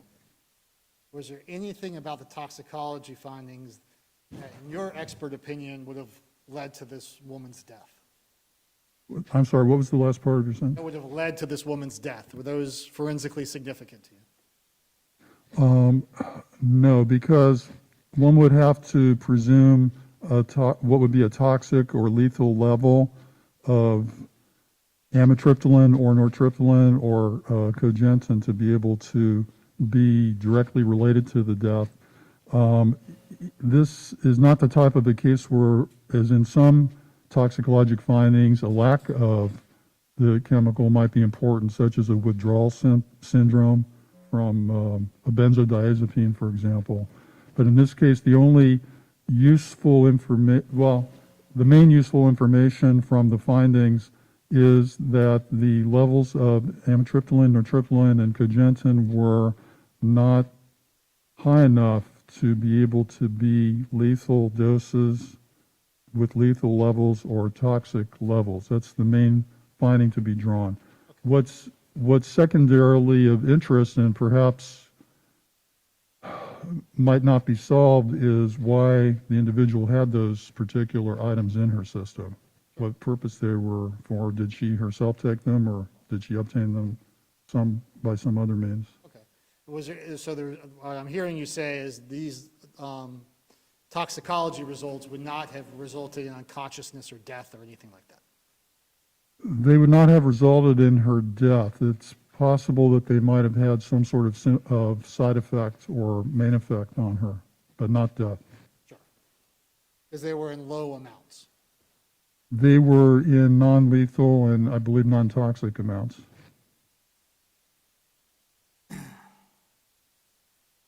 So let's talk about injuries to the skeleton. Were you able to visualize grossly injuries to the skeleton? I was able to visualize injuries to the calvarium of the skull, and I rely upon the anthropologist's more subtle analytical skills to advise me that there were also injuries to the nose area and to the left hand. I myself, while doing my visualization of the materials before the anthropology consult, did not actually see or recognize, I should say, didn't recognize the nasal fracture or the metacarpal fractures, but I did easily recognize the depressed fractures of the calvarium. And so that's why you brought in the forensic anthropologist, because she's better at studying bones, has a better specialty in studying bones than you do. That's her area of expertise, and we are able to make use of her information. Using what she found as well as what you grossly observed, describe for the jury the injuries first to the skull, to the cranium. The skull had multiple blunt force injuries. And I should, before I forget, I should say, let me answer your previous question more completely. I didn't mention the sharp force injuries. I did recognize the dismemberment injuries, although not, with my lack of expertise, not able to determine what type of weapons or tools might have been used to the dismemberment. So to go back to your current question, the skull findings, for me, the main findings were multiple blunt force injuries in the form of depressed fractures of the skull. There were additional findings, more refined ones, made by the anthropologist of what she calls diastatic fractures. The depressed fractures are areas of bone that are locally pushed in by force, either superficially or deeply. In this case, a variety of depths of pushing in force, causing basically a localized caving in of the bone in those areas. And as I've said, multiple areas of the skull had the depressed fractures. The diastatic fractures that Dr. Walshaney noted are areas of what are called cranial sutures, which are natural formations in the skull during development and may persist unfused in later life. And these natural suture areas are where the main parts of the skull bone normally come together. And so a diastatic fracture is a separation along the suture lines due to blunt force. Well, in this case, I think she would believe it's due to blunt force only, but the possibility of limited time survival after the injury with cerebral edema and increased intracranial pressure would offer an alternative or supplementary reason for diastatic fractures. So that theory, just to make, so the jury can understand that, you and her, using her expertise as well as your own, that the separation of the zipper, so to speak, that would cause the skull to separate was due probably to blunt force trauma, but it could have been due to brain swelling after the infliction of the blunt force. Yes, or both. Or both. Got it. I want to go ahead and look at those fractures now. We're showing what's been entered into evidence as Stakes Exhibit 41. Do you see that, Doctor? Yes. Can you show the jury any injury on that photograph that we can see? Yes. First of all, the jury should realize we're looking basically toward the rear side of the skull, toward the back side of the skull. And we're seeing, if hopefully this works while I'm using my finger. Sure. Yeah, good. We're seeing one fairly sizable depressed fracture of the skull, which has a sort of a rounded shape to it and is an area of basically focal caving in of the skull. In addition, there is another area which is very difficult to see on these photographs and on other photographs. I believe it's in this area here, which is another smaller and more superficial depressed fracture of the skull. In addition, there is an area of diastasis, or separation of cranial sutures, occurring along what's called the right lambdoidal suture, which is the name for one of the sutures toward the back of the head. So we're seeing 3 of 7 serious blunt force injuries of the skull that we observed and described. Yes, sir.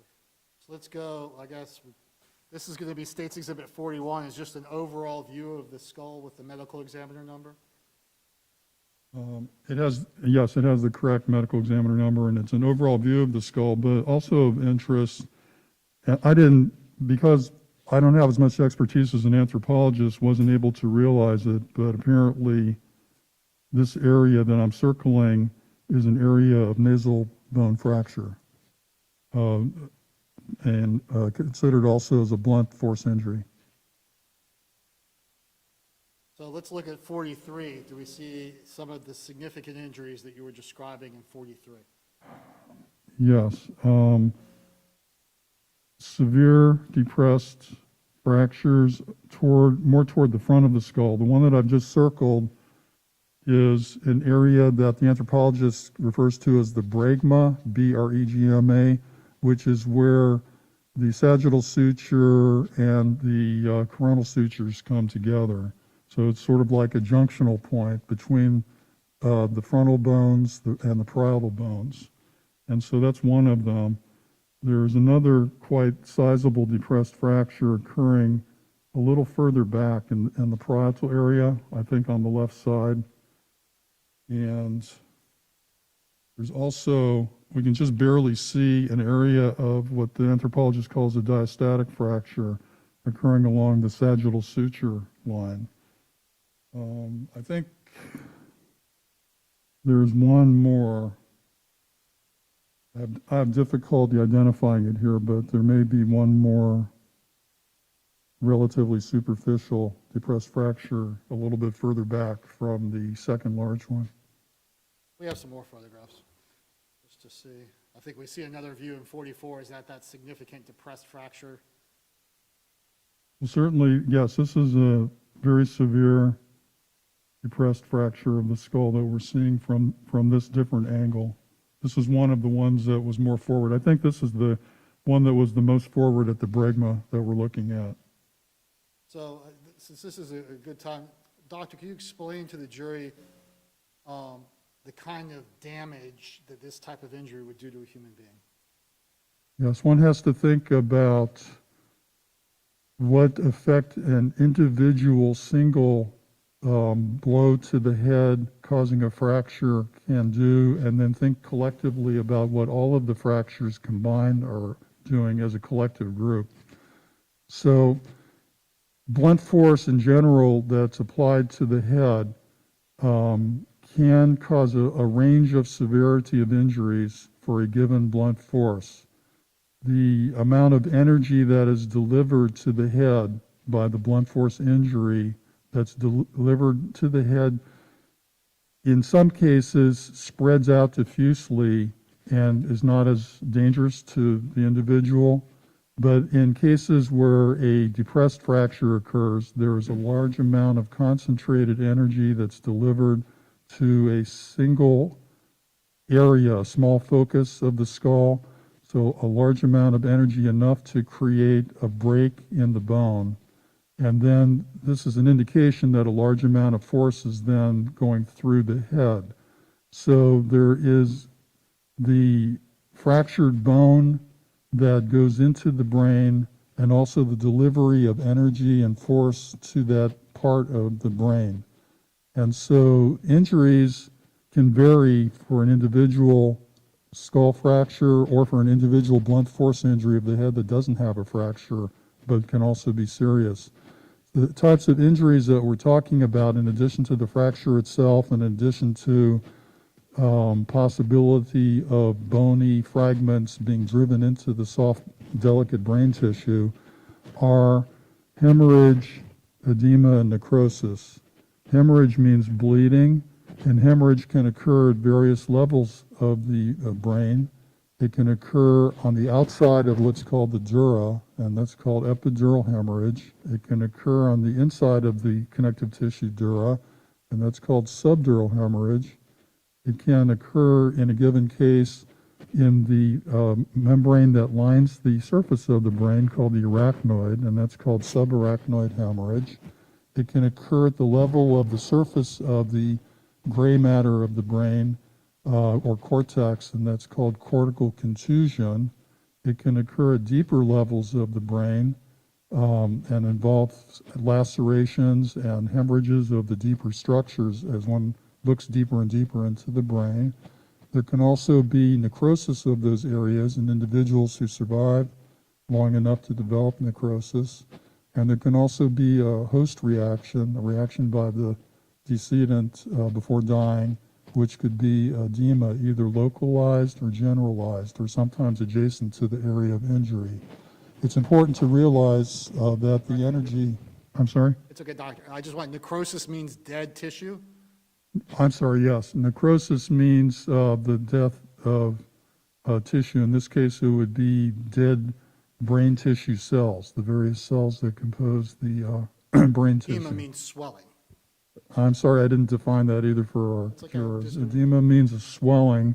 There are different types of edema, and probably not necessary to go into the different subcategories of edema, but just the swelling and accumulation of blood from bleeding can lead to what's called an increase in intracranial pressure in those who have at least a short survival beyond the injury. I want to turn your attention to this particular case. Is the combination of all of these injuries, would you expect to result in all of the symptoms or all of the bleeding and swelling and tissue death that you described?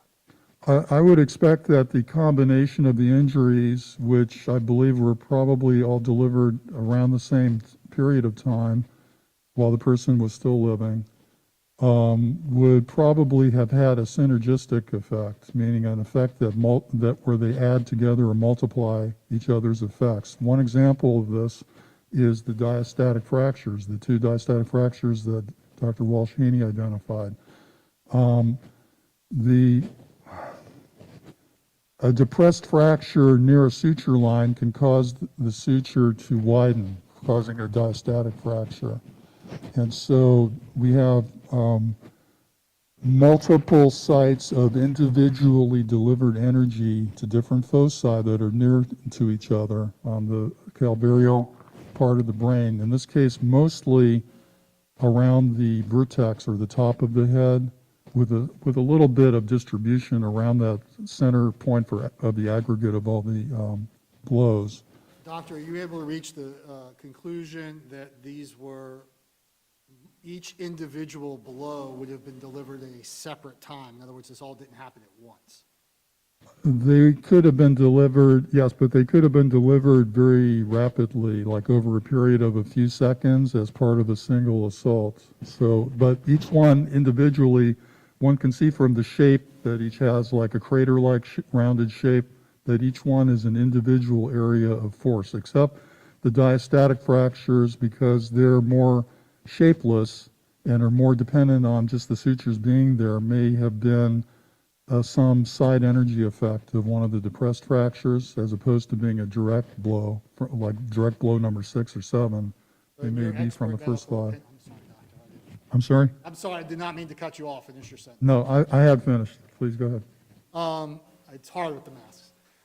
Doctor, what is your medical opinion about how many blows you can say were inflicted upon Joni Gunter? From the fracture sites themselves on the calvarium, I would say that the number of calvarial blows at least was 5. We can't tell if there might have been other blows that did not result in fractures. Certainly, blows to the head may not necessarily cause a fracture, so there could have been more than 5. I don't know. The other two, which were the diastatic fractures, I'm not certain whether those were direct blows to the cranial sutures or a side energy effect of one of the other 5, but I think a minimum of 5 delivered probably within a very short time frame. And all of those 5 were delivered with such force that they left behind the residual findings in the skeleton that you were able to visualize. Yes. And States 45 is another picture. I don't think we need to go through it. States Exhibit 46, is that a close-up of some of those fractures? Yes, I believe these are the ones that I described as being more toward the front or even the top of the head. one that's near the bregma is circled there. The diastatic fracture that is close to it and possibly associated with it is there. The second, fairly large and I believe deep depressed fracture is there. And then the third, more shallow, or as the anthropologist might call it, pond fracture, is right there. So we're seeing 4 of the 7 injuries on the calvarium. State's Exhibit 47 is a picture of a hammer and putty, and then State's Exhibit 48. What are we looking at here? This is as a result of law enforcement having delivered a couple of tools to the medical examiner's office and then trying to see if the shape of the tools in some way resembled the shape of any of the fractures of the calvarium. And so one of the ways to try to illustrate that photographically is to use modeling clay and to make an impression with the tool of interest, and then to compare the cast or mold or shape that the tool makes with the injury to see if there's any sort of similarity in terms of shape, peculiar features of the shape or the size, or anything else that might be able to be compared, and either try to rule in or rule out that tool as a candidate for being the item that might have delivered one or more of those sharp force blows. And obviously, in State's Exhibit 47, a hammer, and State's Exhibit 48, that putty next to it. Are we able to reach any definitive conclusions, or is it more just it's consistent with? Consistent with. One of the things that was consistent with, in my opinion, is the size of most of the depressed fractures, as I described, being close to 1 inch in diameter. And we can see that in comparing at least one of the depressed fractures to the mold next to it, that they're fairly similar in size, at least. Certainly, there's nothing about the shape that would rule out the candidate tool.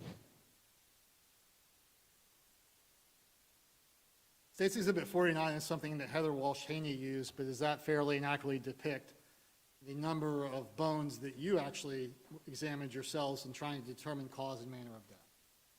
Yes, but much more expertly put together in a way that is photographically much more professional than my poor attempt. Yes, sir. So I want to talk a little bit, you mentioned the nasal fracture. I want to talk about the hand fractures a little bit.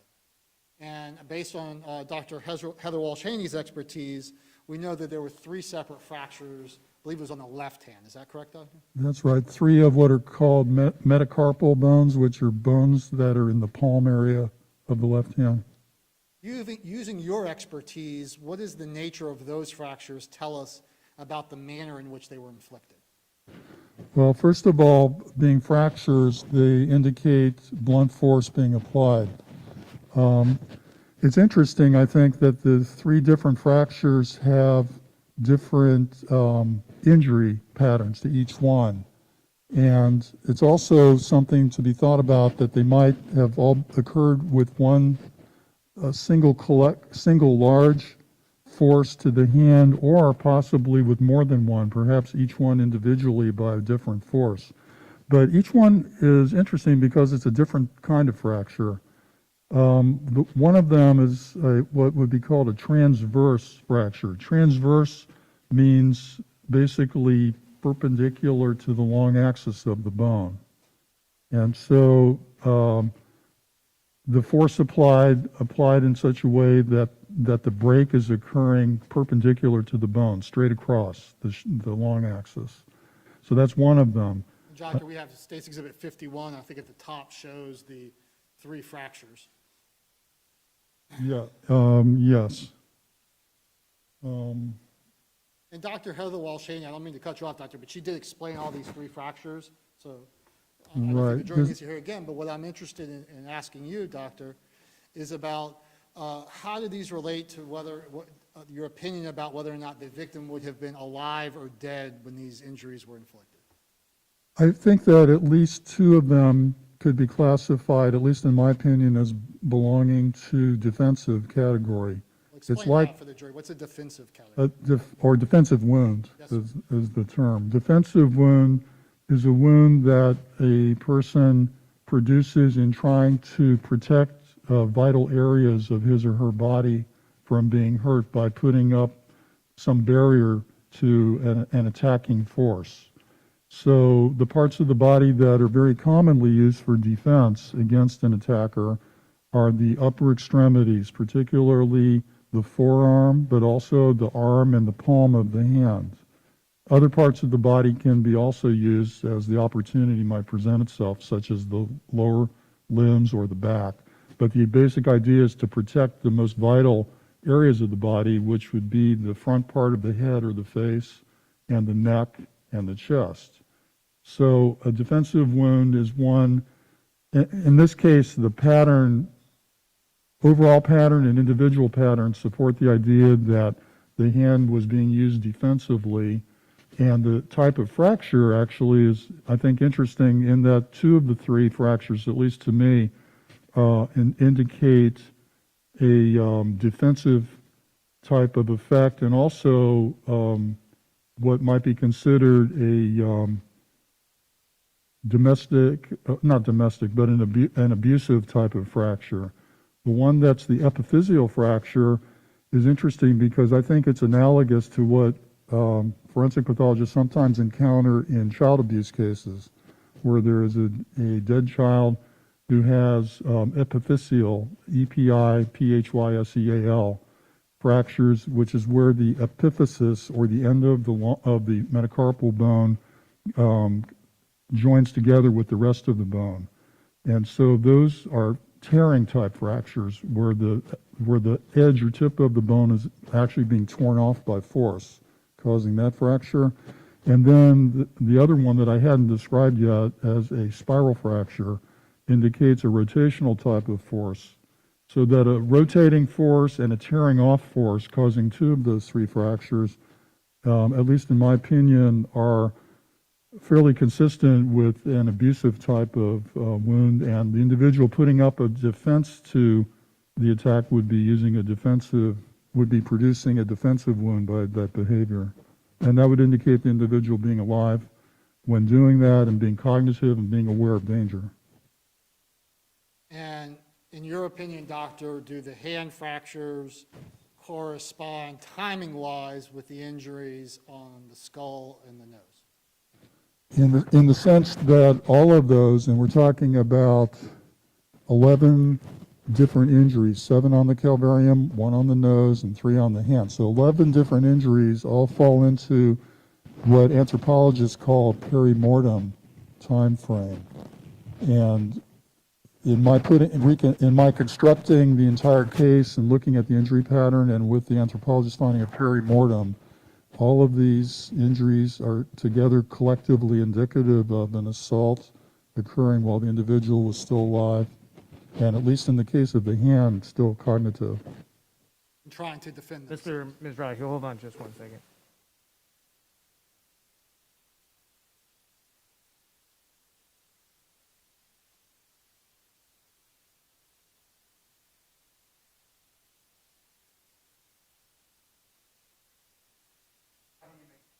Thank you.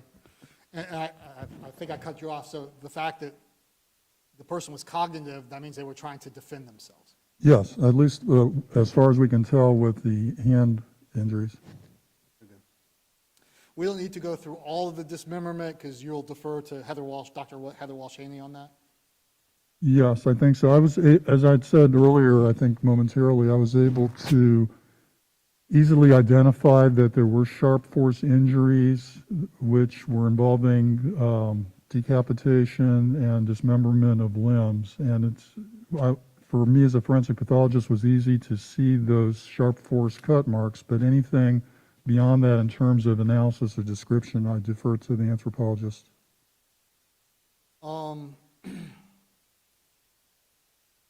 Ms. Reich, let me just stop you for a second. We've been going a little bit over an hour. We'll take a quick stretch break.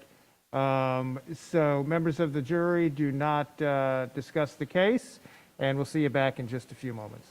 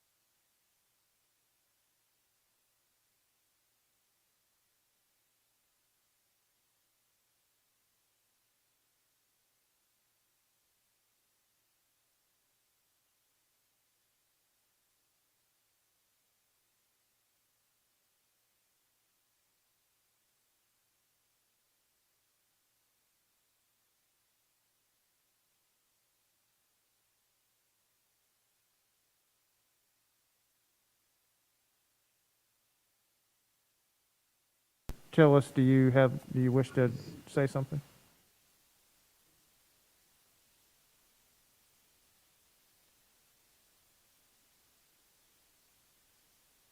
Yes, from your petition. I thought you had that because they had given me a copy. Oh, okay. So there was just the one copy. Let me. I think you can have the copy that I had.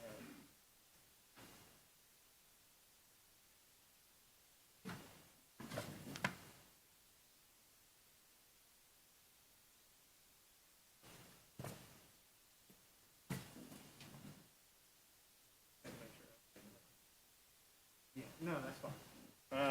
Yeah, so you can have the copy that I had. Yes, sir. Okay, we ready to bring the jury back? Thanks, Ray. Okay, let's bring them back.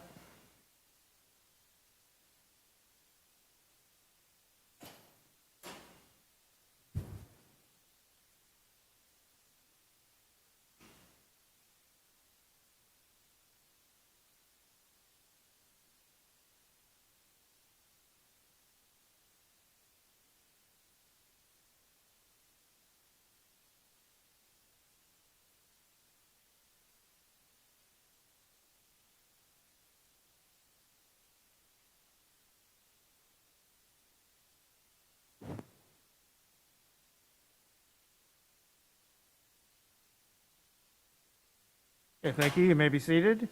And Mr. Mizrahi, you may continue. Thank you, Your Honor. Dr. Bucksbaum, I wanted to know if you have an opinion about the nature of the force that would have been used to inflict the type of injuries you've described. In the case of blunt force injuries in general, it's often difficult to be specific as to what exact item could have been used. However, the shapes of the depressed fractures give us some sort of a slight clue that we're dealing with something that's able to generate a lot of energy in a small space. So something that's very solid, like solid metal, or possibly, but probably not solid, other non-metal item, and possibly with a round shape.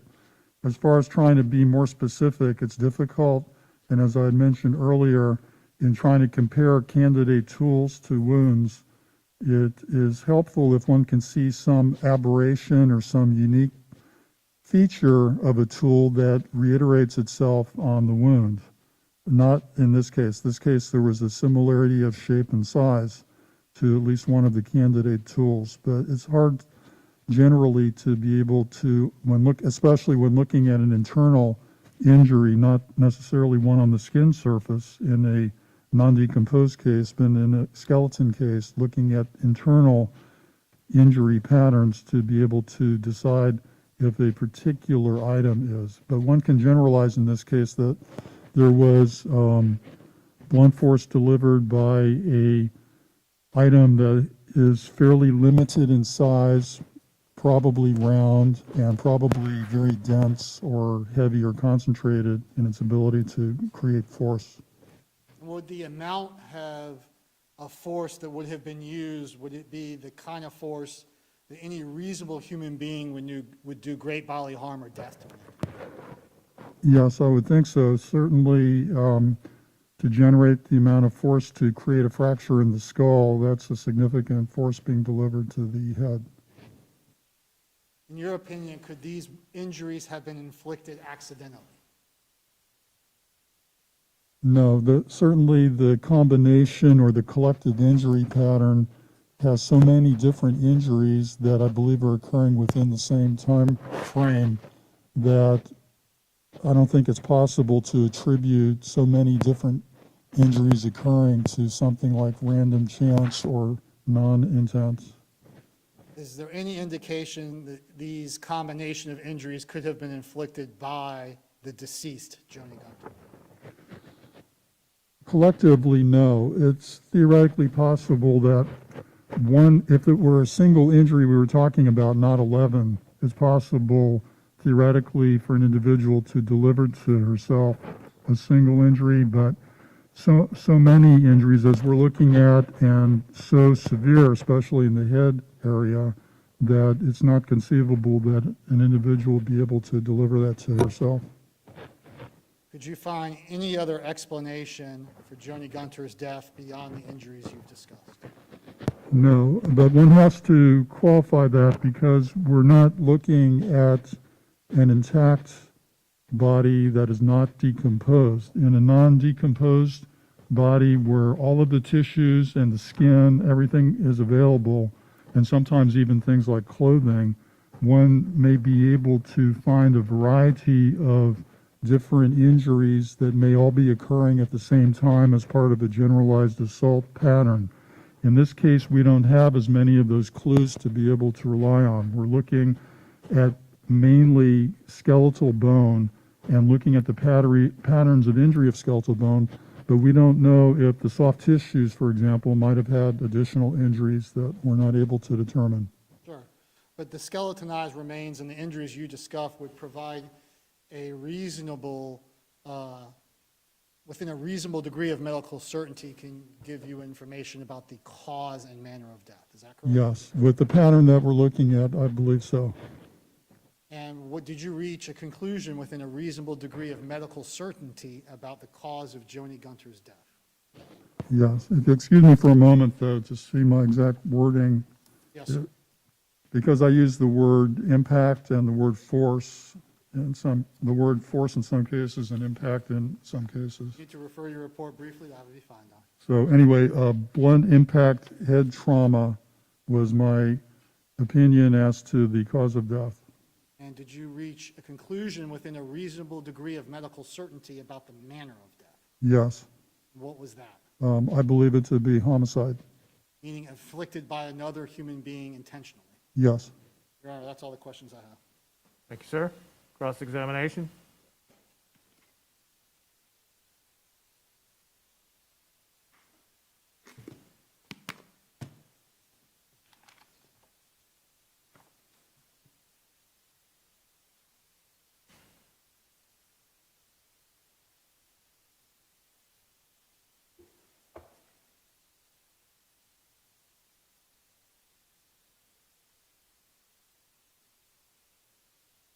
Good afternoon, Doctor. Good afternoon, sir. Doctor, I think you described your examination of the skull, and you said this was very likely 4, 5 to 6 very hard, blunt strikes or impacts to her head, right? A minimum of 5, and that's assuming that the diastatic fractures are not necessarily a 6th or a 7th, yes. Okay, and I think you said it was sort of like indicative of sort of rapid fire, bang, bang, bang, bang, quickly, right? I think my impression was that they were all delivered within a short period of time, within a time frame that would indicate single assault. Okay, and each of a couple of those, the ones that penetrate the skull and break the outer bone and go in towards the brain, each of those could actually render somebody unconscious just like that, right? There's a variety of individual response to head injuries, including this type of a head injury, and the response is also modified by a lot of different factors, and you've mentioned one of them, which is the idea of a deep penetration going through both inner and outer table of skull.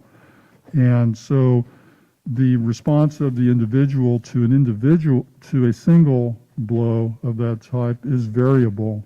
I think, I'm not a neurosurgeon or an emergency room physician, but I think there's a variability of individual response to a single blow of that sort. The likelihood that multiple blows would be able to produce an altered mental state, including a loss of consciousness or altered consciousness, I think is a lot higher with multiple injuries of that sort occurring within a single assault pattern. Right, and that would be sort of your opinion because you've already said this appeared to have been very quickly, all 5 to 6, right? Within, as I had said, within the same period of time indicating a single assault. Okay, and your analysis of I think it was the left hand, that you indicate that there's injury that's consistent with a defensive wound, right? On 2 of the 3. The first one that I described, the transverse fracture, I'm not certain that that's associated necessarily with a defensive maneuver, but since all three metacarpals were next to each other, they were all adjacent, numbers 2, 3, and 4 on the hand, it's reasonable to assume that they're all in the same scenario as far as the force being applied, and also that they're probably all part of a defense pattern. Okay. But sometimes wounds like that can be explained by other things, right? Yes. Okay. So for instance, if the person was killed and tossed into the trunk of a car, and you slam the trunk down, and the hand is sort of left out exposed and gets hit by the trunk, you could have those types of injuries, right? Not necessarily. For one thing, the rotational injury of one of the metacarpals is indicative of a rotational force, whereas what you're describing is a translational force. The transverse fracture, I think, is reasonable to assume that type or other types of blows to the hand could produce a similar fracture, a transverse fracture. The epiphyseal is a little more difficult, I think, in terms of answering your question, because I consider it more of a tearing or ripping of part of the bone away from the rest of the bone. I'm not certain that closing a car door or hood or trunk down on a hand would be able to usually or expected to produce that type of a pattern. Okay. The blows to the head and the blow to the nose that broke the nose, would you expect that to cause some blood flow? I think I have to answer that in two parts because you're asking about two different areas of the head, one the nose and the other, I think you're asking about the top of the head, the calvarium. Yes, sir. So the question you're asking is if those could produce blood or hemorrhage. Certainly in either of the two locations. The nasal septum, oftentimes when there's injury to the nose and the living person can develop a hematoma. And the other, I think I've described earlier how some of the possible hemorrhages that can occur with blows to the calvarium can occur. So yes to both areas that you've asked. Okay, so both those areas could cause blood flow. Could cause hemorrhage, yes. Okay, thank you, sir. Okay, anything else for the witness? All right, Dr. Bucksbaum, you're free to go. Thank you, sir. Thank you, Your Honor.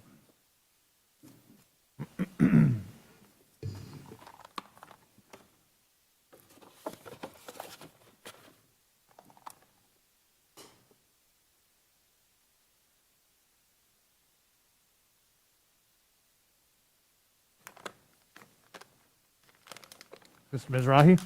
All right, thank you, sir. And members of the jury, I know I just gave you a recess, but at this time I have a matter to take up outside your presence with the attorneys. That will require a little bit of time, so we're going to take another afternoon break, at least for your purposes. During this break, as with all breaks, do not discuss the case or look up anything about it. This break will be a little bit longer for you than the last break. So you do not necessarily need to stay in the jury room if you want to, I would say, get some fresh air. It won't be fresh because you'll need to stay in the building. I don't really want you roaming around outside. It won't be that long of a break, but you don't necessarily need to stay in the jury room.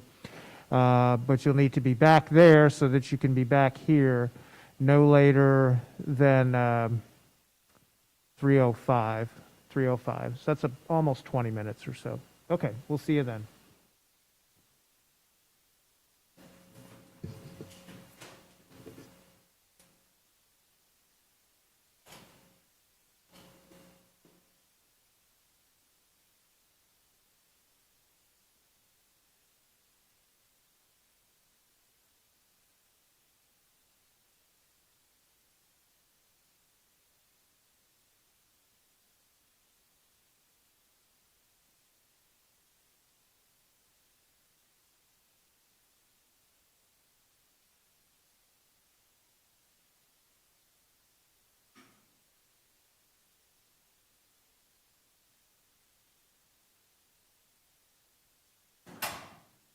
Okay, the state has announced rest. Mr. Fletcher.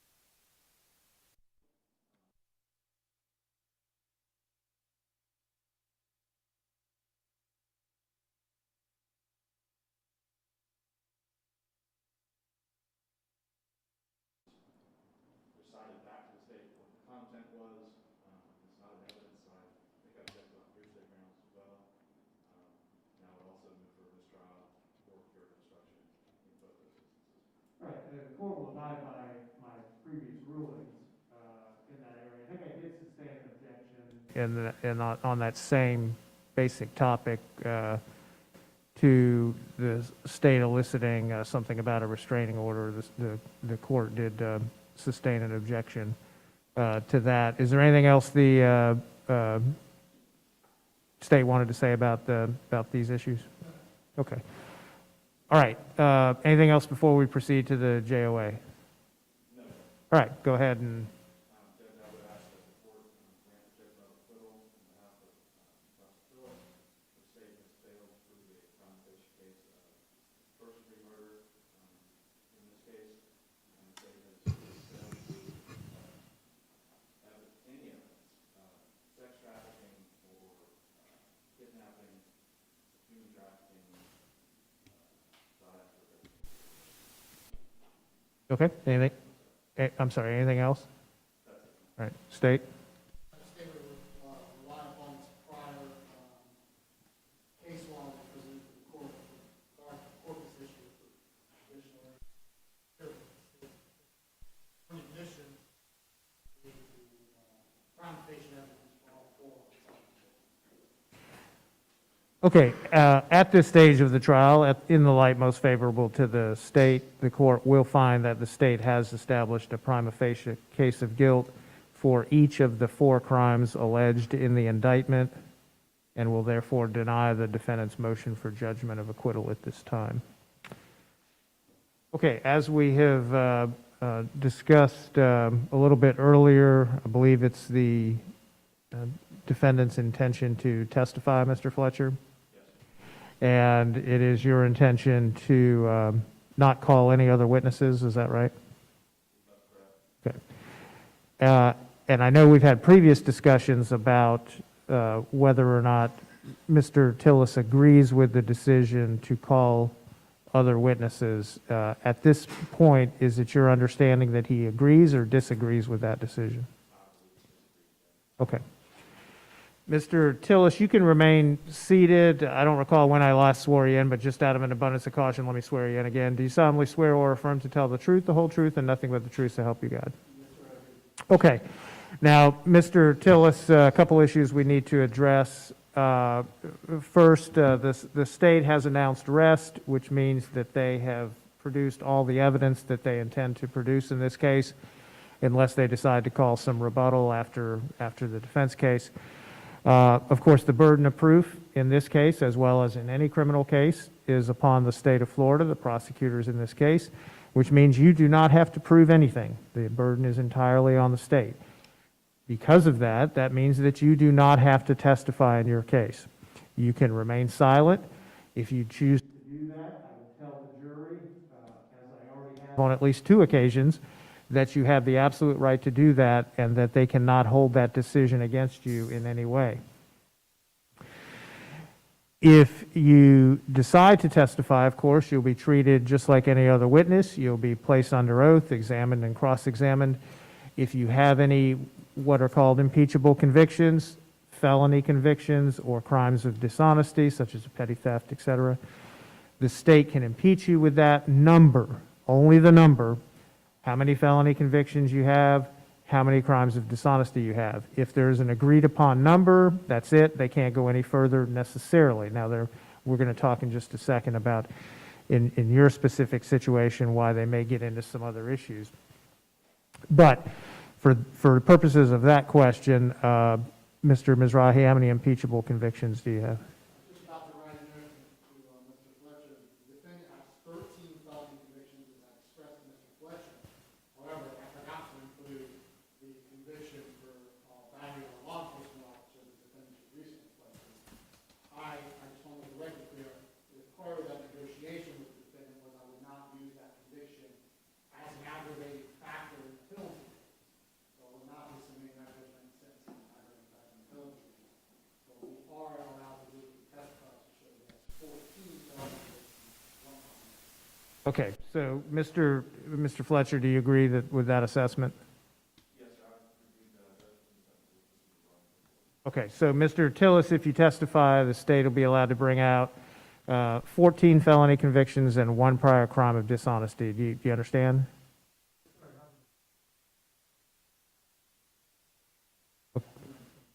Okay, well, sure, how many felony convictions do you believe that you have?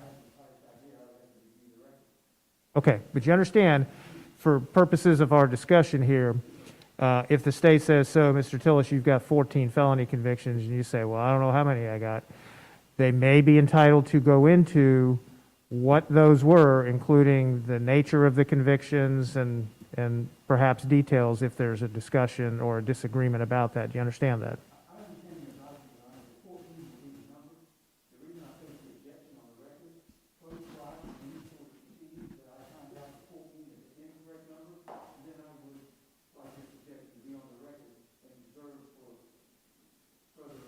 Okay, well, I understand what you're telling me, but I have no idea whether you're going to be convicted or not. What I'm most concerned with is making sure that you understand the rights that you have as a defendant in the trial before this jury and what the proceedings will be. So again, to be clear, if you decide to testify, the state is allowed to ask you how many felony convictions you have.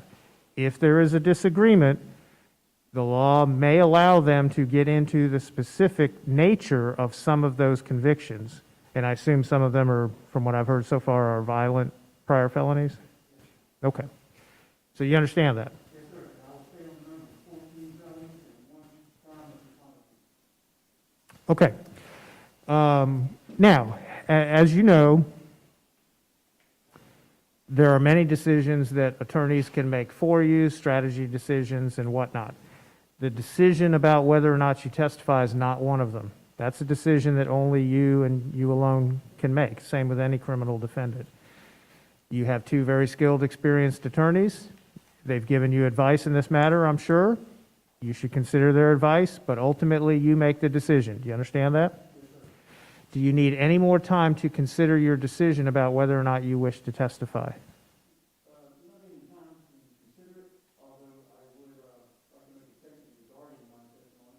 Okay, well, we can get to that in just 1 second, but in terms of my question, do you need any more time to speak with them about your decision to whether or not you're going to testify? Okay, and you need any more time to consider whether or not you want to testify? Other than I know you want to give me a statement. Okay. And you've made the decision to testify? Okay, and that's a decision you're making freely and voluntarily? Anybody threatens you or coerce you in any way to get you to make that decision? Well, let me preface that question. I understand that part of your defense and what part of your testimony may be the your belief of feelings of coercion by the court and the court system. Is that right? Well, that was what I was referring to. Mr. Fletcher has put me in a very weak position. I have a total of 27 witnesses of which he found an excuse not to call in. He approaches me and tells me, you have no defense. The only thing you can do is tell your testimony. He puts me in a position where I felt like I am psychologically coerced to get on that stand.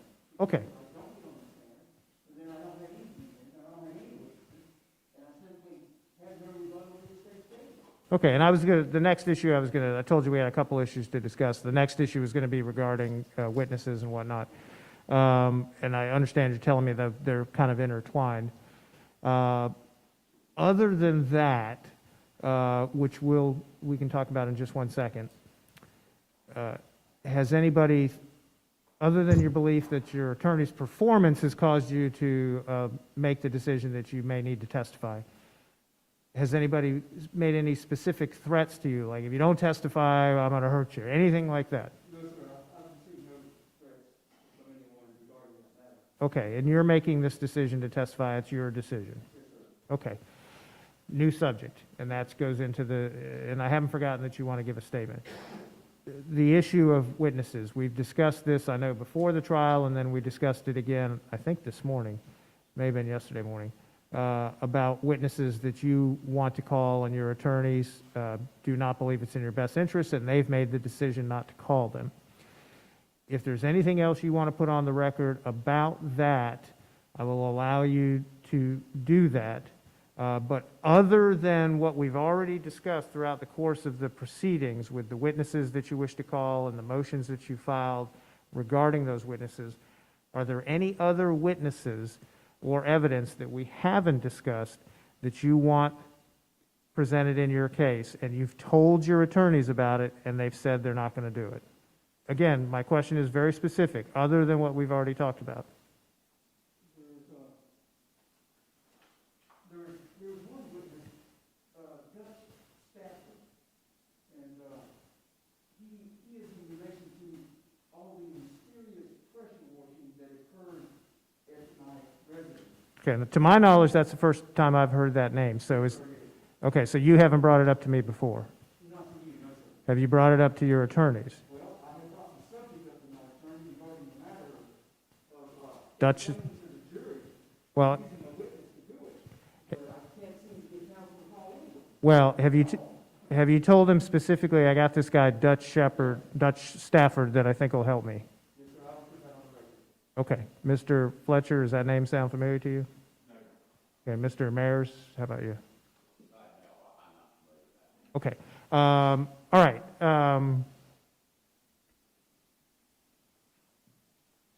Okay, now another question that I'm going to ask you, and then I'm going to turn it over to you for your statement. A question that is normally asked in this scenario right now is whether you're satisfied with the performance of your attorneys in this case. All I need from you right now is a yes or no. No, I am not. Okay. All right, sir. Go ahead with whatever you want to tell me. So the first thing I'd like to do is, the first my objection is the declaration of self-representation, and that my defense is not being used at all. And the second one is that my decision to testify, I don't know whether the state or the court will even allow me such a decision, but my testimony is going to be limited in part, because at some point I'm going to claim fifth and not speak. I do not want to be questioned about anything involving the dismemberment of Joni Gunter. All right, make sure you're addressing your comments to the court, not to the prosecutor. Yeah, you're fine. My testimony would be limited in that part, that anything to do with dismemberment only would be, no questions would be directed towards me regarding that matter. And the reason I state that is because this is the first trial. If I get on that stand and I start making testimony, I'm going to prejudice myself in the second trial. Because, Your Honor, as well as pretty much everybody knows, there will be a second trial. What trial are you talking about? Second trial is murder. I don't think that the appellate court is going to, I believe the appellate court will reverse and remand the case as it stands right now.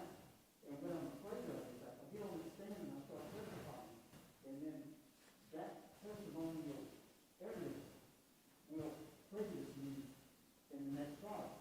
So in a foresight position, I would limit my testimony on that stand to not discussing any dismemberment issues. Okay, well, you don't get to do that. Well, as I stated when I began, I didn't even know that was legal. Well, no, it's not.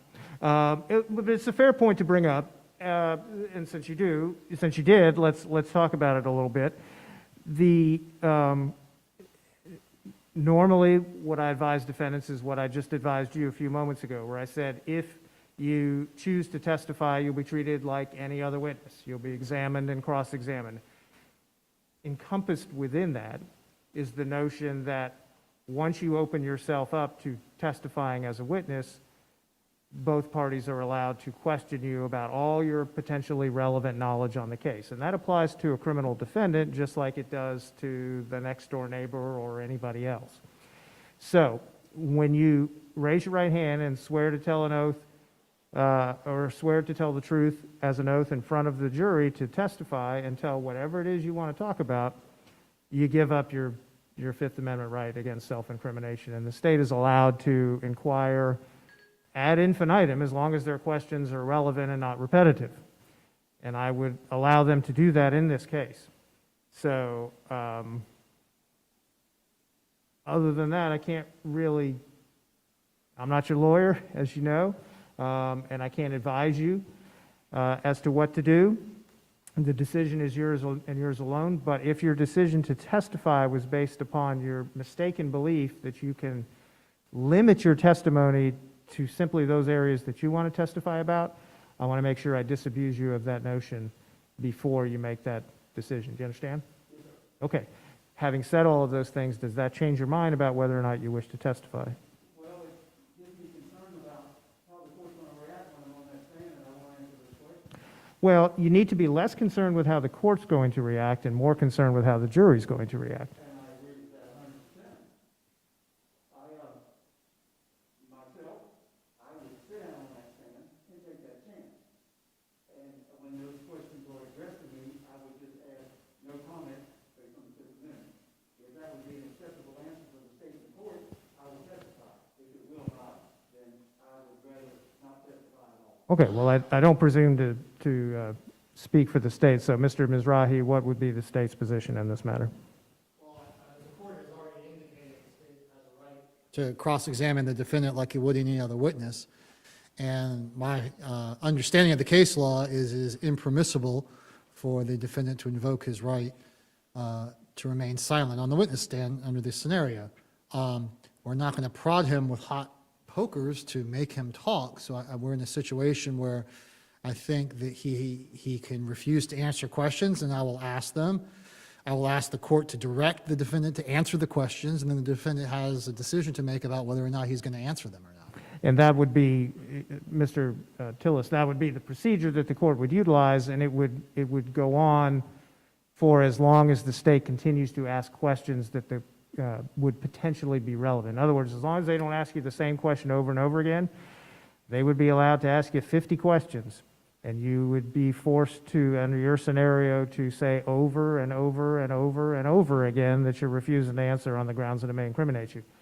If that's your decision, as Mr. Mizrahi indicated, no one's going to physically force you under threat of violence to testify. But if that's your decision, that's the procedure that would be utilized. So again, if you need some more time, not a whole lot of time, because the jury will be coming back soon, but if you need a little bit more time to discuss this with your attorneys or to decide in your own mind whether or not you wish to testify, I'll give you that option. But as we sit here right now, has this discussion changed your mind about whether or not you wish to testify? Well, may I clarify what you just described to me so that I'm sure that I understand? Sure. Because I don't want you to understand with a misconception of what is going to happen. I don't want that either. Yeah, that was protocol. So I get on the stand, and Mr. Mizrahi asked me a particular question, what color was the car? And I say, I don't want to answer that question based on my Fifth Amendment. Then he couldn't ask me again, what color is the car? Well, He could ask me another structure. sure. He could say something along, and I would probably allow him to do this. I would say, he could say, Mr. Tillis, I'm going to ask you one more time. What was the color of the car? You could say, I'm not answering that question on the grounds that the answer may incriminate me. At that point, I would step in and say, Mr. Tillis, you do not have the right as a witness in this case to invoke your Fifth Amendment right to remain silent. The court is ordering you to answer the question. At that point, he'd be allowed to ask you one more time. If you invoke, then I'd be allowing him to move on to the next question. And we would utilize that procedure until he has asked all the questions he believes are relevant. Well, the limited scope of my testimony will be so small that I think I would be okay with that. Because I have no objection to testifying and answering any questions that the state asks me, except only in that limited small scope. Of what? What limited? Okay, well, if he asks you questions in that area, this is the procedure that we would follow. I'll accept that procedure, Your Honor. All right, so given all of that, your decision is still to testify. My decision is to testify under the conditions that I just spoke of. Yes, sir. Okay. Mr. Fletcher, anything else you need to put on the record? Anything else from the state? No, Your Honor. All right, then we will be in recess for 10 minutes, and then that'll be 3:15, it's a little bit later than I told the jury, but I think everybody deserves about 10 minutes. So we'll be in recess until 3:15, and we will commence the state's case. I'm sorry, the defense case.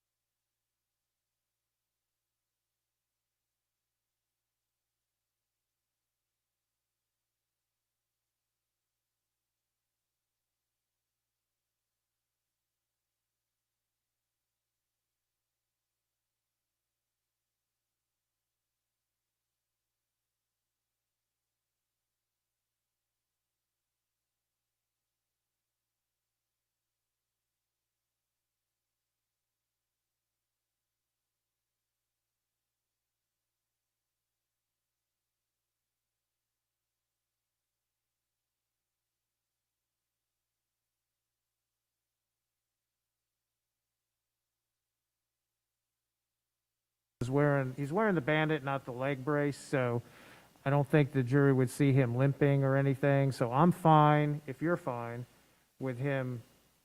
We'll bring the jury out, he'll be at council table, you'll call him, he'll be called up to clerk and then sit in the witness box, just like everybody else. Or, I'm certainly happy to have him situated in the witness chair when the jury comes out. That way they don't see him walking, just in case there's any.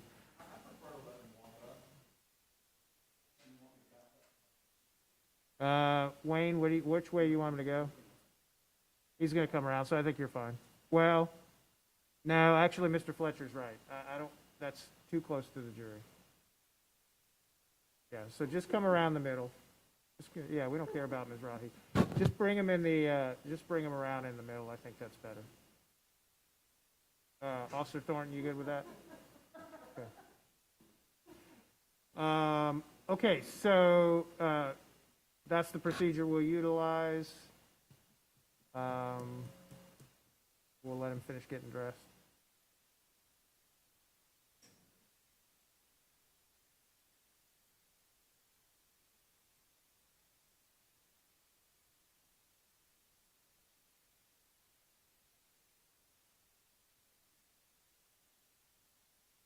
That doesn't apply to the defendant, just make sure. Yeah.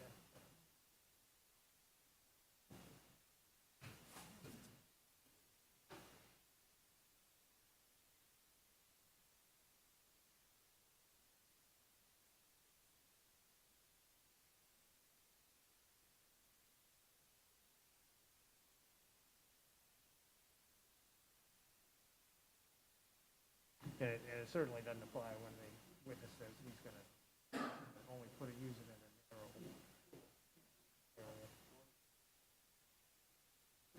Yeah, you can't call him specifically for that reason.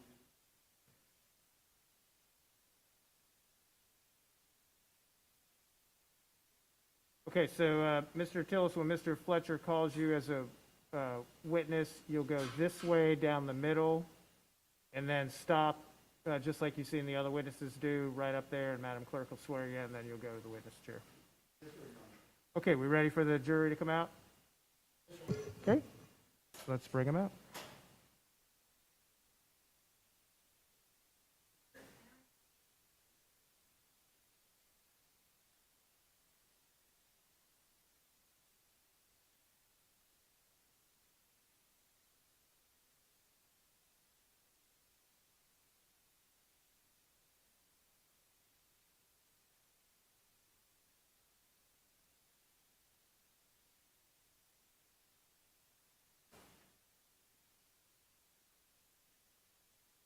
Okay, thank you. You may be seated. And welcome back, members of the jury. We are ready to continue with the trial. As you know, when you last left us, the state had announced rest. We will now proceed with the defense case. Mr. Fletcher.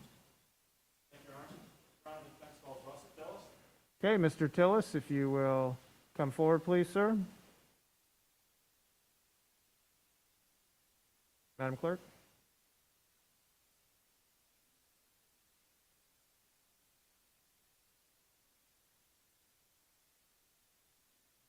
Thank you, sir. If you'll have a seat.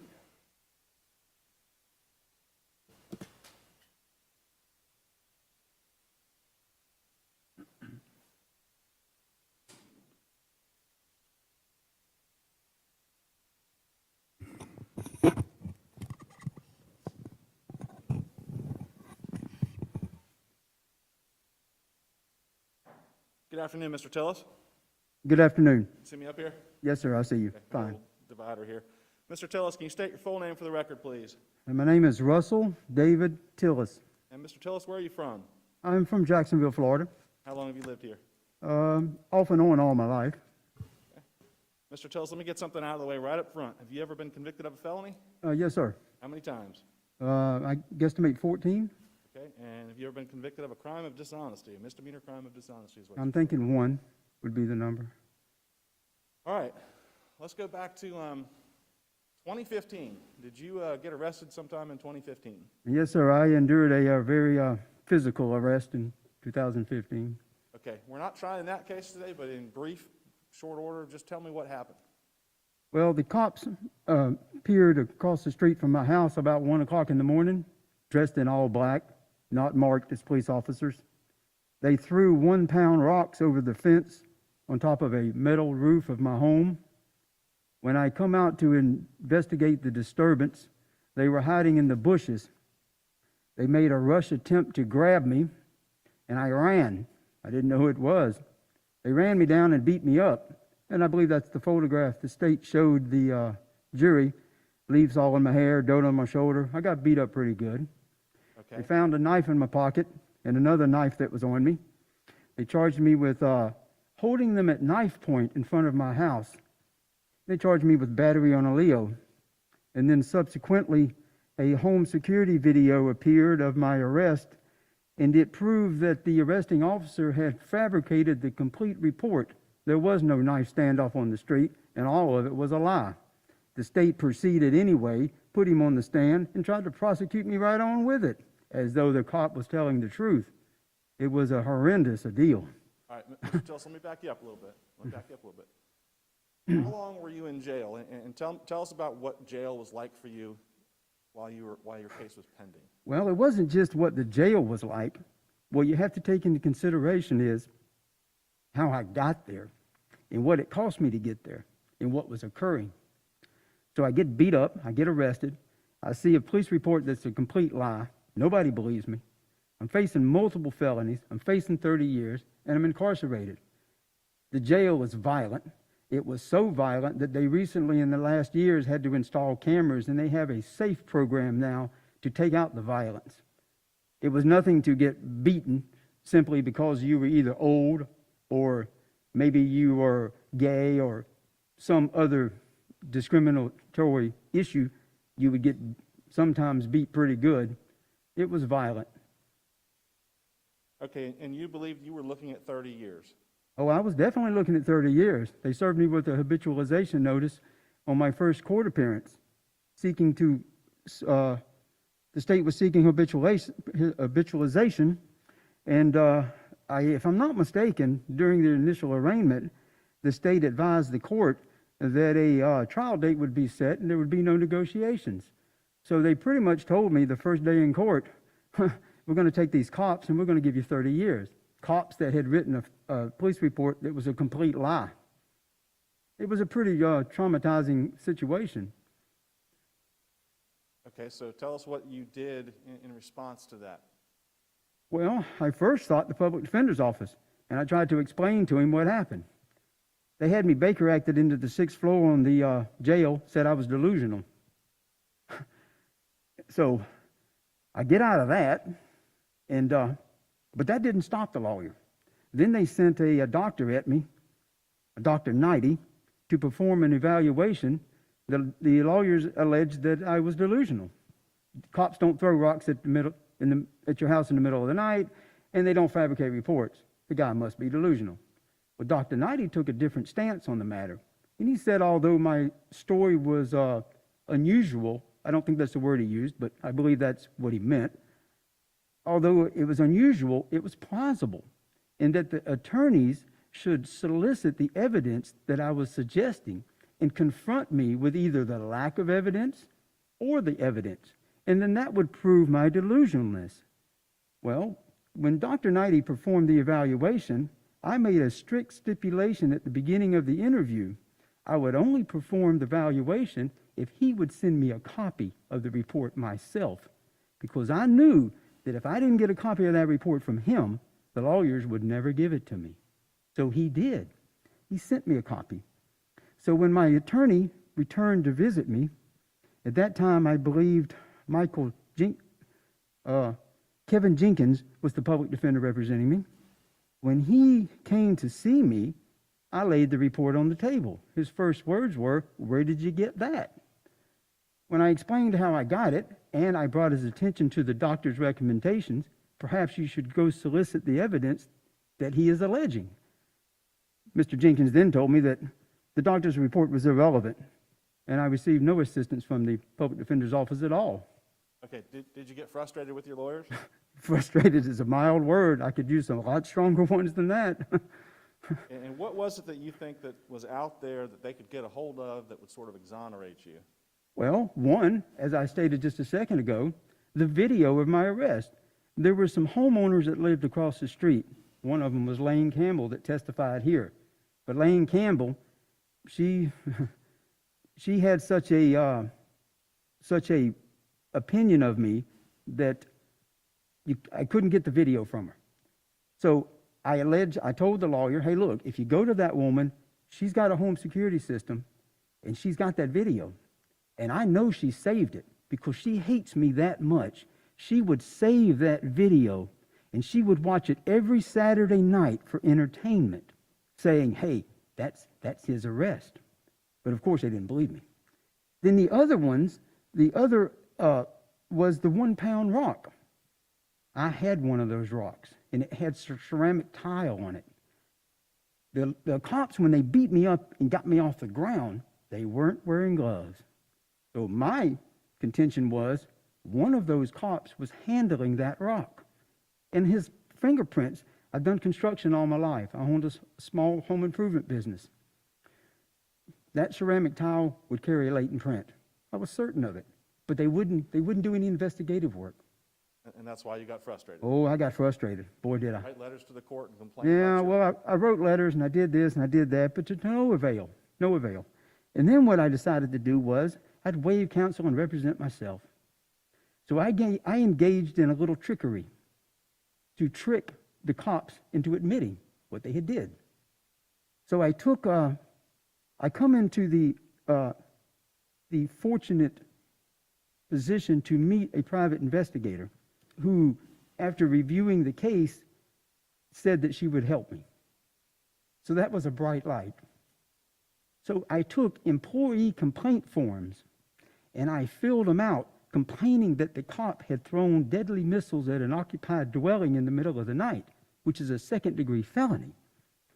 And I made all kinds of allegations how that rock, and I had a picture of it that the private investigator had provided me with, and then that rock was at a latent print analysis laboratory.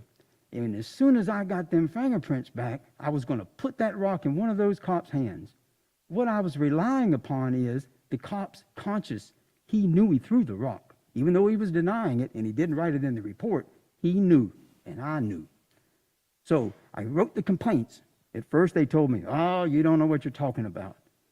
But when I showed them the pictures and I give them the little fake story, well, we admit to throwing rocks. So they admitted to throwing the rocks. They wouldn't admit to the fabrication of the police report. And I eventually got that too. Okay. So as all of this is occurring, how long have you been in jail at this point? I've been in jail about 6 years. And I don't mean up to today. I mean... Oh, when that occurred? Yes. Oh, well, I would say that was probably in the first, well, like I say, I went to the arraignment. They served the habitualization notice. The lawyer said he wouldn't help me. They tried to put me in the mental ward. They sent the doctor. I'd say that was a span of about 3 months of all that occurring. And then when I realized that people are not going to help me, and they essentially told me, look, we're not going to do nothing for you. So I would say probably 3 months. Now I'm guessing, so don't hold me to a particular date, but I'd say 3 months. And that's when I decided you file a motion to waive counsel. And what that does is it relinquishes your appointed counsel from representing you. And then you have the ability to represent yourself in this courtroom. And then I would be recognized as the lawyer. Then I would have privileges of hiring investigators and doing an investigative work that I needed in order to obtain the video of the arrest, things like that. So I guess about 3 months in, I waive counsel. I meet this private investigator who turns out to be a blessing, and then I move forward. Okay, so fast forward a little bit, because I wasn't supposed to go all into this, but tell me what happens at the jail, and is there a point in time where you get really depressed? Well, the depression was almost from the immediate arrest, but the depression escalated. I mean, it's a situation of something that would create a mental despair that really can't be described. But, I mean, I lost the home, the freedom, I get arrested, I get a fabricated report, I'm facing 30 years, and all of that happened within about a month. And then I get into a violent jail. So, yeah, it's the depression was present from the arrest, but escalated very quickly in the first 3-4 months. Okay, did you continue to believe that you were going to get another 30 years tacked on? Well, I seen no light. Although when you're engaged in a pro se status and you're representing yourself in this courtroom, you receive an immense amount of prejudice from the court. You're not treated like a lawyer. You don't have the same, although the law states you do, in reality, you do not have the same rights as the lawyer. You're restricted. The court's prejudiced. You can't pick up the phone and call an expert. So, yeah, it was pretty depressing. Even though I was representing myself, I was getting nowhere. And it was easy for me to see that when you have a group of police officers saying, he did this, and they're all wearing badges, and I am the defendant accused of the crime, the credibility goes to the police officer. It's a no-win argument unless you have some real factual evidence to prove your point, being a video or something that the cops can't dispute. Only then will they admit what they've done. For instance, throwing the rock. They would have never admitted throwing the rock if I had not had a picture of one of the rocks. And it was an unusual rock. And the reason I kept that rock was because it was a piece of grout with ceramic tile. It had been removed from a home remodeling job. That rock was not a rock you find laying in a yard or laying on the side of the street. You find that in some sort of construction site. They had to have brought those rocks with them. My contention was he probably recognized the rock when he seen the picture. The rock was that unusual. Okay, let me fast forward a little bit. Okay. Go forward about 4, 5, 6 months. Is there a point where you get really depressed and you try to do something? Well, I came to court on January the 22nd, 2016, and I was in front of Judge Brillo right here. And I was trying to, let me back up on that court day, because I don't think it was January the 20th. It may have been the 22nd. But I was in front of this particular judge right here, and I was complaining to the judge that the lawyer wouldn't go get the video. And I was trying to explain, look, I've lived across the street from these people for 45 years. I know them. I know what they do. I know how they are. I know these people. I know they got that video. I don't care about the time lapse. They saved it for a souvenir. The judge tells me, you're probably just mad at the public defender's office for not getting something that doesn't exist. And he completely ignored me. And he did not instruct that lawyer to go look. He didn't, there were certain laws, like case law, for instance, sometimes you hear the lawyers quote in here.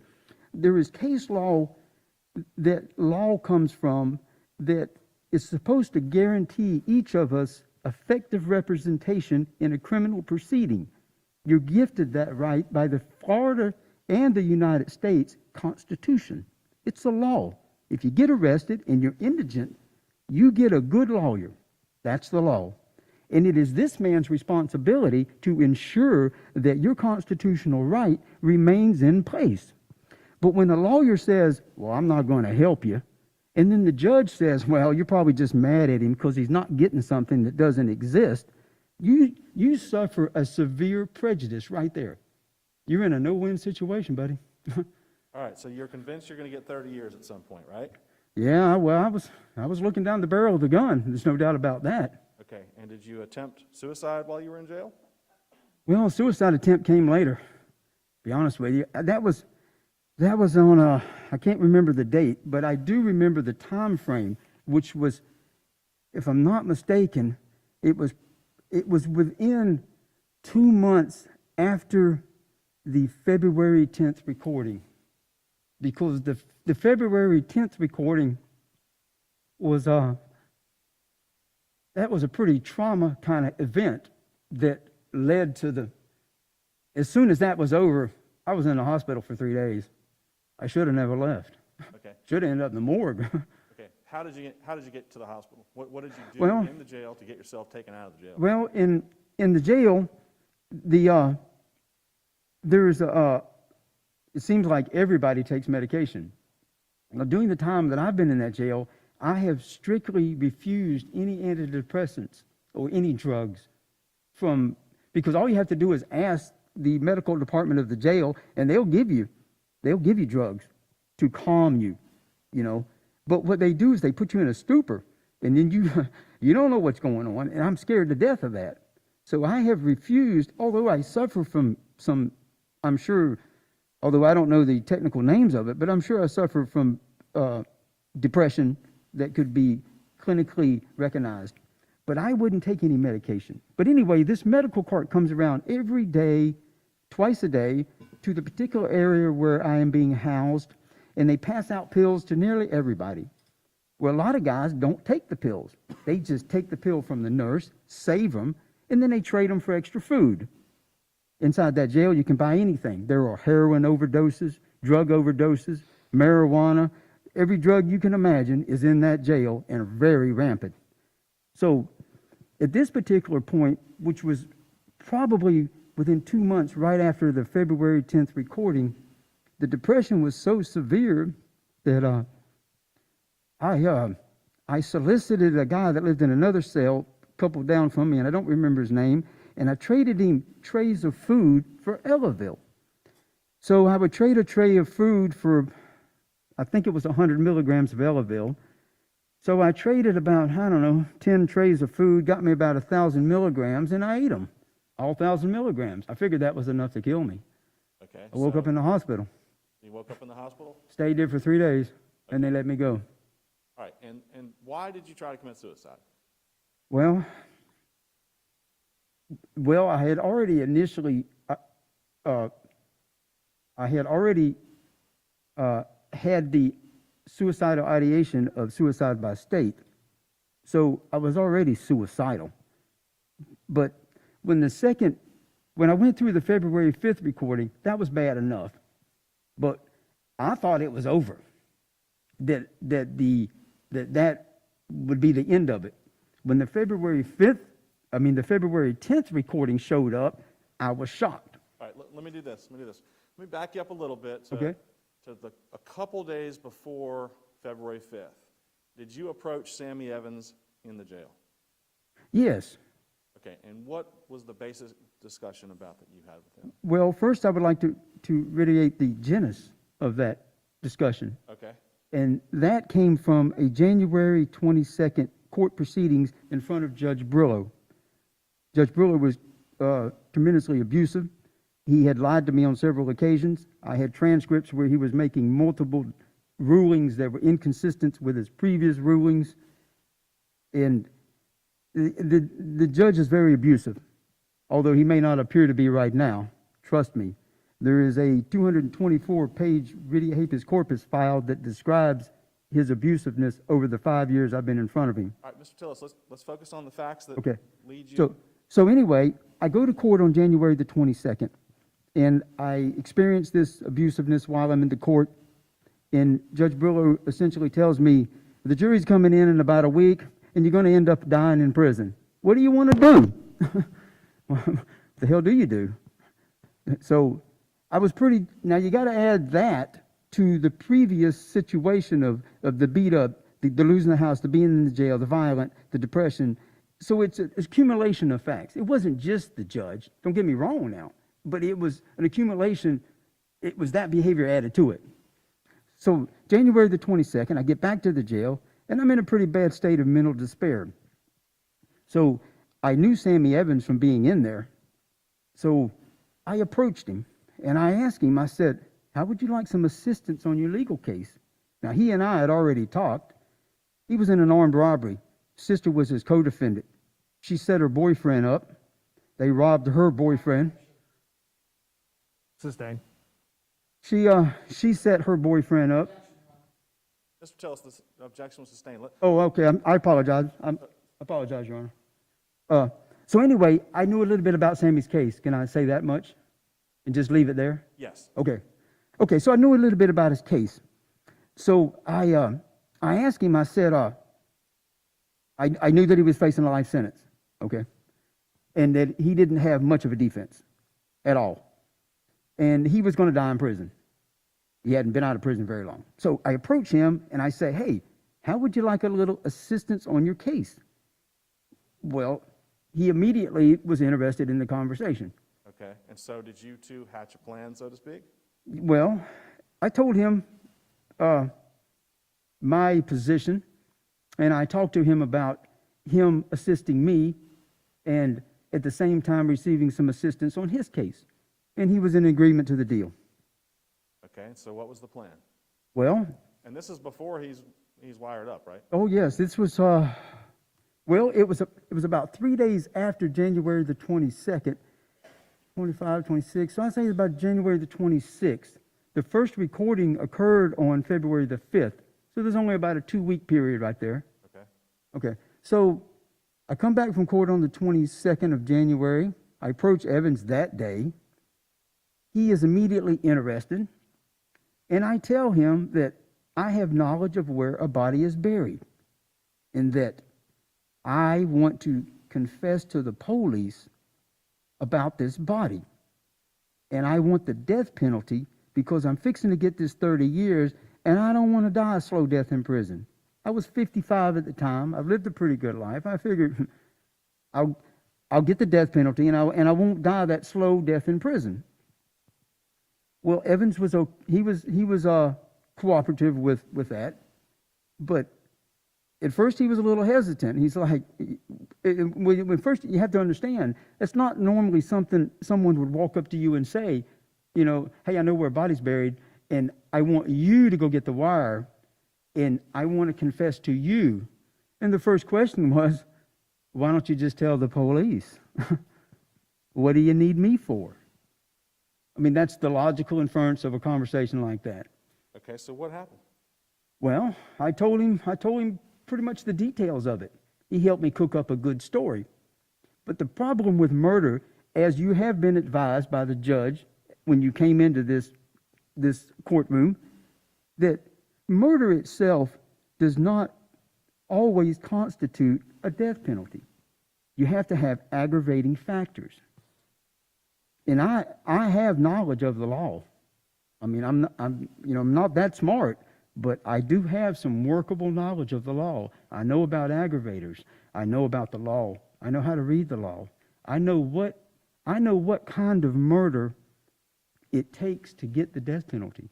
And I know what kind of murder would be rejected. If you wanted to say you committed a murder and you wanted the death penalty, and you said, well, I committed a murder, well, that doesn't necessarily mean you're going to get the death penalty. You must have some serious, heinous, aggravating factors. And I'm knowledgeable of that sort of thing. So, Evans and I, we cook up a story. First, I tell him why I can't go to the police and give the confession. Okay, so once I convince him that, okay, I'm telling you the truth, you know, and this is how I know where the body's buried, and this is what's going on, and this is the reason I can't go to the police. Now, once he understood all that, then he was kind of looking at me a little different. Okay, let me hear your story. So I tell him my story. He and I, over a course of maybe 3 or 4 days, we start fabricating this murder that we were both convinced would provoke the police, the state attorney, into seeking the death. So that I didn't end up confessing to a murder where the state didn't seek the death penalty. And then I'm right back to doing the 30 years in prison. I got nothing. Okay, so did you discuss with Mr. Evans these things, and then at some point he got taken over to the police memorial building and then returned, right? Well, before he got taken to the police memorial building, the problem with the cooked up confession was it had some serious holes in it. And those serious holes are the very reason I couldn't go to the police. If I sat down, if I had just picked up the phone, the TIPS hotline and said, hey, you know, I committed a murder and I want to confess, They would take me over to the police memorial building. They would subject me to hours of interrogation in front of homicide detectives that take special courses in interrogation. And in the course of being interrogated, eventually that homicide detective would detect there's something wrong with my story. And that was the fear. That's why I couldn't go to the police. I didn't mind confessing to a recorder because the recorder wouldn't ask me any questions. And I have enough knowledge of the police in Duval County to know that once they find a body, the rush to justice, they don't care about any other facts, like finding Dave, finding Jimmy, the other multiple murders. They don't care anything about that. They got the body, they got the confession, and they rushed to justice. I relied upon that. So Sammy and I, we cook up this horrendous story, but then I start getting a little cold feet because you got to understand, I've got a pretty bad mental despair at the time. I'm depressed, bad. But I start getting cold feet because I think I'm going to get caught. All right, let me back you up a little bit. At some point, he gets a map from you, right? Yeah, that was why we were cooking up while we were doing, because at first he was a little skeptical. I mean, how many people just walk up to you and say, hey, I know where body's buried, and I'm going to give it to you, and you can trade it for assistance on your case? Okay, so you came up with this map. Yeah, I gave him the map. And you actually knew just how far from like the fence line to where the body was, and you gave that to him, Yeah, right? I knew exactly where the body was buried, and I knew the condition of the body. Yes, I did. And you knew it was going to be given to the police. And I knew it was going to be given to the police. I drew the map, I told him to study it, and then I told him to throw the original in the toilet and make his own hand copied, and then for him to allege that I just told him. But as you indicated earlier in your examination of witnesses, in a casual conversation, do I tell you how many paces it is from my front door to my car? My car's sitting out front, 36 paces from the door. It's Okay, so had he not told you he was going to be wired up and telling the police these things, and he just walked up and said, well, how many feet from the fence to the body and in what direction, that would tip you off that he's a snitch, right? Well, yeah, it would be inside that jail, they call it jumping on cases. And it's very, very common. Although Detective Sullivan was never questioned about how many times he uses jailhouse informants, I personally have witnessed inmates fighting because I wanted to jump on this person's case and another man wanted to jump on the case, but I wanted assistance on my case so bad I would fight this guy and the winner would get to jump on her case. I mean, that's how rampant it is in there. So anytime a man walks up to you and starts saying, where's the body buried? How many paces from one place to another? And how far is it from the fence? Those would be indicating questions of, you get away from that guy quick. And as I just... On your case. Well, yeah, and as I just stated, and I'm sure that the intellectual ability of the jurors, you can tell, my knowledge of the law is, you know, like I said, I'm not the smartest guy in the world, but when it comes to the law, I'm not that stupid. So if you walked up, if I'm in jail for anything, a parking ticket or whatever, and you walked up to me and says, hey, man, you ever do drugs in your house? You got some drugs in your house? What kind of drugs do you like? That would be a red flag as to, I would immediately stop communicating with you and move away from you as to the best of my ability. Although I am in custody and my moving away is limited, I would certainly try to segregate myself from you and not talk to you. Yes. Okay, so what happens on the day of February 5th, 2016? Well, an important factor leading up to that is that when I got the cold feet, in order for me to tell you what happened on the 5th, I have to describe to you, while fabricating this story with Sammy Evans, and I got cold feet, and I couldn't believe that the cops would put a wire on him and send him into the jail unmonitored, unsupervised, by himself. My thought was, they're going to send somebody to watch you and monitor you, maybe even escort you. And I became fearful that Sammy and I would be caught giving this bogus confession to the recorder. I tried to back out. That was around January the 31st, February the 1st, I tried to back out of the deal. Okay, so what happened But next? by then, Sammy Evans had become obsessed. All he could see was assistance. By now, he realized, this guy's telling the truth, man. He knows where a body's at. And a body, detectives will often tell you in that jail, if you got a body to give us, we can help you. Although the detective would never get on the stand and say that, trust me, it happens in that jail all the time. So Sammy Evans, at that point, realized, this guy's telling the truth. He knows where a body's at. He got obsessed with I'm going to trade the body for the assistance, because he had a no-win situation on a life sentence. So when I tried to back out, Sammy wasn't having it. Then it became a little abusive, a little threatening. I tried to back up. I was pretty depressed. So February 2nd, 3rd, right in there, maybe the 4th, then he kind of got threatening around the 1st and 2nd. Then the 4th, February the 4th, he didn't talk to me at all. And I kind of thought maybe he went on. You know, he's going to leave me alone. Because I'll be honest with you, at that point, I was kind of all over the place in a mental despair. But on February the 5th, I'm sitting on my bunk. I hear this at the door, and I look up, and there's Sammy Evans. He's got a writing pad in his hand. He immediately hands me a note before I can say anything that says, I'm wired. And then he steps away from the door. Well, I took that note, and I balled it up, and I threw it in the toilet, because the cells are small. Sammy Evans didn't see that part, and that was a blessing, too. He didn't see that, but I didn't want to come out of the cell. He comes back to the cell. Then he lures me out of the cell. But then I don't want to go down to this. At the time, I didn't know where he wanted to take me, because we're in an area where I really can't get away from him.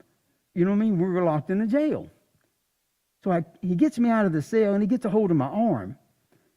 And then he walks me down to an empty cell. And this is an important part of what you're hearing right now.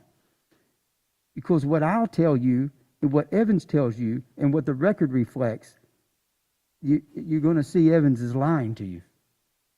When he took me out of the cell, he got me by the elbow. He gets me down to there's an empty cell, which offers a little privacy.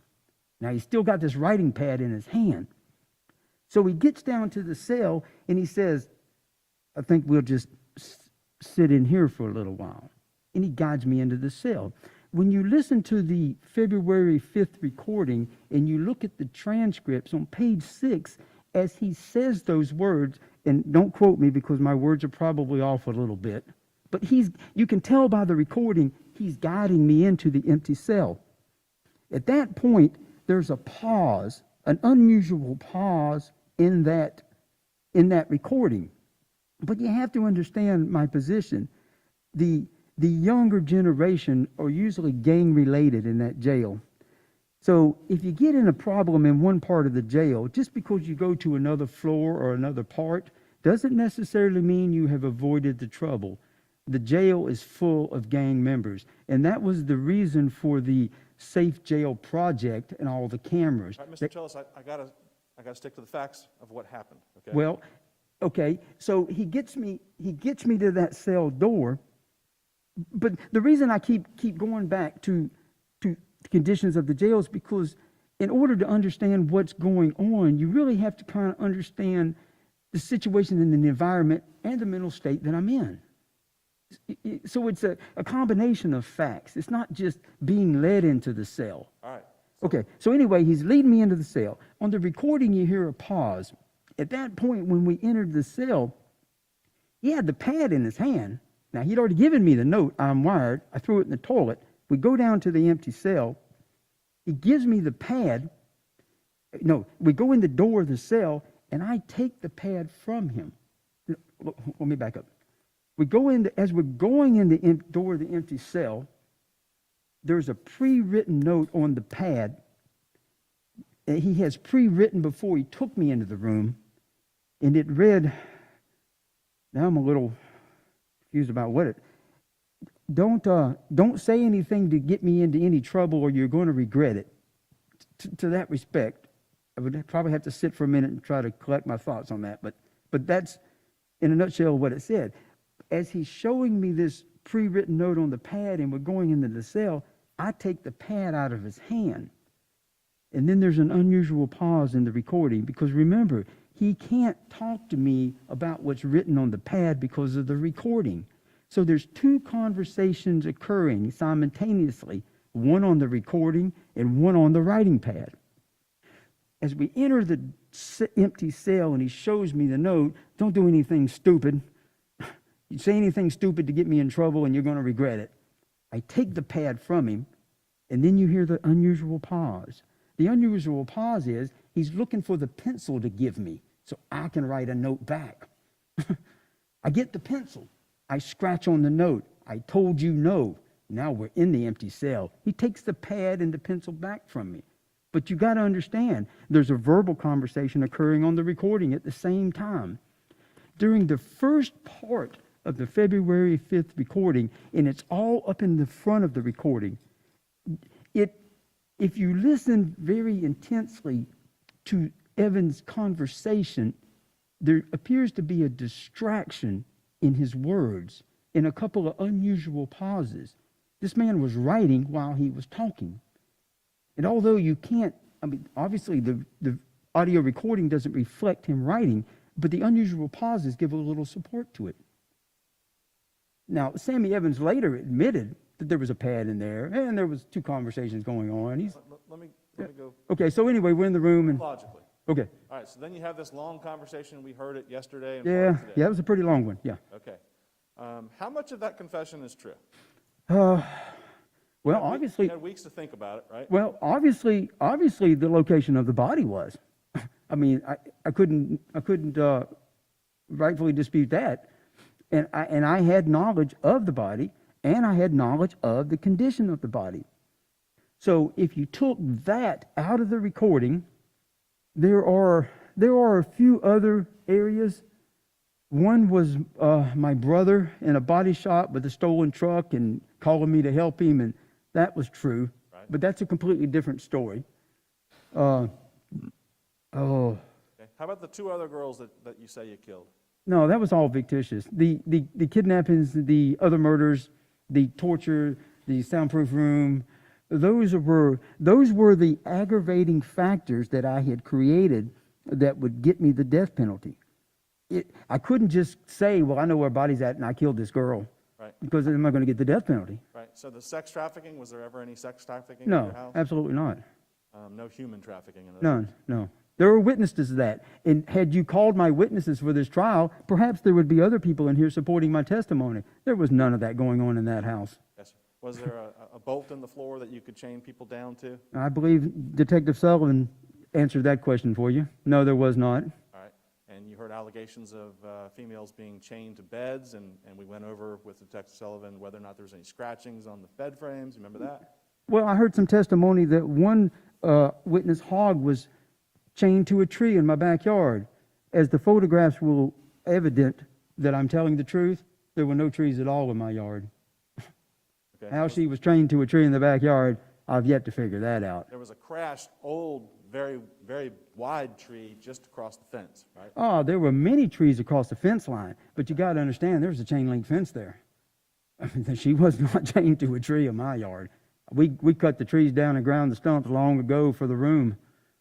There were no trees at all. There was some hedge out by the front that had probably 6 or 8 razor blades in them, and that's another story too. But those were the only living trees on that property, was that hedge out by the street. Okay. What about the story that you were out in California and you shot somebody out in California? Yeah, that was made up too. Okay. How about that story about,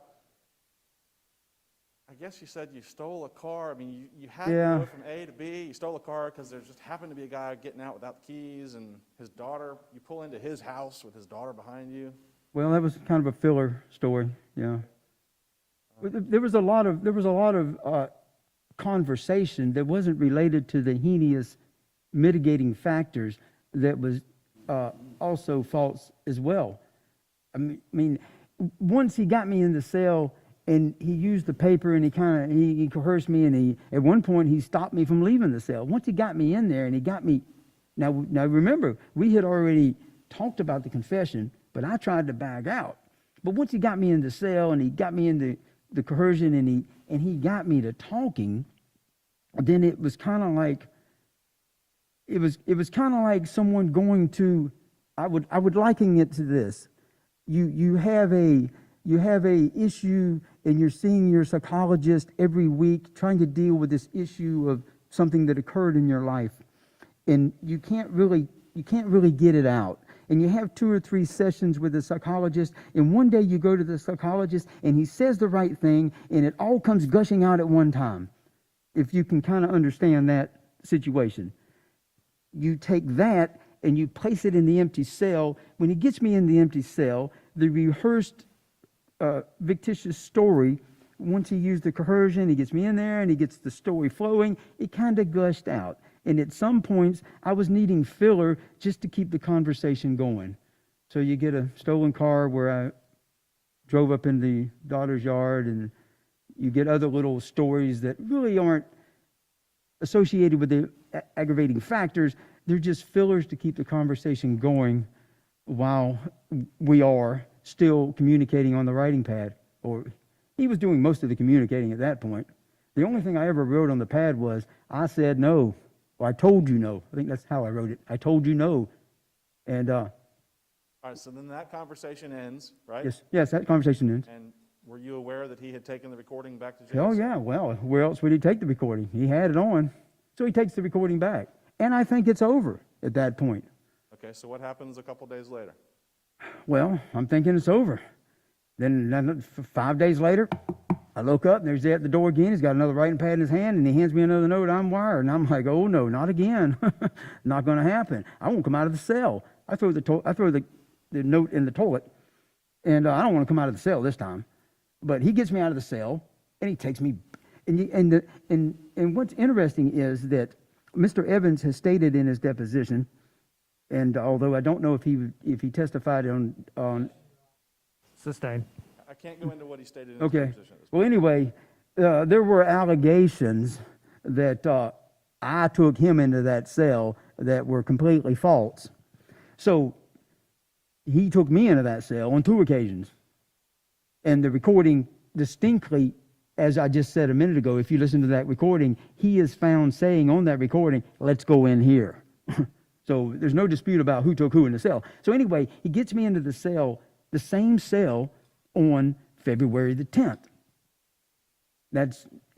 I throw the note in the toilet. He gets me out. I won't come out of the cell. He finally gets me out of the cell. He takes me back to the same empty cell, gets me into the cell, and then he starts asking me specific questions. Okay, what's he trying to get out of you? The most thing that he wanted was the cause of death.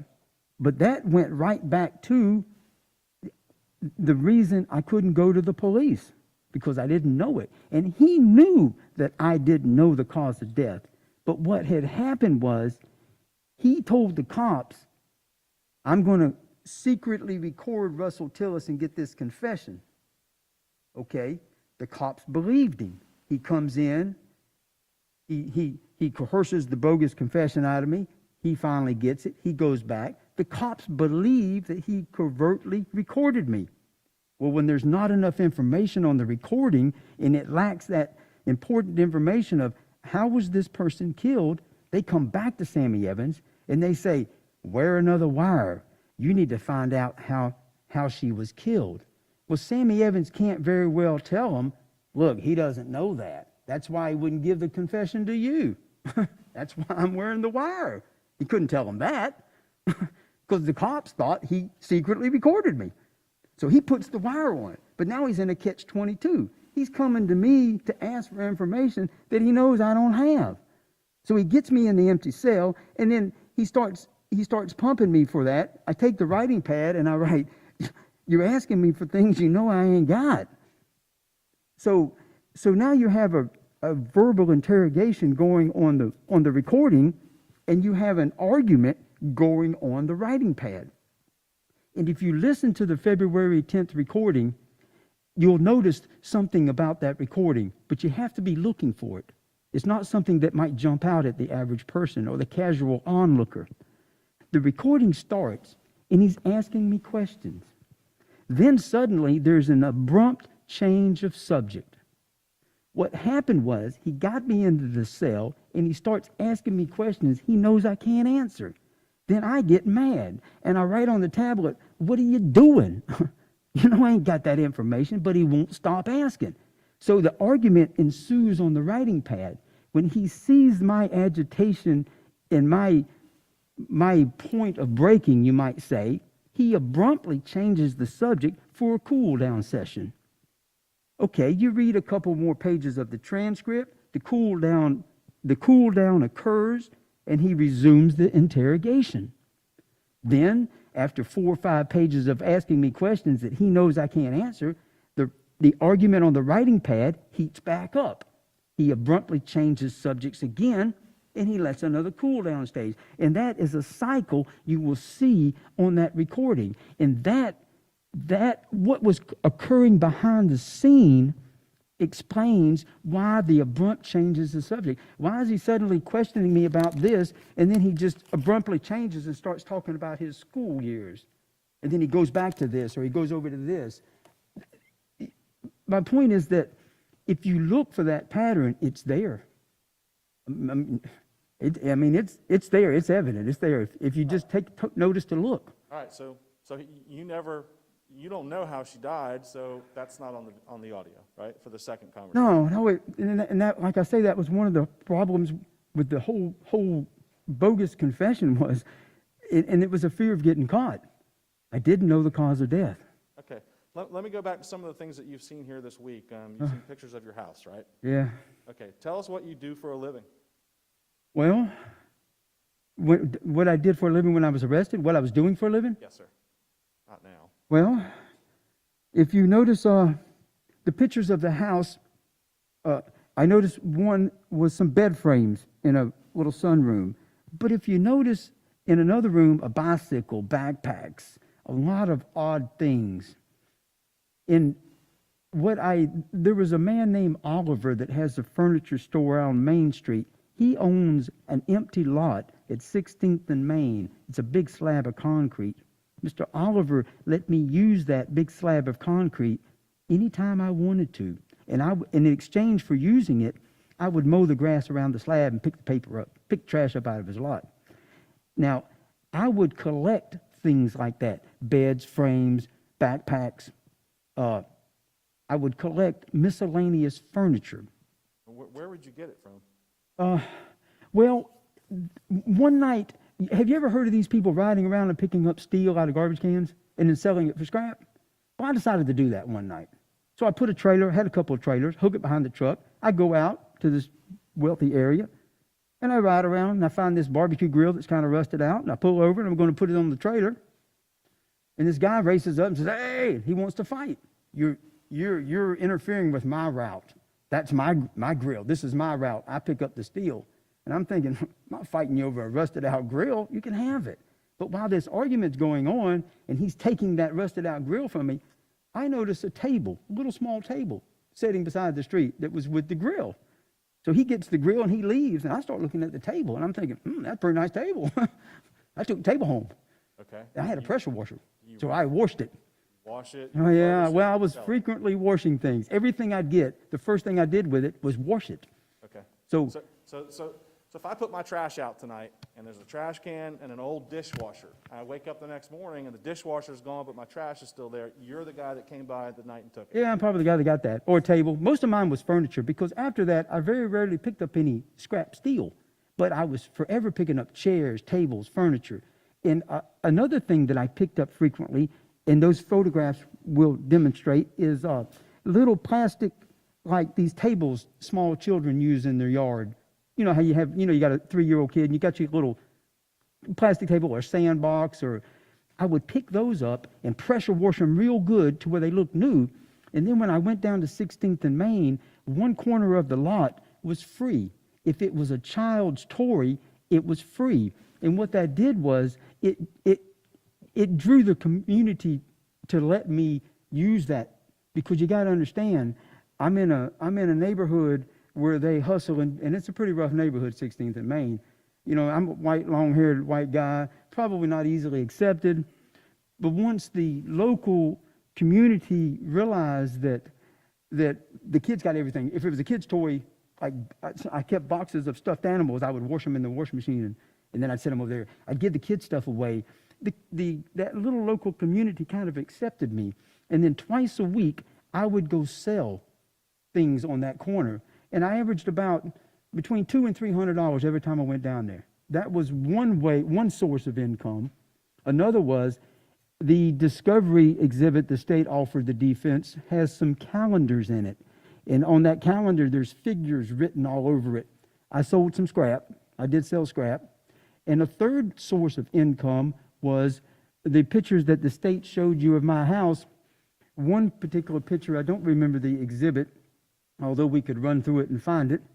There's two driveways in my front of my house. When you're facing the house, the driveway on the right, which some witnesses testified, they seen me with a shovel digging around the driveway out front. What I did was I put in a second driveway, a second culvert, and a second set of fences. And then I fenced off that area, and I rented it to a guy in a travel trailer. So I got $350 a month for that. Then I got a couple $100 a week for selling the stuff down there on 16th and Main, and I probably sold maybe, I don't know, $100 worth of scrap a week, maybe $150 every 2 weeks. So my average come out to about, I don't know, $400 a week, $350 a week, but I didn't work as far as it was all tax-free money. All right. That's why the neighbors never could figure out how to pay the light bill. All right, Mr. Tillis, let me get you back on the case. All right. All right. You saw Tabitha Hogg this week testify against you. Yeah, I seen all that. Tell us how you know Tabitha Hogg. Well, I picked her up one day over there in Phillips Highway, like she told you, and I got her to get me a box of Sudafed so I could cook some methamphetamine. I mean, it's true. I did that. Okay. And I know it sounds bad, but I did that. What was your relationship with her? Well, yeah, it wasn't really a relationship, but they call that a smurf. It's a legal name. I don't know if it's in the law books, but on the street, it's a name that you apply to a person that buys Sudafed for you. Sudafed has in it an active ingredient, methamphetamine. And what you do is you take the Sudafed and you run it through an extraction process. You don't make the methamphetamine, you simply extract it out of the pill.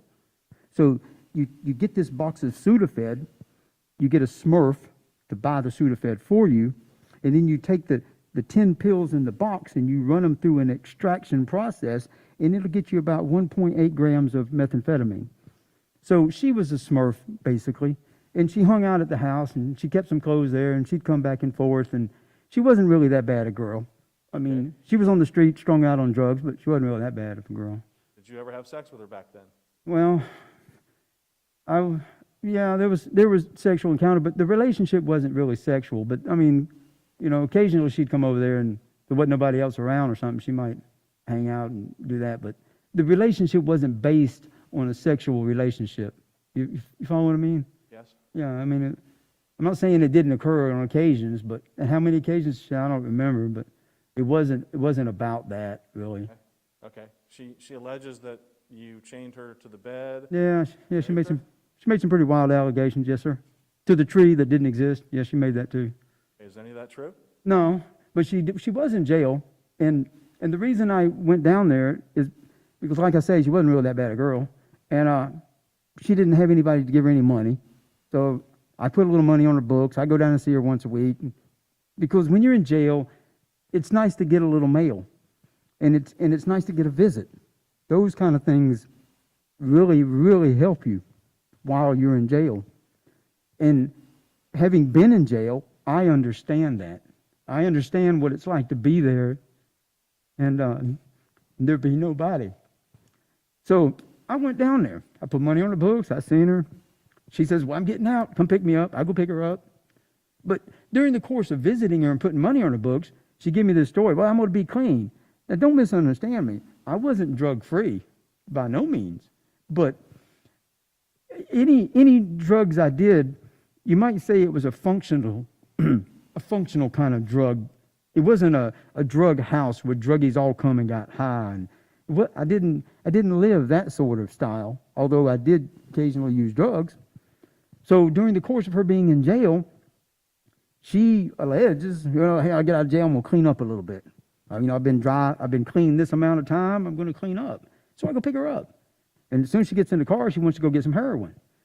And I told her, I said, well, now she gets out of jail, she's got her things, she gets in the car, she wants to go get some heroin. And I said, well, you want to go get heroin? I'll drop you off. I mean, myself, heroin is, in pills, that's not my drug. I don't mess with heroin or pills. But I said, well, if you want to get some heroin, I'll drop you off. But I ain't waiting for you, and I ain't coming back to get you. So I drop her off. And she stays there 2, 3, 4 days, probably 4, maybe 5 days. Boom, shows up at the house, she wants her stuff. But she knew not to bring anybody to my house, a stranger. That's the last thing I do is let a stranger in my house like that, some other strange man. I'm not of that kind of mind. So it was raining. She comes back to get her stuff. She gets some guy to drop her off. She comes up to the house. It's raining. She wants her stuff. I said, well, there's your stuff. And then I make her leave. Boy, she got hot. And that's mostly where this testimony came from. Okay, so you think it was just because she was mad at you? Yeah, well, I put her out in the rain with her bag of stuff. And she wanted to ride. And I said, I ain't giving you a ride. I ain't got time. I was doing something else. And she went away in the rain with her bag, but it was grudgingly. And then suddenly now she's testifying against me to a tree that didn't exist. Okay, let's talk about why we're here. Why are we here? Why we're That's here. a good conversation. Mr. Fletcher, before we do that, we've been at it a little over an hour, so let's take a comfort stretch break. Members of the jury, do not discuss the case, and we'll see you back in just a few moments.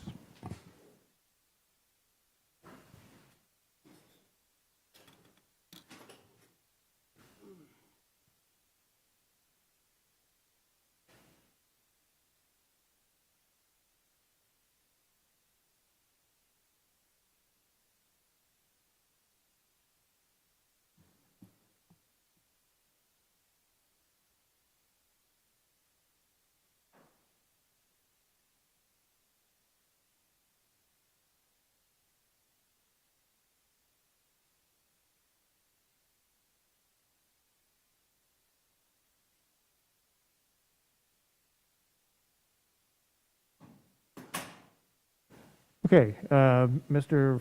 Fletcher, I know it may be hard to gauge, but about how much longer you think you have on direct? 30 minutes. Okay, and then cross?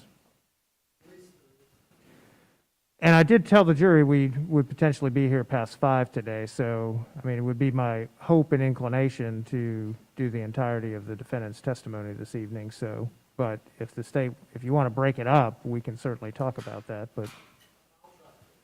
Okay. All right, we'll be in recess for 5 minutes.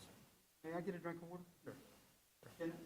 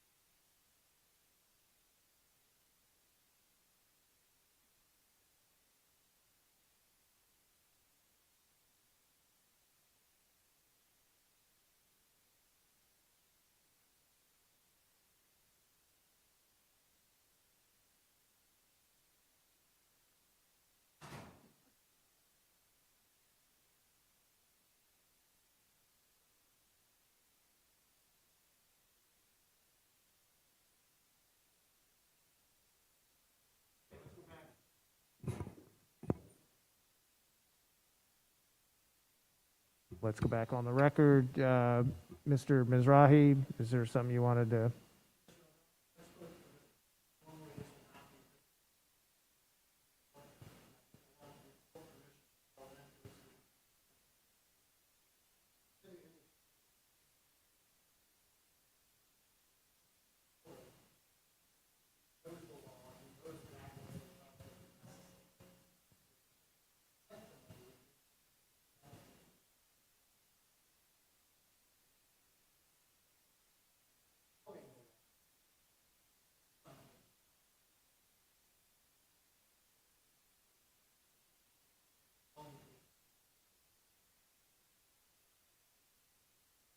Mr. Fletcher?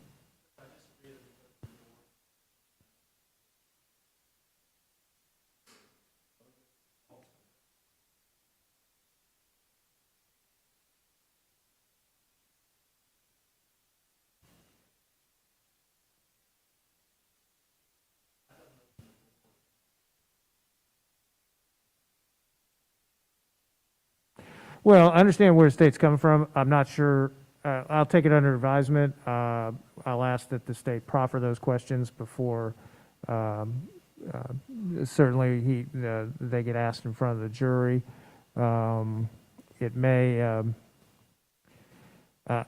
there's no question that the defendant did unsolicited mention that he is familiar with aggravating factors and what they are and what that means, whether or not he has the knowledge or indicated in front of this jury that he has the specific knowledge about aggravating factors relating to prior violent felony convictions.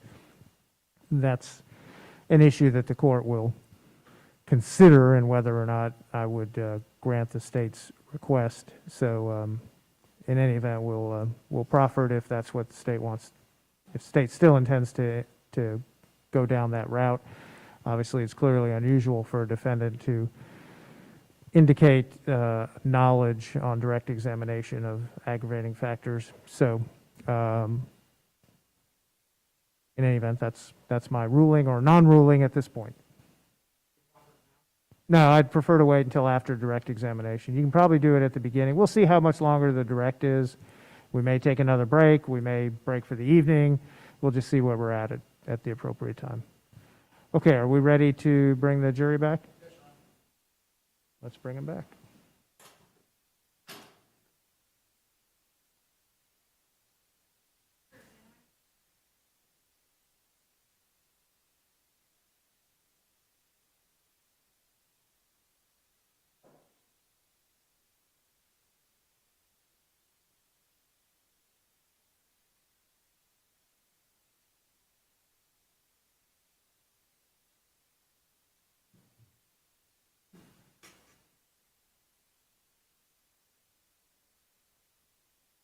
Thank you. You may be seated.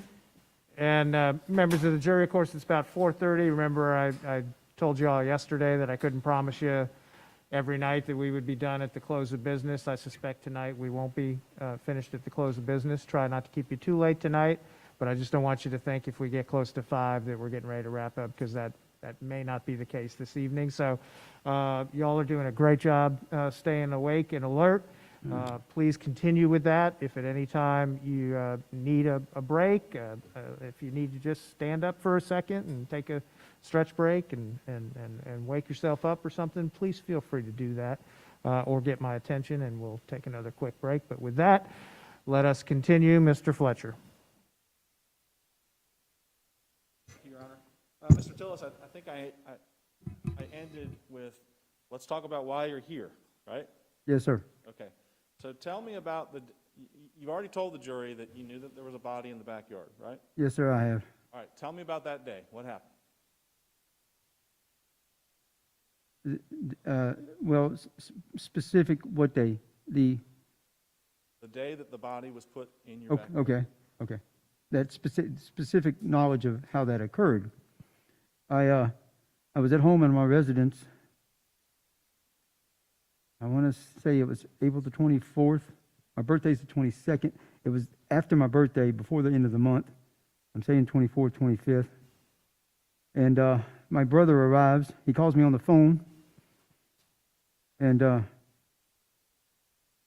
he asked me, was I busy? I told him no. I always keep my front gates locked. I have neighbors that call the police every day. 3 times a day, sometimes the police are on the street in front of my house. My gates are always locked. He calls me on the phone and he says, open the gates, man, I'm on my way over. So I go out and open the gates, and I hang around for him to drive up in the yard so I can lock them behind him. And he drives up in the yard, but he doesn't get out of the car.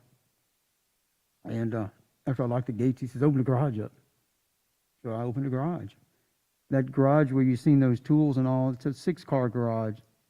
It's a very, very large garage. I open the door and he drives the car in the garage. He gets out and he's a little distraught, hysterical kind of, put off.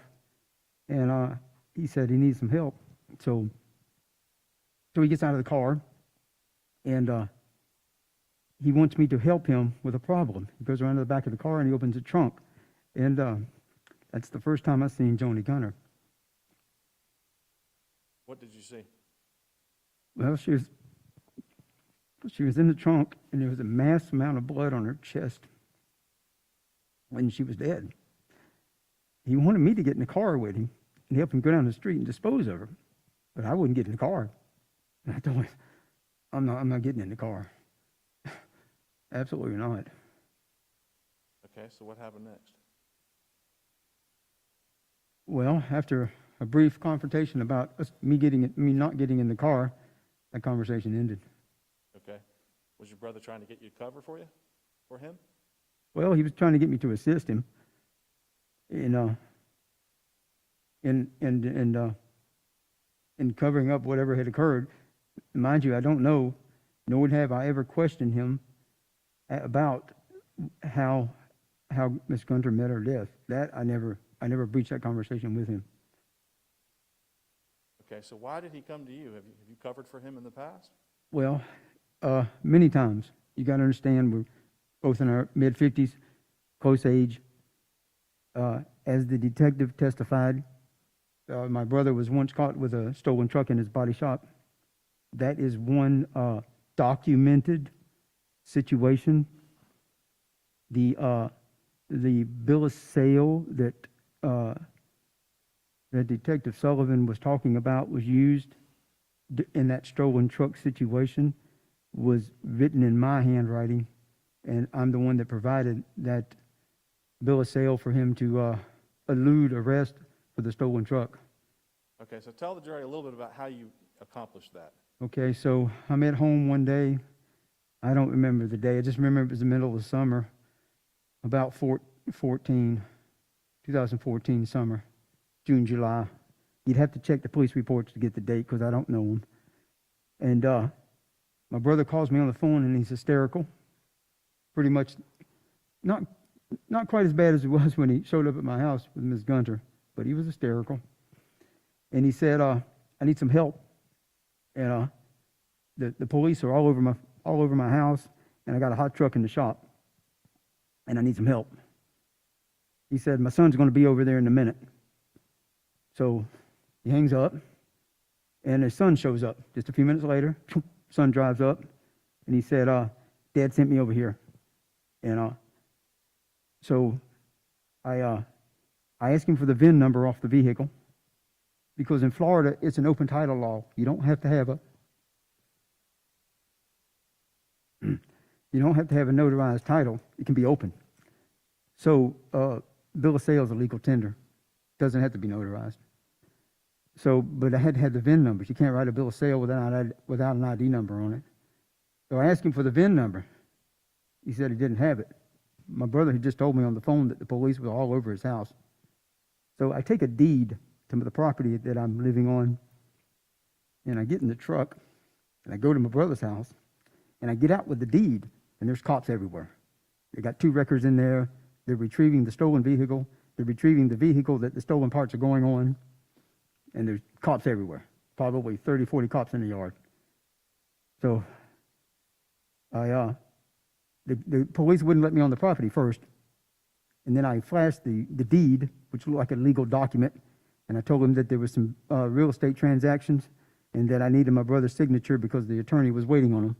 And I didn't have time with his, you know, I mean, if he couldn't let me go to my brother to get the signature, he had to go get my brother and bring him to me.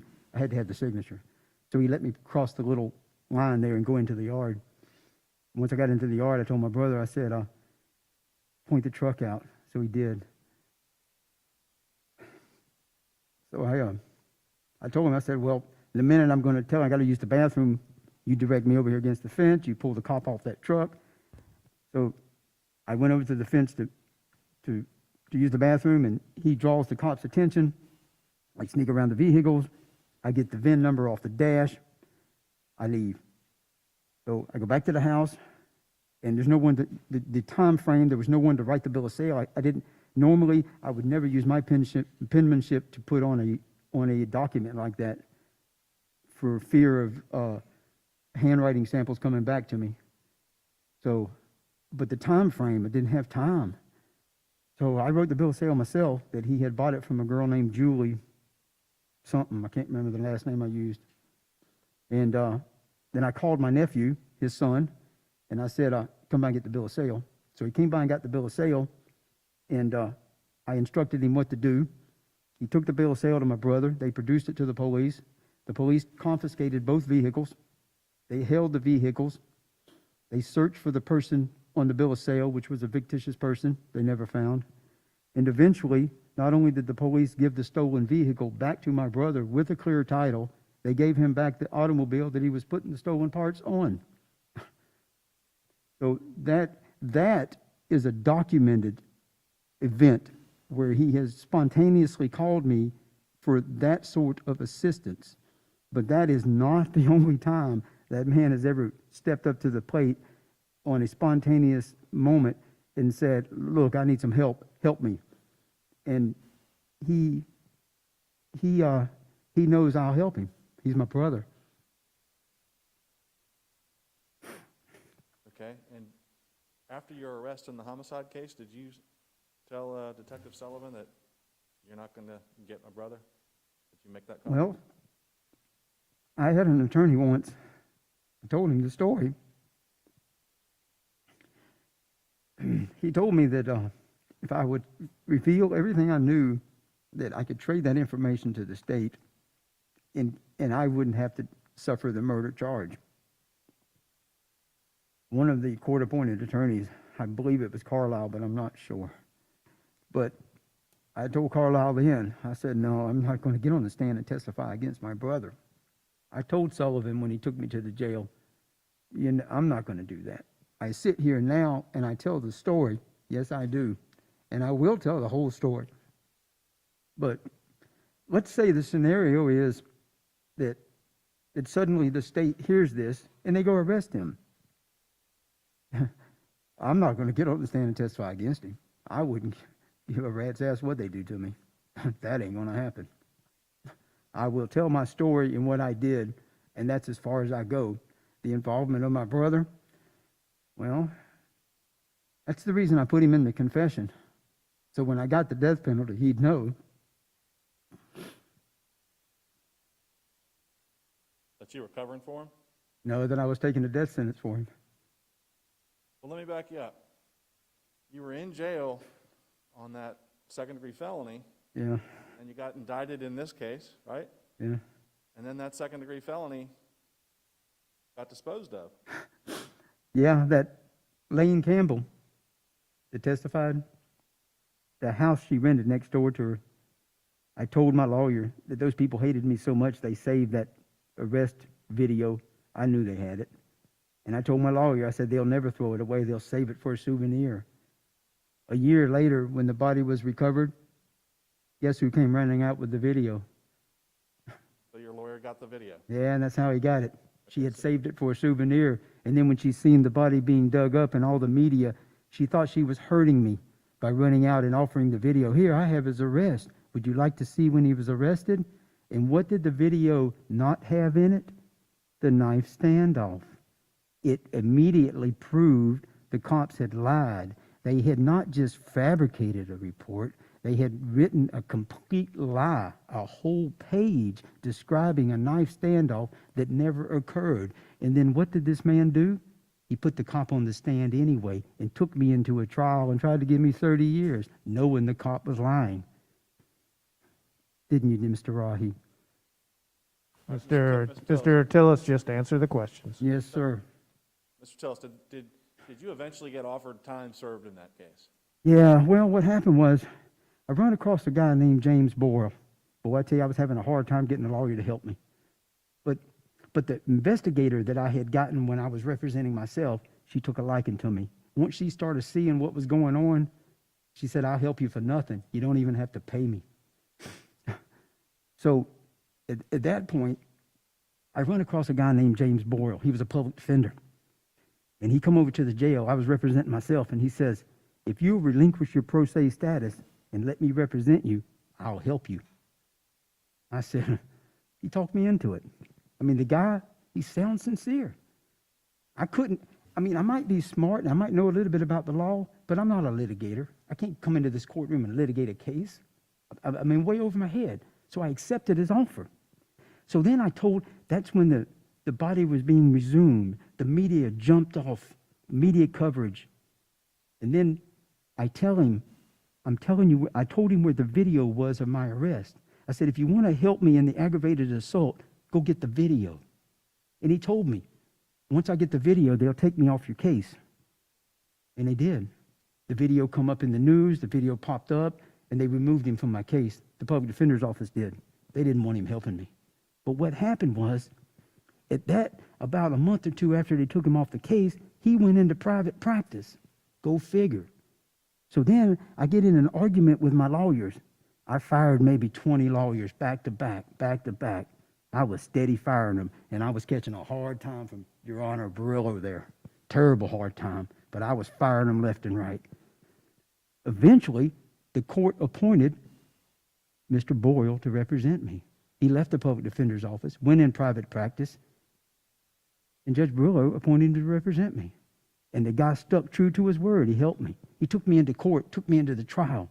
But he wasn't a real good litigator. But the guy had a good heart, and he was trying to help me. That was worth a lot. So we get a mistrial. State was withholding evidence. Go figure. So anyway, we end up with a mistrial. So we scheduled a new trial 30 days away. But Mr. Mizrahi, he was biting at the bit there. He wanted to proceed with the death case. So he says, look, we'll just plea out to the aggravated assault, and we won't use it against you during the murder case. Let's just drop it and move on into the murder. I was having a hell of a fight, so I agreed to the deal, and here I am. Okay, so... But the 30 years went away. Go figure. 30 years went away, but now you've confessed to a first-degree murder and sex trafficking and human trafficking and all that stuff, right? I've done all that, yes, sir. Okay. Was any of that stuff really done by you? Well, it was a hell of a mess. But... All right, so as you're proceeding through the court system on the first-degree murder case, you want all your lawyers, and I think I'm your 12th, right? Well, I haven't counted, but you're up there. Okay. You're in the double digits, yes, sir. Double digits. And I've tried to fire you multiple times. Okay. Yeah. There's one person you wanted to be brought to the courtroom that whole time. Who was that? Sammy Evans. Yeah. But see, the thing was, when I was telling my lawyers that Sammy and I were, that I was aware that he was wearing the wire, and that he had, none of my lawyers believed me. None of them. They kept telling me, you're nuts, man. The dude had a wire on. He caught you. You confessed to a murder. You're going to have to wear it. You did it. And I said, no, you don't understand. This dude, I knew he was wired. But Evans, he had a very convincing story. And he had the police to back him up. No, Evans recorded him secretly. Even the cops all thought he did. So no one believed me. Nobody. But then again, nobody believed me the cops were throwing rocks at my house. But I proved that. Nobody believed that the knife standoff never happened. But I proved that. Nobody believed that Sammy that I knew he was wired. Nobody believed it. But I proved that too, didn't I? How did you prove that? What did you do? Desperation, tell the jury, break it down. despair, Tell them how it despair, and desperation, right? I got mad at you because I wanted to forge the note I'm wired, and I wanted you to help me. But ethical reasons, you couldn't do it. But I had to respect that. I mean, you jeopardized your career bringing false information into the court and lying to Judge Brillo. I really couldn't hold that against you. Yeah, I can't do that. No, You understand? well, yeah, right. So what I did was I filed a motion to waive counsel, and I kicked him out of the way. I can do it. I'm not held to any ethical standards in front of this judge. After what I've been through in this courtroom, I didn't really care. Okay, so at that point, I was fired, right? Yeah, you were fired. You were standby counsel. You were still present, but you just, Come to court when you came to court. yeah, and you'd stand beside me, but I was the lawyer. So tell the jury what you did. So what I did was, Evans had written several letters to the police begging for assistance. Yeah. Soon as he turned in that 10th recording, he wrote a letter. He was wanting to get paid. I'm telling you, that man was desperate. And he was obsessed with getting out, trading that body for the assistance. And he was begging for it. But what happens in a case, a criminal case, is if the state receives some evidence, they must give it to me so I can examine it. So they had to give me Sammy Evans' letters. Sammy Evans has a very distinct handwriting. So what I did was I took the letter and I took some drawing paper that was kind of clear and I laid it on top of it.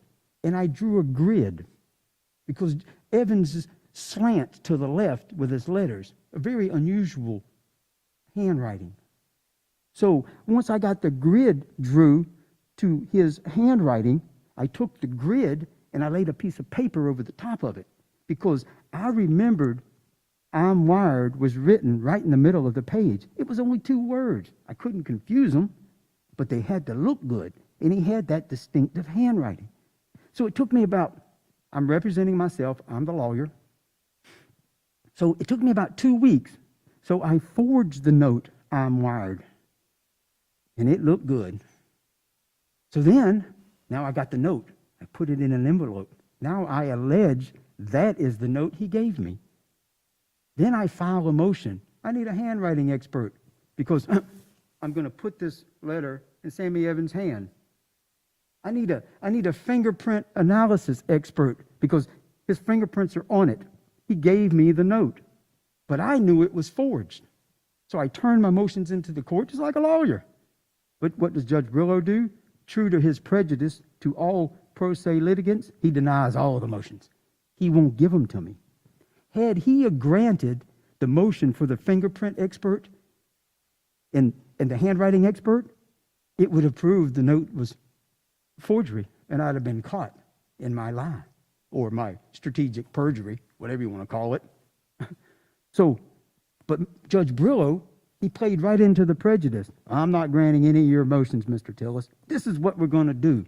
We're going to photograph this note, and we're going to show it to Sammy Evans, and we're going to give him the opportunity to either deny or admit writing the note.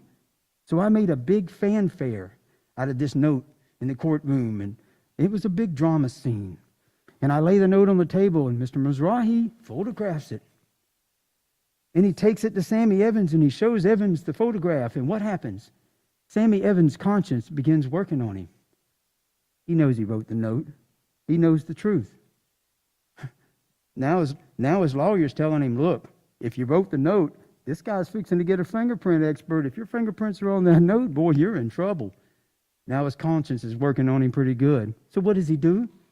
He admits to writing the note. He admits to some of the truth. But you got to understand, Sammy Evans has already got partial payment for his assistance, for giving the state the body. He has already received partial assistance. Sustained. Okay, so anyway, So now Evans admits, yeah. Yeah, he admits to writing it, but he won't admit to the whole truth. I mean, he's been caught in a lie. He's deceived the police. He's deceived the state. He's been seeking assistance. He's written letters, and now he's got to stand up and he's got to say, yeah, okay, I lied. I mean, it's a pretty bad moment. But now I'm still the lawyer, okay? I'm still representing myself, and Mr. Fletcher is a standby counsel. So what do I do then? I file a motion. I want to take Mr. Evans' deposition. So I have the state attorney bring Mr. Evans to the state attorney's office, and he sits across the table from me. And I am the lawyer. I take his deposition, whereupon he admits, yeah, I wrote the note. Yeah, I lied to the police. He tells some of the truth, but he's grudgingly holding on to all other parts. He won't relinquish them. But he knows. He knows the truth. Okay.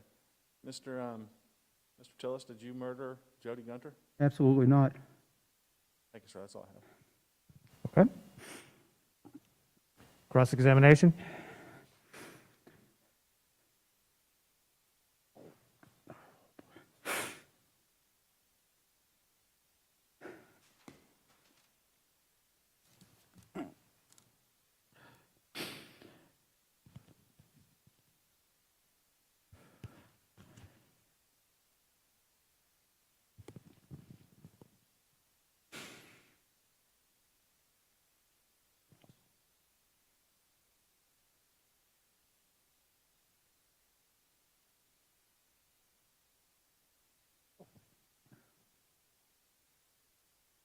Mr. Tillis, to begin, I want to make sure that we're clear about, have you ever been convicted of a felony?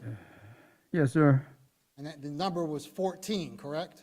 I believe that was the number. Yes, sir. Okay, you know it's the number, Yes, correct? Okay.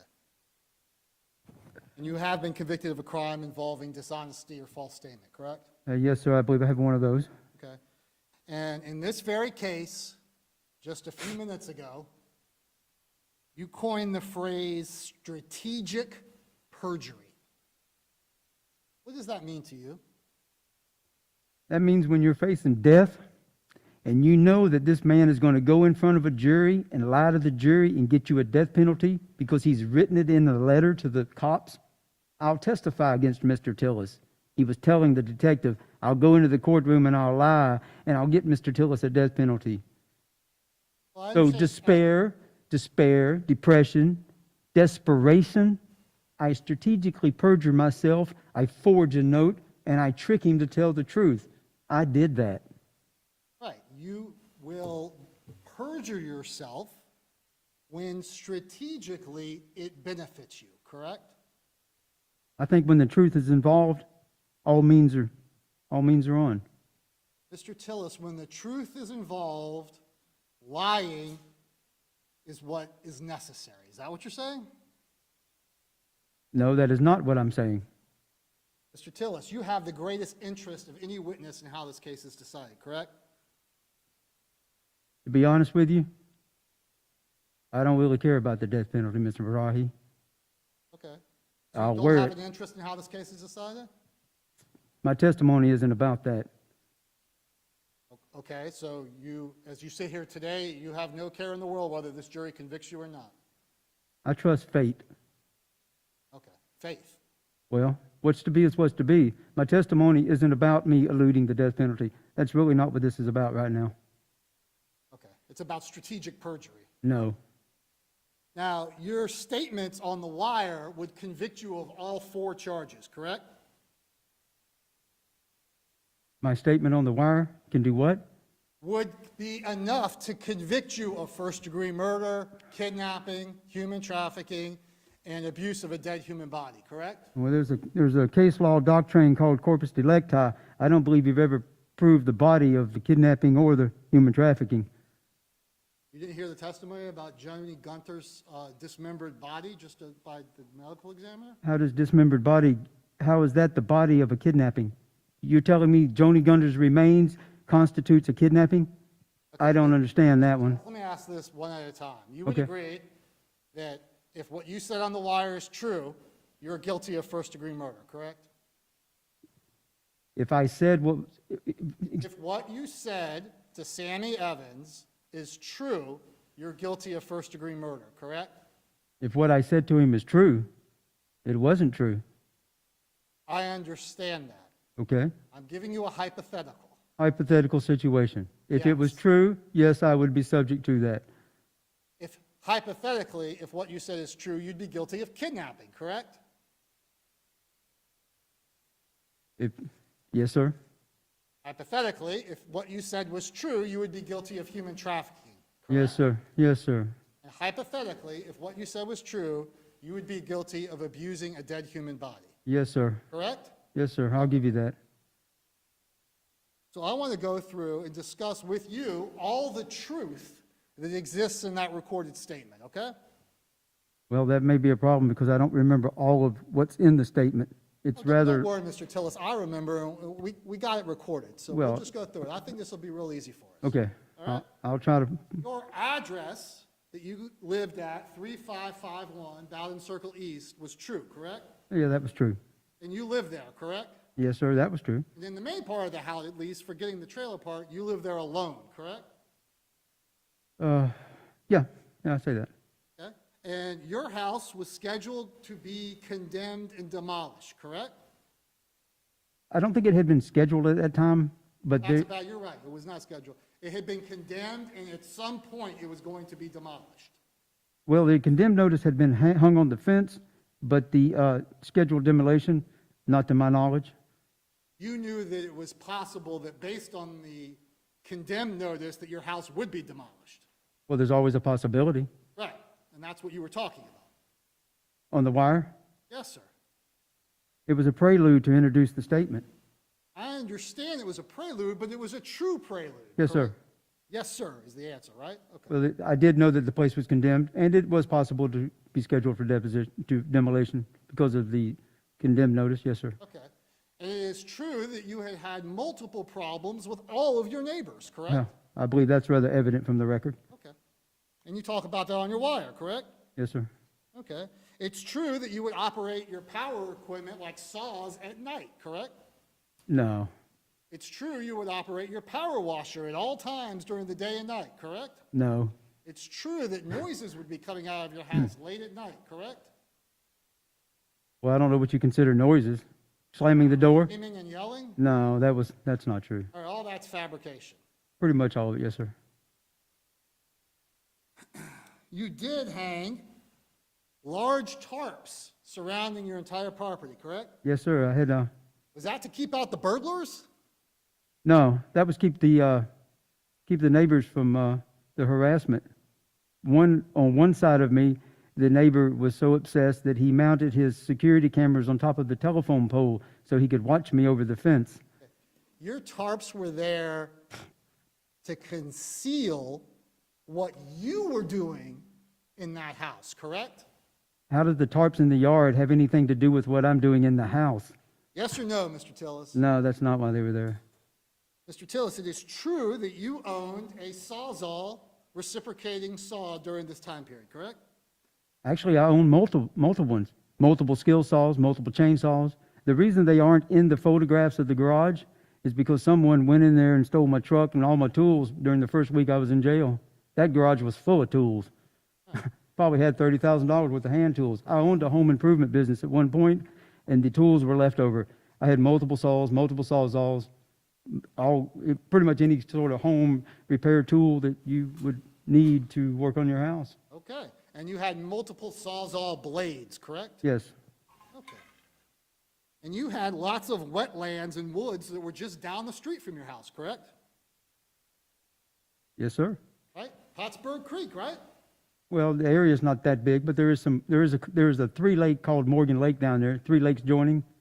Been fishing in that lake since I was 5 years old. You know it well. Yes, sir, I do. And hypothetically, Mr. Tillis, if you were to hide something there, a body, dismembered bodies in there, it would be hard to find, correct? I think it would be even harder to get the body down there. Now, if you chopped it up and stuck it in a backpack and biked your way down there and dug it up and came out of the woods with a shovel, would it, Mr. Tillis? Well, I hear you tell it. I mean, I guess not. No, it's how you tell it, not how I tell it. These are Okay. your words, Mr. Tillis. My words on the recording. You're right. Yes, sir. Yes, sir. So, Mr. Tillis, you do have chains hanging in your garage, correct? Yes, sir. And it would be consistent with what you said to Sammy Evans that you would hang your victims to dismember them, correct? I don't know if I stated that in that particular language, but I would concede that yes, those chains in the ceiling that were used for pulling motors out of cars, they could be used for anything. Okay. They were stationary chains that were never taken down and never put up. They just stayed there all the time. Well, certainly you're not going to pull the motor out of the car from the chain that's just hanging down a little bit, right? There had to be another chain that would get lower so you could pull out a motor, right? Generally, it was a come-along. Okay, but we didn't see those. No, you They didn't. must have been stolen with the Sawzall. I don't know if they were still in the garage or whether they were taken. I haven't been out to go inspect the garage. I understand. But there were come-alongs in the garage. Okay. I will but say you that. would agree that your garage had plenty of room to be able to complete the task of dismemberment of a body, correct? It was a facility that could be used for that, yes, sir. Facility, that was your word, right? Yes, sir. A facility that A could be building, a facility. Very good. All right. Now, you would agree that you know a lot of women on drugs and that prostitute themselves, correct? Well, I grew up in that area. Most of them, I know their mothers and their brothers and their families. Okay. And you had a lot of their paperwork in your house, correct? Well, that paperwork in the house wasn't just from that. I also wrote pen pals in prison. As you stated, or one of the witnesses stated, I believe, that it might have been Detective Sullivan, that there were information from girls that were incarcerated. They were in prison. I wrote them because when you're in jail and you don't get no mail, you don't have no money, I kind of know what that feels like. So I would go to the internet and I would go into the pen pal list and I'd pick a couple and I wrote them. I'd send them a few dollars. And many of those names were associated with that. They were people that were incarcerated. Some of them were never getting out. So, you knew, I'm going to go through some of the names of the people that were in your house. Okay. Okay? Mr. Tillis, because in your wire, you describe how you would pick up these girls, Phillips Highway, get them back to your house, and then you would do all the things you said you would do about human trafficking. Yes, sir. Okay. Yeah. So I want to talk about these girls. These are some of the girls that maybe you met on Phillips Highway. Okay. Christina Habib, Habeed, a prostitute when she met you at the BP station on Phillips Highway to engage in sex acts. Okay. You know her? I don't know. Refresh my memory. I'm sorry, say that? Refresh my memory. She said that she willingly got in your car and then drove off to St. Augustine where you became aggressive with her. State that again. I missed that, sir. All right, it doesn't matter. So you're not sure if you know her or not? Well, if you refresh my memory, it may jog my memory. I mean, sometimes my memory's a little bad, but I mean, it's not real bad. Sometimes a little jog would help me. Probably not, because I don't know. Would it refresh your memory? I was thinking maybe you had some sort of paperwork you wanted to address that might, I don't know. Generally, if I don't know the girl's family or her brother or her father or her mother or know her from some other source, those girls generally go by names that are just street names, and and I wouldn't recognize the name. You know what I mean? Sure. So. May I approach the witness, Your Honor? You may. Mm.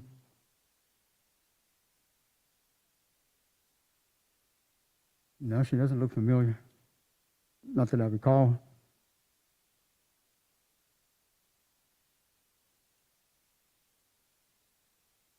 Okay, we'll go to another one. Okay. Danielle Goodwin. You know her? You picked her up at a bus stop. 16th and Main Street, where you have your little shop. Mm. What about her? No, it doesn't ring a bell. Do you remember the year? Sure, 2016. 16? I'm sorry, that's the one we spoke to her. That's the wrong year. I Oh. don't have the year in front of me. You say I was. Know her or not? I don't remember the name. How about Contessa Flerner, Flener? Well, They're at a Contessa's, Hess station on San Juan Avenue. Contessa's a pretty unusual name. I would seem like I would recall that, but I don't. Okay. What about Brittany Proctor? Mm, Pumping gas at Smokers Express on Bay Meadows. No, I don't. What about Alyssa Weber? She knew you as Rusty. No. Nothing? Well, if she's using the name Rusty, then it could be a childhood, because that was a nickname that I abandoned probably in my early 20s. Since 2021, no one's called me that. Okay. People call me Russell now. So that probably is a very old, if she's addressing me by that particular name. Well, she was working probably in 2014 as a prostitute off Phillips Highway. Remember anything about that? No, she wouldn't be calling me Rusty at that time. I was, Julie Ann Williams. yeah, I knew her father. You know her, right? I knew her father, Well, yes. she was working as a prostitute too in the Mayport area when you picked her up, right? Mm. Yeah, I believe so. I worked with her father one time, and he lived over there on the trailer park on Beach Boulevard by, maybe right at St. John's Bluff and Beach, that Winn-Dixie. There was a trailer park in there. Ronnie was his name, I think. She actually stayed with you, right? Off and on, she would come there back and forth Until she got away. till she got away. Yeah, until she fled out of a window. Remember that? I don't recall that incident, no. How about Michelle Pierce? I believe she's deceased. You have anything to do with that? I was in jail. No, I know you didn't. Ms. Pierce said that, that she lived with you, stayed with you for time too. Hold on. Sure. Members of the jury, I think I've already told you this once before. In the pre-COVID era, an attorney asking to approach would be a simple matter. We just come up here and we'd all huddle together. They don't like me to do that these days. So to keep everybody socially distant, I'm going to need the jury to exit the courtroom for just a few moments. Remember, do not discuss the case.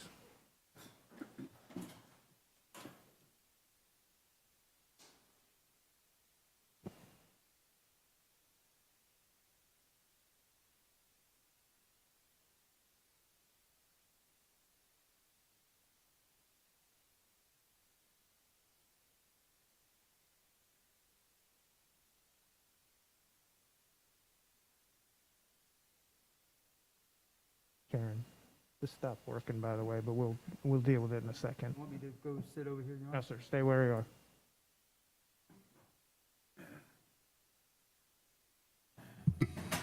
Okay, jury has left the courtroom. Mr. Fletcher.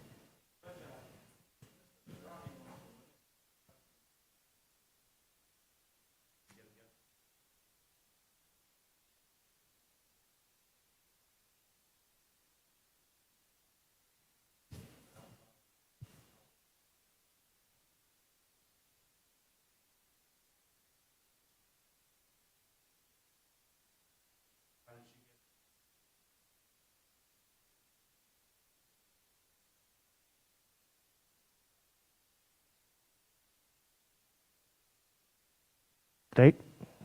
First of all, the state did file notice on all of these, and it was part of the notice. I will concede that the state, in its case in chief, was only going to present one of these witnesses. I believe the defense has opened the door.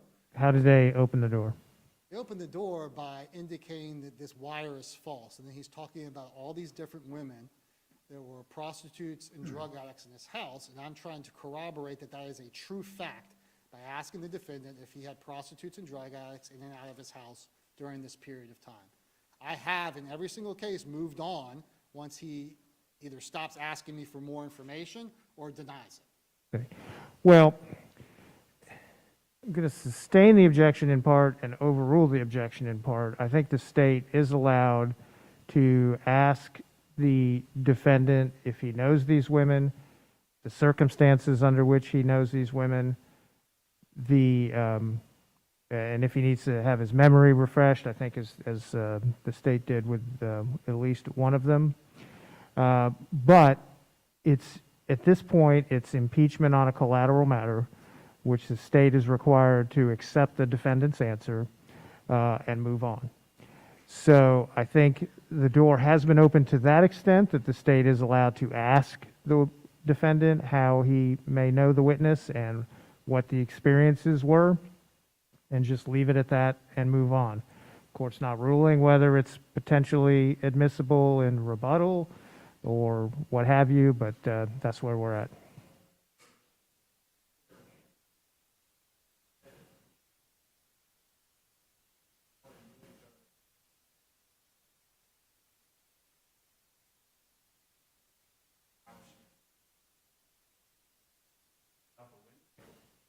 Well, if he, and this is where I'm sustaining the objection in part, if he asked the witness, the witness, in this case the defendant, how he knows the person, if he doesn't know them, then that's the end of it. You can't say, well, you don't, if he says, I don't know him, I suppose if there's some issue of refreshing the memory as a person who flew out the window, something like that. But for the most part, if he's got to take the witness at the answer, and that's the end of it.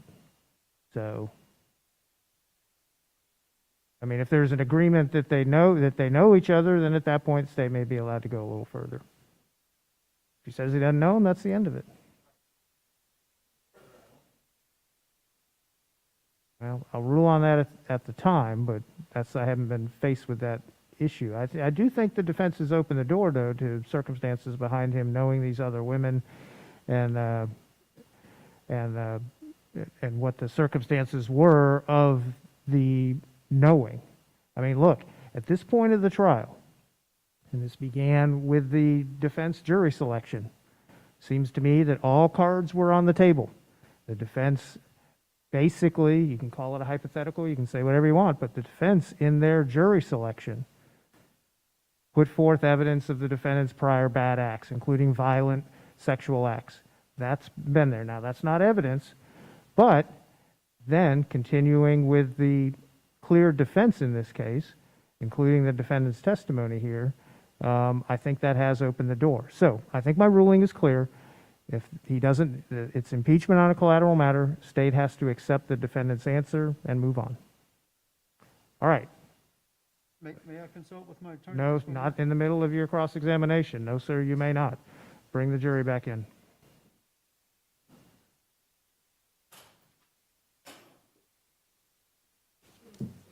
Yeah, it just stopped. I don't know why. It's not a big deal because I can see over your shoulder, so I don't want you to spend a lot of time working on it. Yeah, no, I can see it over. If I need to, I can see it over your shoulder. Hold on before you bring the jury in. Yes, sir.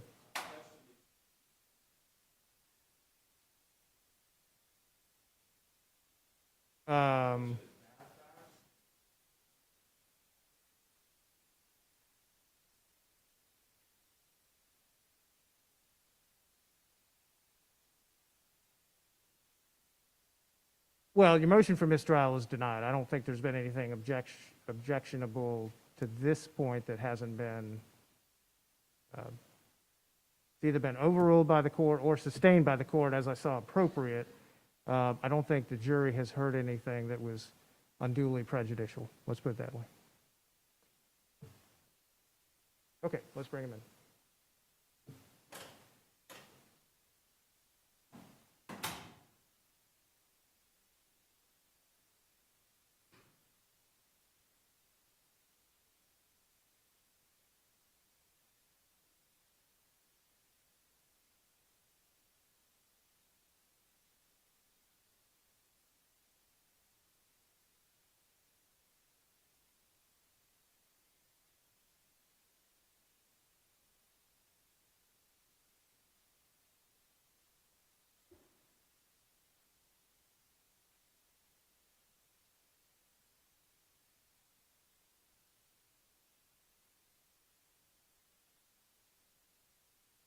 Okay, thank you. You may be seated. State, you may continue. May it please the court. Yes, sir. I just want to talk about a couple more. Kimberly Bowling, I think she dated you for about 6 weeks in 2013. No, sir, I'm not familiar with that person. You didn't meet her on Belfort Road, nothing? No, sir, I'm not familiar with that person. How about her own daughter, Ashley Fleming? Do you know her? I'm not familiar with that person, Your Honor. And how about a Jessica Summerlin? No, sir, I'm not familiar with that person.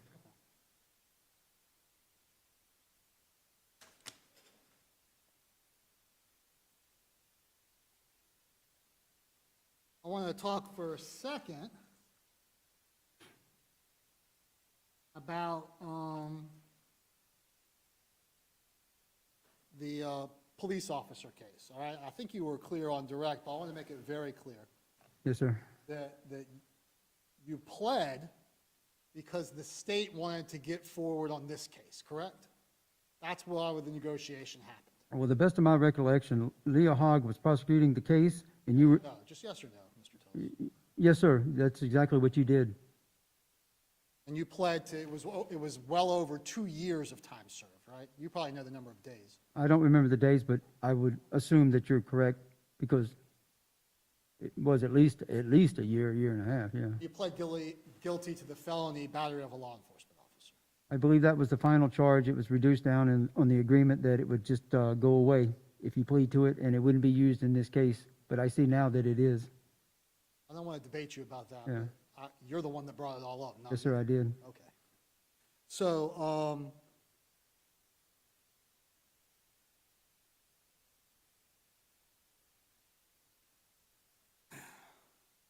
when you were discussing with your defense attorney the idea of Sammy Evans intimidating you. Remember that? I missed the last part. I was just. Sammy Evans intimidating you. Remember Yes, that? sir. Yes, sir. Okay.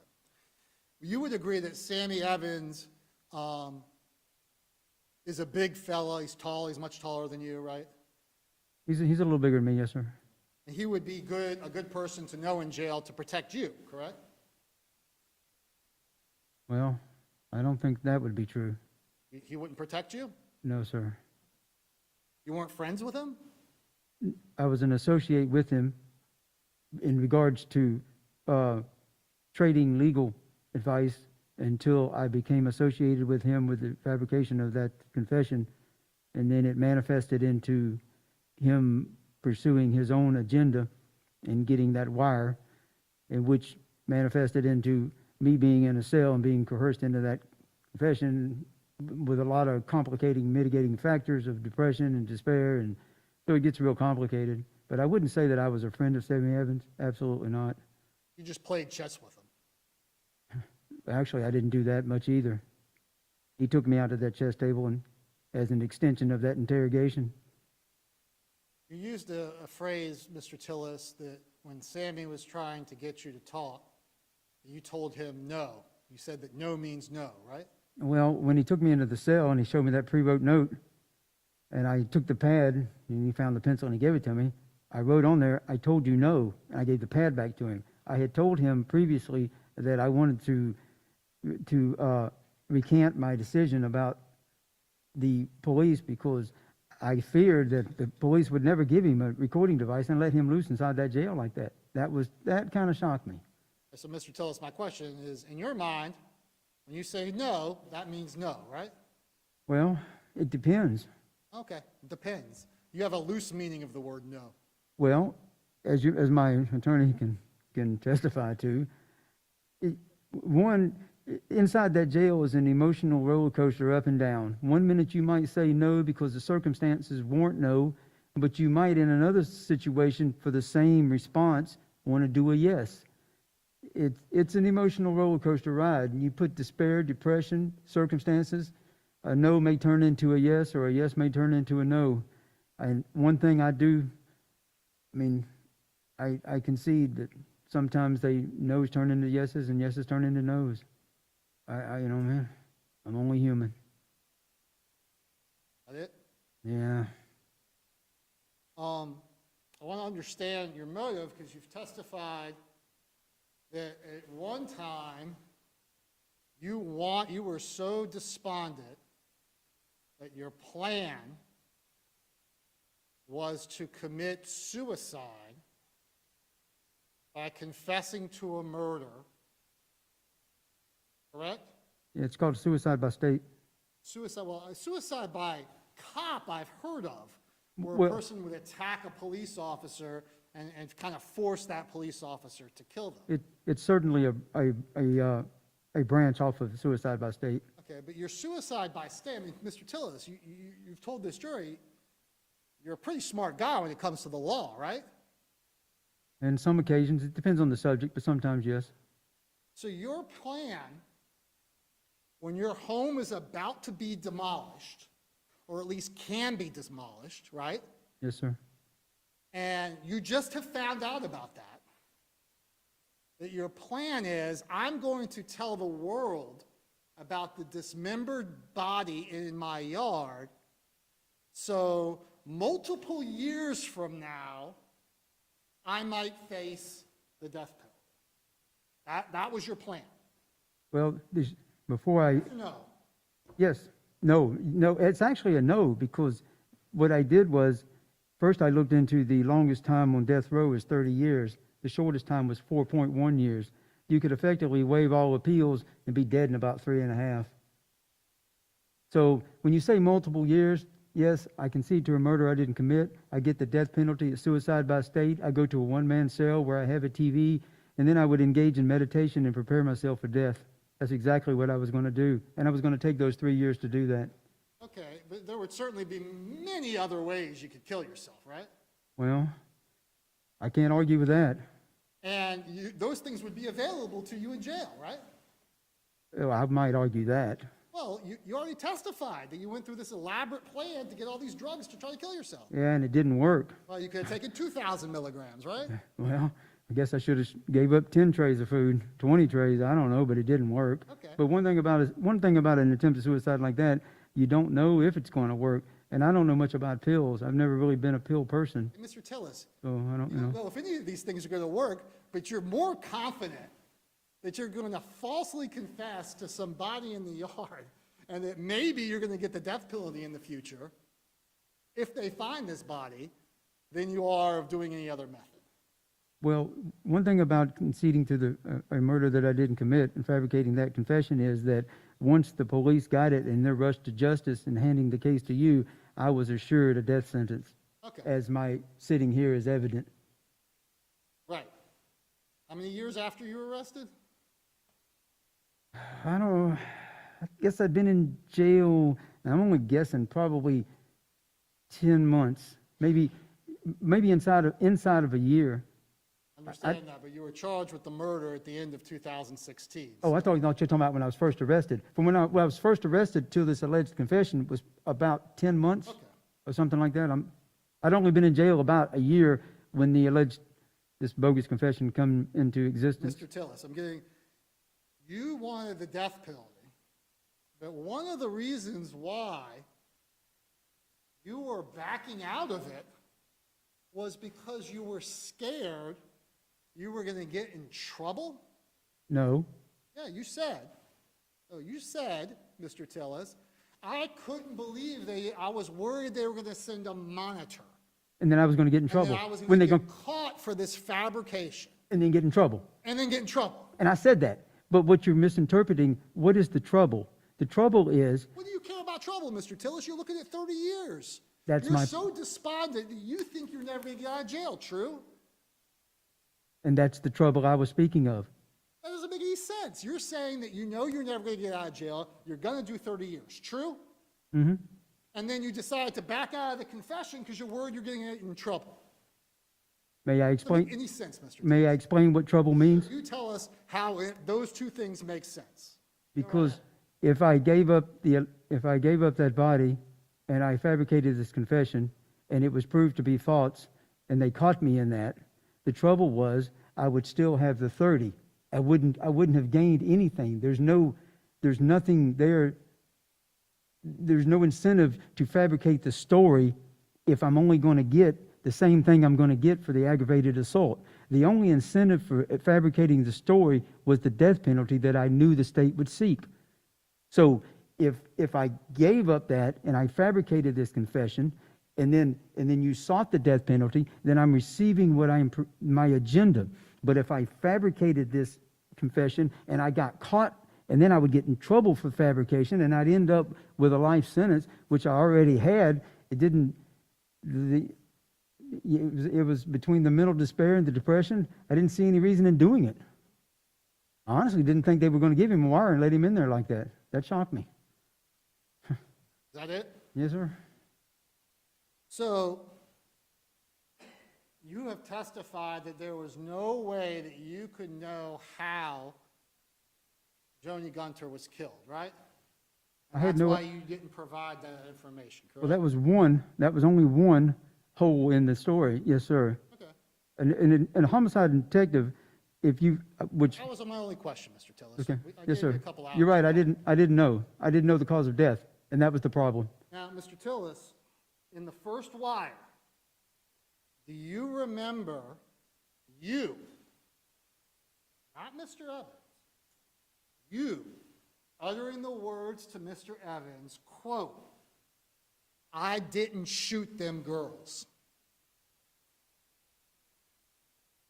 Remember that?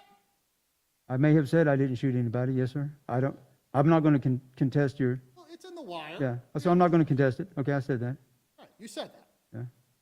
You said, "I didn't shoot them girls." You slipped up, Mr. Tillis, because if you didn't know how they were killed, then why are you telling Sammy Evans that you didn't shoot them? Because they could have very well been shot, and your entire scheme is up. Because I didn't know. I also said I didn't stab You him. have been shot. I also said I didn't stab him. I also said I didn't hit him in the head with a hammer. I believe those were other allegations he made too. Mr. Tillis, there's two separate parts. There's the part in the second wire. Mhm. He's saying that you don't, because he says, almost like you've already talked about it, right? He says, well, you don't shoot them because it's too noisy. You don't stab them because it's too, I remember that. That's what you're Yeah, talking. I'm that's talking the about part much I more. remember. That's the Talking part I about remember. Wire number 1 on the 5th. Not on the 10th, the 5th. Okay, okay, Where you tell Sammy, "I didn't shoot them girls." okay. You see, Mr. Tillis? And You you- and- said that, And your but point, if we're to believe your story, Joni Gunter very well may have been shot in that chest by your brother, right? anything could have been possible. Okay, you I slipped did, up. I didn't know the method of the method that caused her death, but making that statement, Wouldn't you just lie about it? If we're to believe you, Mr. Tillis, why on earth wouldn't you sit on this wire and tell, like you said, I think you were talking about the psychologist and it just kind of spews out? Why not just make up how you killed her? What's the difference? I don't understand what you lost me on that one, Mr. Marahi. Mr. Tillis, you're making up this wild story to get the death penalty. Okay? All things that aren't true, correct? Most of, yes, All these things that in theory, we could prove them to be false, correct? okay. Yet, the only thing you don't lie about is the manner of death. Why not lie about that? I kind of don't understand what you're saying. Are you Tillis, trying? Your goal was to get the death penalty, correct? Yes, sir. And everything you're saying in this 3-hour wire, you're saying you're making it up in order to get the death penalty. Yes, sir. That's my agenda. Yes, Right. sir. But yet, that's your agenda. Yet you're withholding the one piece of information that we would need. The method that she met her death. Right, why wouldn't you just make it up? You made up everything else. Isn't it true, Mr. Tillis, that you told Sammy Evans that you beat her with a hammer, and that's why he knew to ask you about it? He asked me, did I stab her or did I cut her throat? He was trying to get you to say it on the wire, Oh, okay. okay? Isn't it true you told Sammy Evans you beat her with a hammer? Absolutely not. Now, your testimony is, with regard to Tabitha Nicole Hogg, that everything that she says is essentially true, except for the main incident in question, correct? Well, she definitely wasn't chained to that tree in my backyard. Got that, I got that. The tree didn't exist. I understand that. Some people can say tree, and they really mean a pole, right? Well, I don't know. She was pretty specific in describing the tree during the hearing we had. I believe the transcript. Phyllis, when you're high on heroin, can sometimes you confuse a pole with a tree? And I believe you could also confuse all sorts of situations with other situations when you've been on a 5-day binge of heroin. That is an excellent point, Mr. Mizrahi. Mr. Tillis, do you think you can confuse your semen being rubbed on her face after you've raped her? You think she confused that? Well, she's pretty confusing. 5 days worth of heroin binge. 5 days of not sleep. You know, sleep deprivation causes hallucination. Okay. It is a medical fact. Okay, well, thank you, Mr. Tillis, for your legal and medical opinions. We Yes, appreciate sir. that. Now, Mr. Tillis, your testimony is that even with your goodwill towards Tabitha Hogg, in other words, writing her letters, you talk about how it's so lonely in jail, and you want to be that friendly voice for her, that friendly person, right? And that she helps you get boxes of Sudafed, and you give her a place to stay, and all of those things, correct? My interest in her wasn't really being friendly, so to speak, but if you want to context it like that, okay. My point is, she was telling the truth about that stuff. She was telling the truth about the jail, about the Sudafed. Yeah, some of the things she said were factual. So your direct testimony was that despite all of the great things you've done for her, that Tabitha Nicole Hogg got mad at you because she showed up to your house unannounced when it was raining and you wouldn't give her a ride. That's your testimony. She retrieved her stuff, and then she wanted the ride, and I told her to leave because I had something to do, and it was raining. She got mad. She left. I made her leave, and she took it a little hard. But And so that's the only thing you've ever done to her that would cause Tabitha Nicole Hogg, a heroin addict, a prostitute, to come in here and make up all the stuff that she made up, right? well, you would have to understand a heroin user's mentality. Yes, that is exactly what I'm saying. So your idea of what she did is that this happened. She doesn't report it for how many years? So when did this happen? 2013? I don't know when she alleged. I don't think she gave a date. She said it was after her release from jail, whenever the date she was released from jail was. But you know the day that she showed up. And Well, I don't remember the date and the year. I don't even remember when she got out of the jail, to be honest with you, Mr. Brahe. Well, it's between 2012 and what, 2015? But I did pick her up from the jail. I do remember that event, whatever date that was. Her plan is to never tell a soul about what happened to you, Okay? and then wait until Joni Gunter's dismembered remains are found and a detective comes knocking on her door to suddenly spring her angry trap about how you would not give her a ride in the rain, therefore you must have chained her to her bed and raped her. You would have to take that with her, Mr. Marahi. You're asking me to make assumptions for the way she thinks and feels, and I don't think that I'm in a position to be doing that. I know that 5-day binges of heroin, that drug does pretty bad things to you, and the sleep deprivation added to the heroin use, it gets pretty complicated when you add that with depression. I don't know what the girl thinks or how she feels. I mean, I know our experience when we were associated, but if you want to continue to ask those questions, you would probably be better off to direct them toward her. Why on earth, Mr. Tillis, for a girl that you casually knew, that you knew was mad at you after you wouldn't give her a ride, would you have her name, date of birth, social security number written on papers in your home? Well, How do you have her social security number? the time of, because when I looked her up to get the information so that I could give her money, and she had initially asked me to appear at her court date. I don't remember how that came about, but when she was sentenced in St. Johns County, I was present. I remember that. But to look up the information on her, she had gave me that information so that I could obtain information on her on the computer. The time frame between when she was released from jail, I don't know that date, to the time frame of my arrest, I don't know that. The papers laying there, they were probably just in a bundle of papers, and they were just neglectfully forgotten, I would assume. I mean, I don't recall the specifics of it, Mr. Marhay. Need her social security number for that kind of thing? I don't recall, to be honest with you, but that's how that information, if I'm not mistaken, it was written on some sort of jail piece of paper or something, but I'm guessing. But that information was related to me finding out information so I could be at the court hearing, and then she got sentenced, and then she went to jail, and she got I think she got 60 days. I'm not even sure exactly, but it wasn't long in jail. But, I mean, I don't know. See on your screen, Mr. Tillis? State's Exhibit 100? Yes, sir. Yes, sir, I see that. social security number and your DL number. What do you need that for? Well, you've asked me that question 3 times, and I've tried to answer it 3 times, Mr. Marahi. I don't know. I mean, I was looking up information. I'd went to the jail. I'd visited. I put money on her books. I had been to a couple of hearings.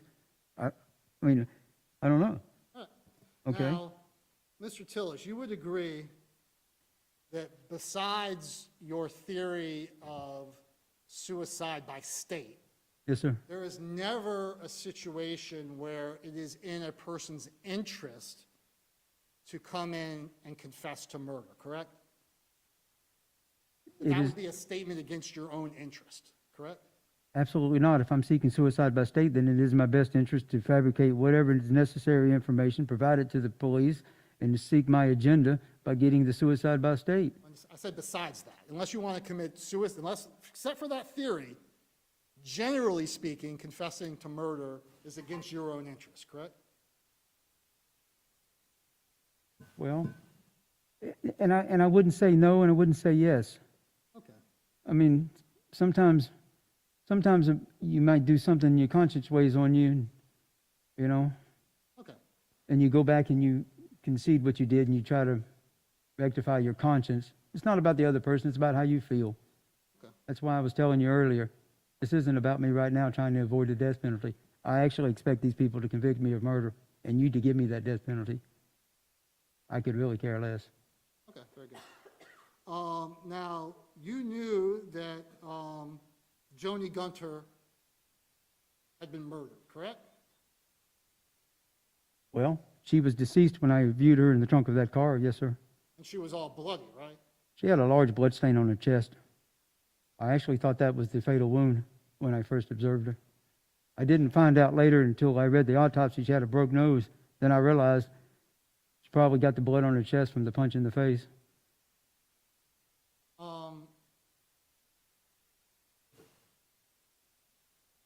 But at that point, Mr. Tillis, you haven't talked about what happened next. Next about what? Well, what did you do with her body to get Joni Gunter out of that trunk? How did you get her out of the trunk? Well, at this point in the interrogation, I am going to claim the Fifth Amendment, and I'm not going to make any more statements regarding that question as a means to protect myself from any future associations. This trial will undoubtedly manifest into a second trial. This isn't the first one. There's been too many errors in this trial. I will most definitely be brought back for a second one. And in the second trial, I don't want this testimony hindering me in the future. So I'm not going to discuss what occurred after my brother arrived and we had that discussion at the trunk of that car.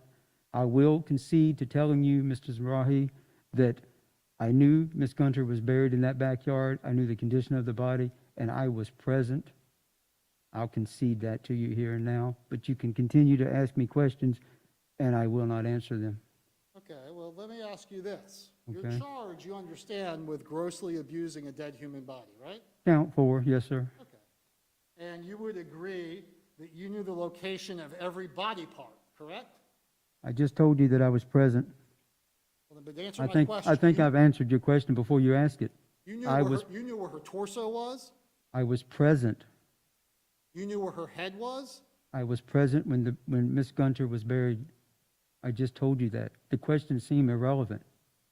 They're not relevant when you're charged with count 4, Mr. Tillis. Well, I just told you I was present when her remains were buried, Mr. Marahi. I don't know how much more specific I can get. Who buried her? Now that is a different question. And as I just said, this trial is only the prelude to the second one. And I'm not going to be answering those questions that will prejudice me in my next trial. I know that sounds rather bad, but from a legal position, I don't mind sitting here and giving up what I know, but that particular amount of information I'm going to retain until I come back. And if anybody wants to hear those answers, I would suggest coming to the next trial. And that's when I will be telling you that, if you are the prosecutor in that case. Okay. What's it like to use a sawzall to cut a woman's head off? I have no answer for that question either, Mr. Marahi. What's it like Did the Sawzall blade wear out when you were cutting her shoulders? Did you have to use multiple blades? I believe I just told you that I wouldn't answer any questions regarding that subject. If your intention is to just continue to ask questions that you know I won't answer for the benefit of the jury hearing you, then you simply recite all your questions and I'll sit here mute, and then when you get finished, we can move on to the next set of questions if you have any more. Mr. Tillis, you wanted to tell the jury your story, right? Yes, sir, I do. Mr. Tillis, that was your decision, right? It was my decision, and I will tell the... You involuntarily got on that witness stand, didn't you? Yes, sir, and the judge made... You are freely and voluntarily withholding evidence from this jury, correct? I am selecting when I will disclose information and when I will not. That is what I'm doing. And in the end... Perjury, huh, Mr. Tillis? I didn't say anything about perjury. I said I am selecting when I will disclose information and when I will not. I do not intend on holding that information from the jury at the proper time. This is not the proper time for me to be disclosing that information. No, sir. Well, you know I can't make you, Mr. Tillis. I understand that. That's why I suggested that you just state all your questions, get them out, I'll set mute, and then we'll move on. I understand the rule, Mr. Marahi. What rule? The rule you just said. You can't force me to answer the question. Well, we could force you by contempt and things like that, but Mr. Tillis... I'm fixing to get the death penalty. Right. The contempt charge really doesn't concern me. Right. I'm not going to torture you to get the answer. Yeah, okay. Right? So, I mean, I got it. All How right. about this, Mr. Tillis? Hypothetically speaking, of course. How long does it take to chop up a human body? And I will revert back to my previous statement that I am not in the position to be discussing any information regarding that subject. Okay. Mr. Tillis, would you not agree to this? It's difficult to dismember a human body, forgetting whether you did it to Joni Gunter or not. I understand your position. I'm just saying, generally speaking, if your knowledge and experience of cutting metal and cutting wood and doing construction, that dismembering a human being would take time and effort, correct? As I stated earlier, Mr. Marahi, I prefer not to answer any questions regarding this subject. You would agree it would take hours, right?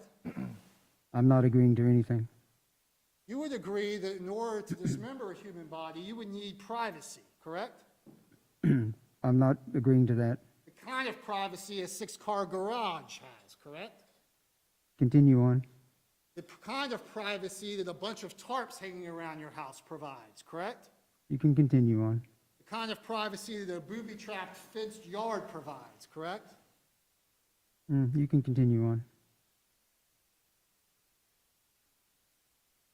You knew that Joni Gunter was dead, correct? Yes, sir. My initial belief that she was deceased when she arrived at the residence. Yes, sir. And no matter how homeless or how lonely a person is, there's probably somebody out there that would be looking for him, right? That's what I've been trying to tell you. That's why I'm sitting here. It's got nothing to do with me avoiding the death penalty, and it's got nothing to do with the case. That's why I'm sitting here. But you did nothing, absolutely nothing, Mr. Tillis, to try to bring justice to the death of Joni Gunter.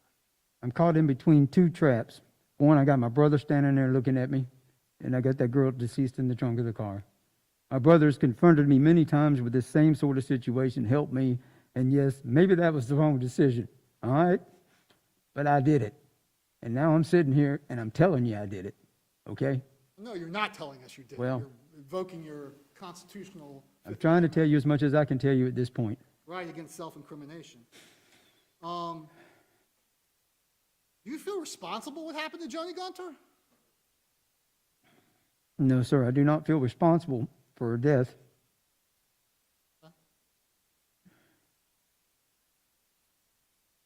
Not at all. No, sir, not for the cause of her death, no.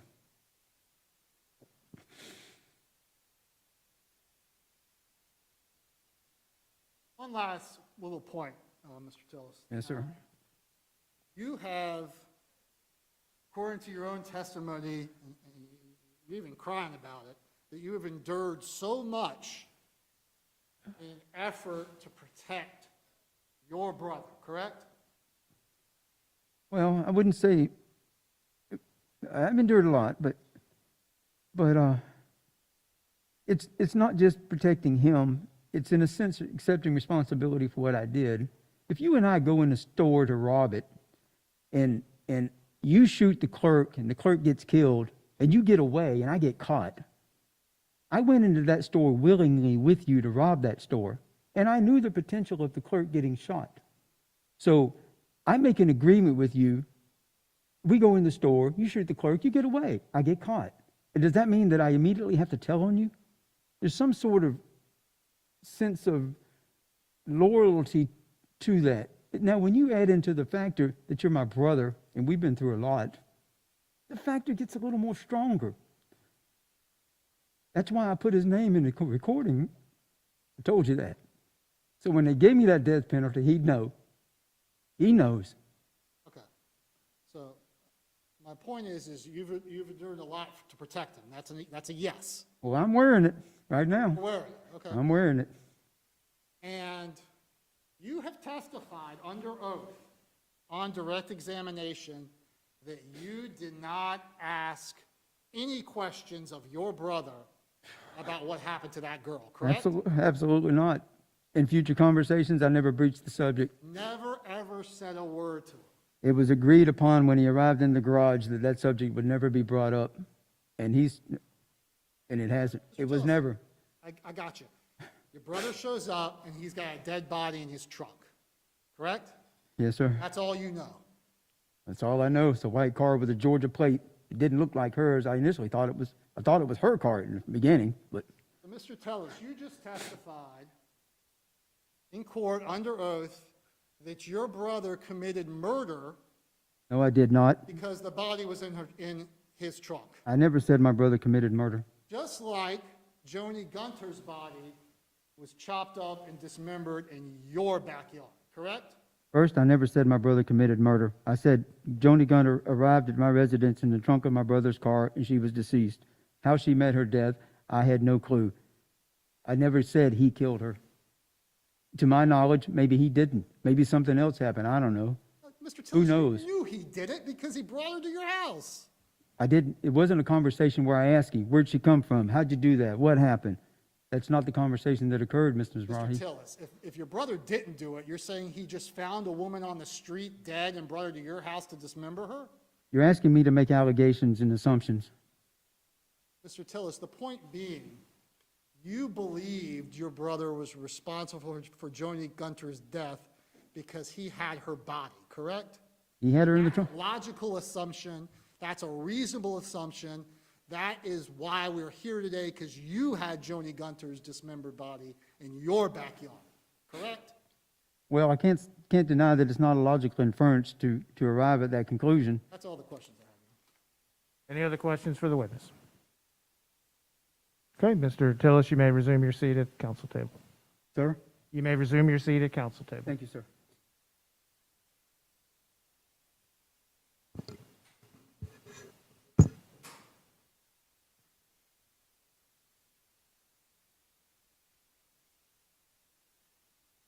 Mr. Fletcher? Members of the jury, this will be a good time to take our evening recess. Remember, during this break, the overnight break, as well as during all of our breaks, do not discuss the case. Do not let anyone discuss it with you. Do not look up any media coverage of the case. That's on the honor system, so don't do that. And don't visit any of the places described. And we will see you tomorrow morning at 9 o'clock to resume the trial. I'll see you tomorrow morning at 9 o'clock then. Thank you.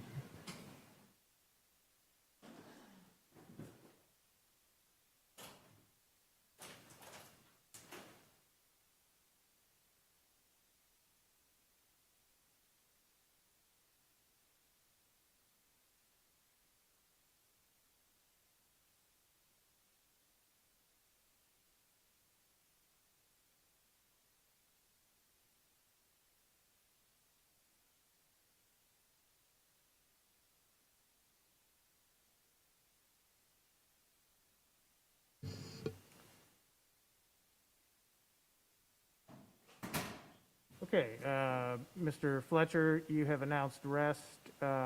First, is the state going to have any rebuttal?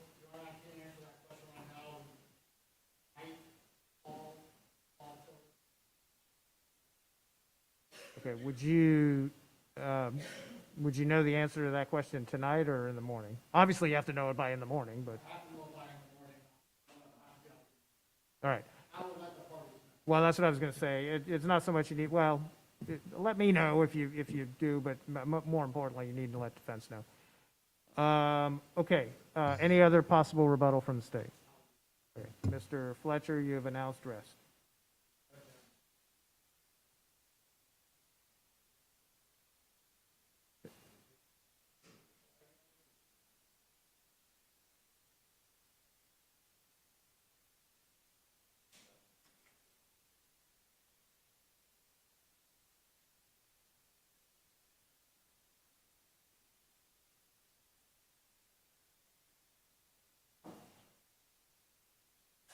Anything from state?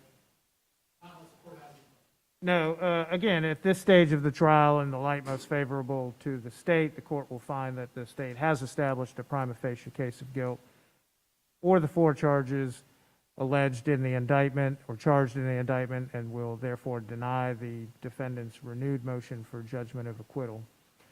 So we'll be back at 9 in the morning. Court has calendar at 8:30. As has been our schedule this week.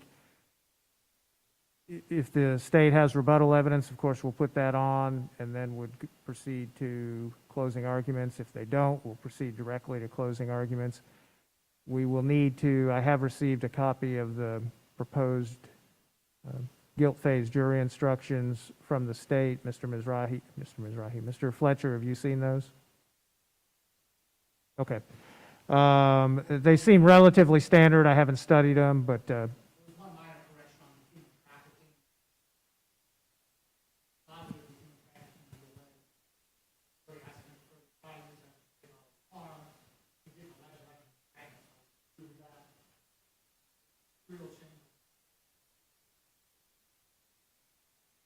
okay. And of course, we'll discuss them tomorrow morning. I told you what I anticipate the schedule will be, and we will go from there. And then tomorrow, Mr. Mayers will discuss the contingencies involving if there's a possible penalty phase.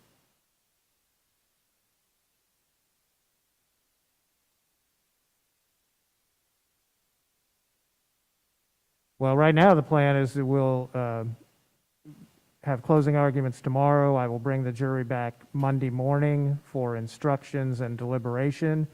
If the jury finds the defendant guilty as charged on count 1, we would proceed to the penalty phase on Tuesday. I would think for the guilt phase or the penalty phase?